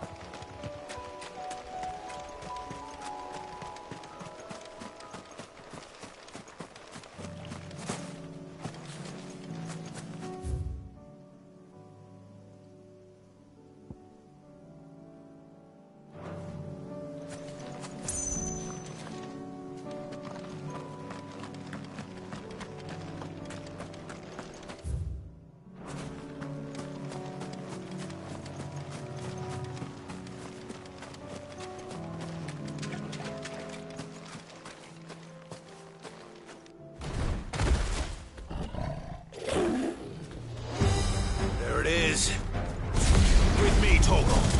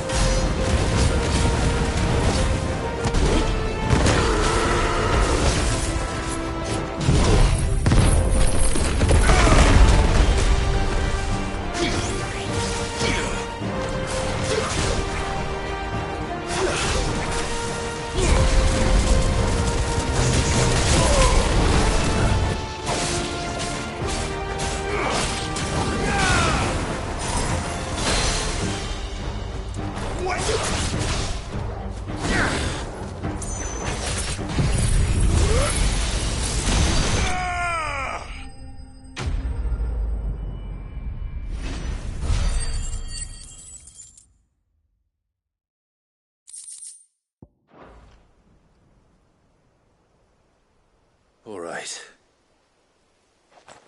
Back to Eastpool.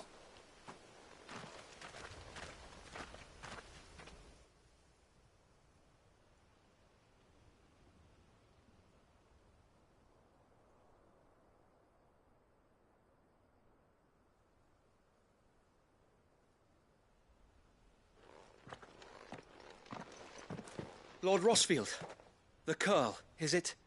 It's dead. Thank the Founder for that. And for you, my lord. We were able to eradicate the rest of the Horde. I have guardians posted around the village to keep watch for further attacks, but all seems quiet for now. I hesitate to say it, but I think it might be over. I think it might.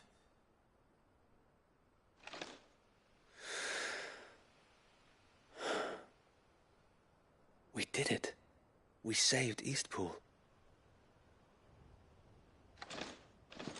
Thank you, my friends. Thank you. No, Sir Wade, it's us who should be thanking you. You brought us together, showed us what it means to fight for what you hold dear. We never had nothing to call our own before. We didn't know what it meant to protect it, but now we do. We really do. Forgive us, Sir Wade. You and your people saved us, and still we doubted you.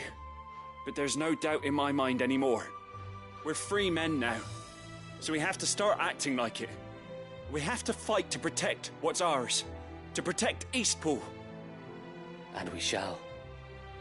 We all shall. Together. This is our home. And if anyone or anything tries to take it away, they'll have us to answer to. Come on then. Let's get to work. This village isn't going to rebuild itself.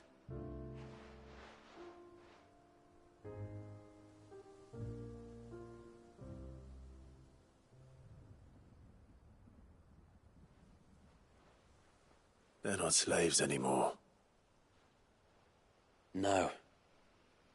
They're Rosarians.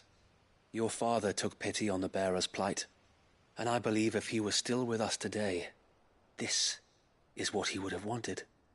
I believe you might be right. I shall remain here, my lord, and do what I can to help rebuild the village. After all, this is my home now too. And I could hardly call myself an Eastpoolian if I didn't pull my weight. I think you'll find it's Eastpudlian, Sir Wade. But you should be proud all the same. I'll have to pull my weight too. Can't have the rest getting outclassed. Speaking of which, I ought to be getting back. Can we continue to count on your support, Martha? Of course, and I'd be counting on yours too. Us Rosarians have got to stick together, haven't we? Indeed we have. And Clive, come by the Golden Stables when you get the chance. I ain't paid you for delivering them seeds yet. All right. I will.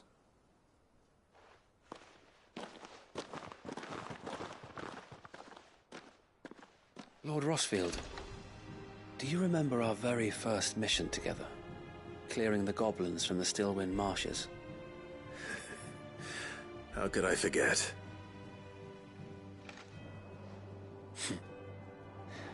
There's one sight that I shall never forget. You, facing off against that giant Morble. Not a trace of fear on your face. Since that day, there have been more than a few times when I felt like giving up. When the odds seemed so stacked in the enemy's favor, I thought I may as well just lay down my sword and surrender. But every time I would think back to the look in your eyes that day and remember what it means to be a shield. Know that whatever trials Eastpool may face, I shall never lose courage. Thanks to you. So Wade, you have always been a true shield. I know that Eastpool, and indeed all of Rosaria, will be safe in your hands. Thank you, my lord. I know the rest of the world will be safe in yours. I'll do my best.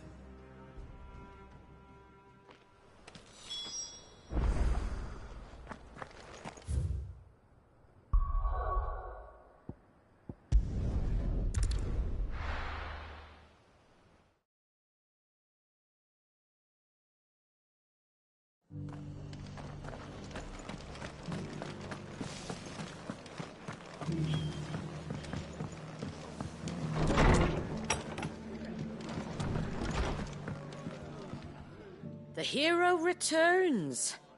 It's lucky you came by when you did, eh? Not only did my seeds get delivered, but you went and saved Eastpool and all. I just did what I could.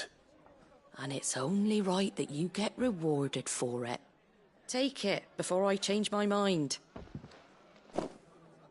Thank you, Martha. So, Eastpool's finally back on its feet again. And a home to free bearers. Who'd have thought we'd see the day, eh? Well, it was your idea. I know that, but I never stopped to think what it would mean.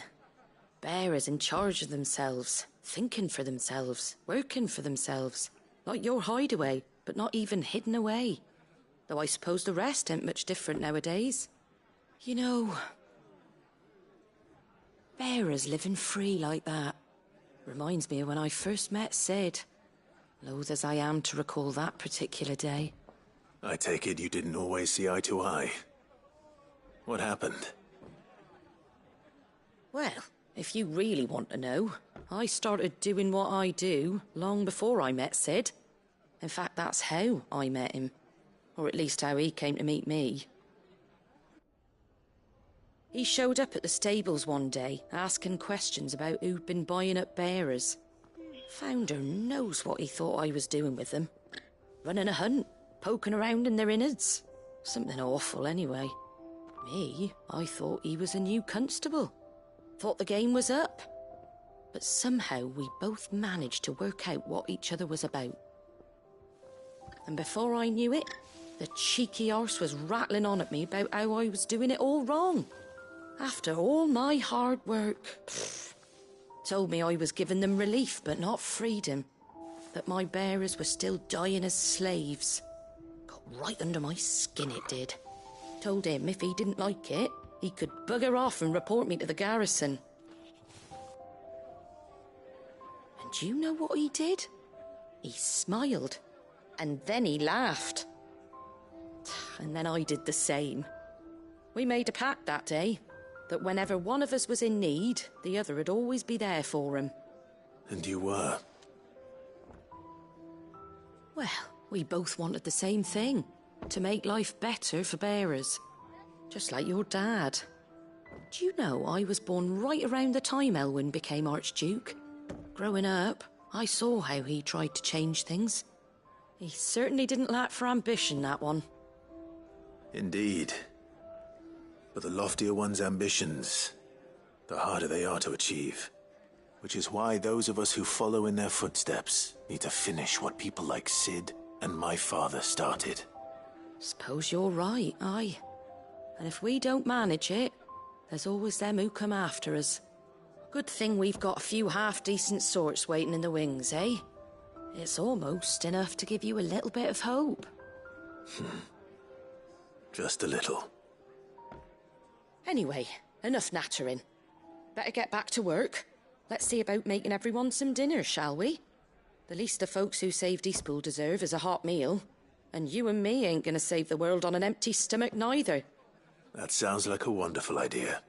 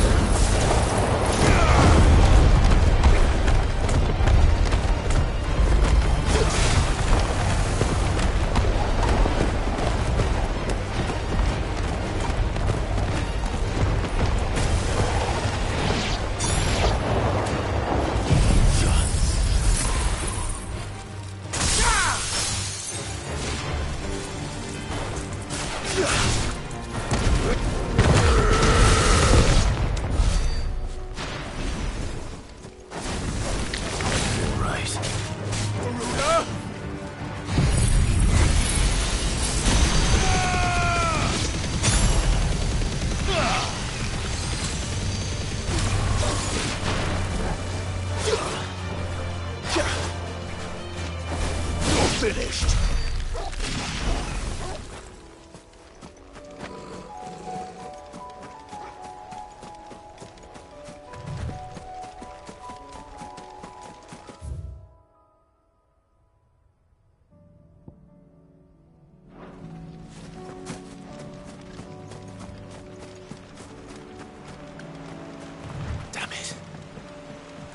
Ash has turned.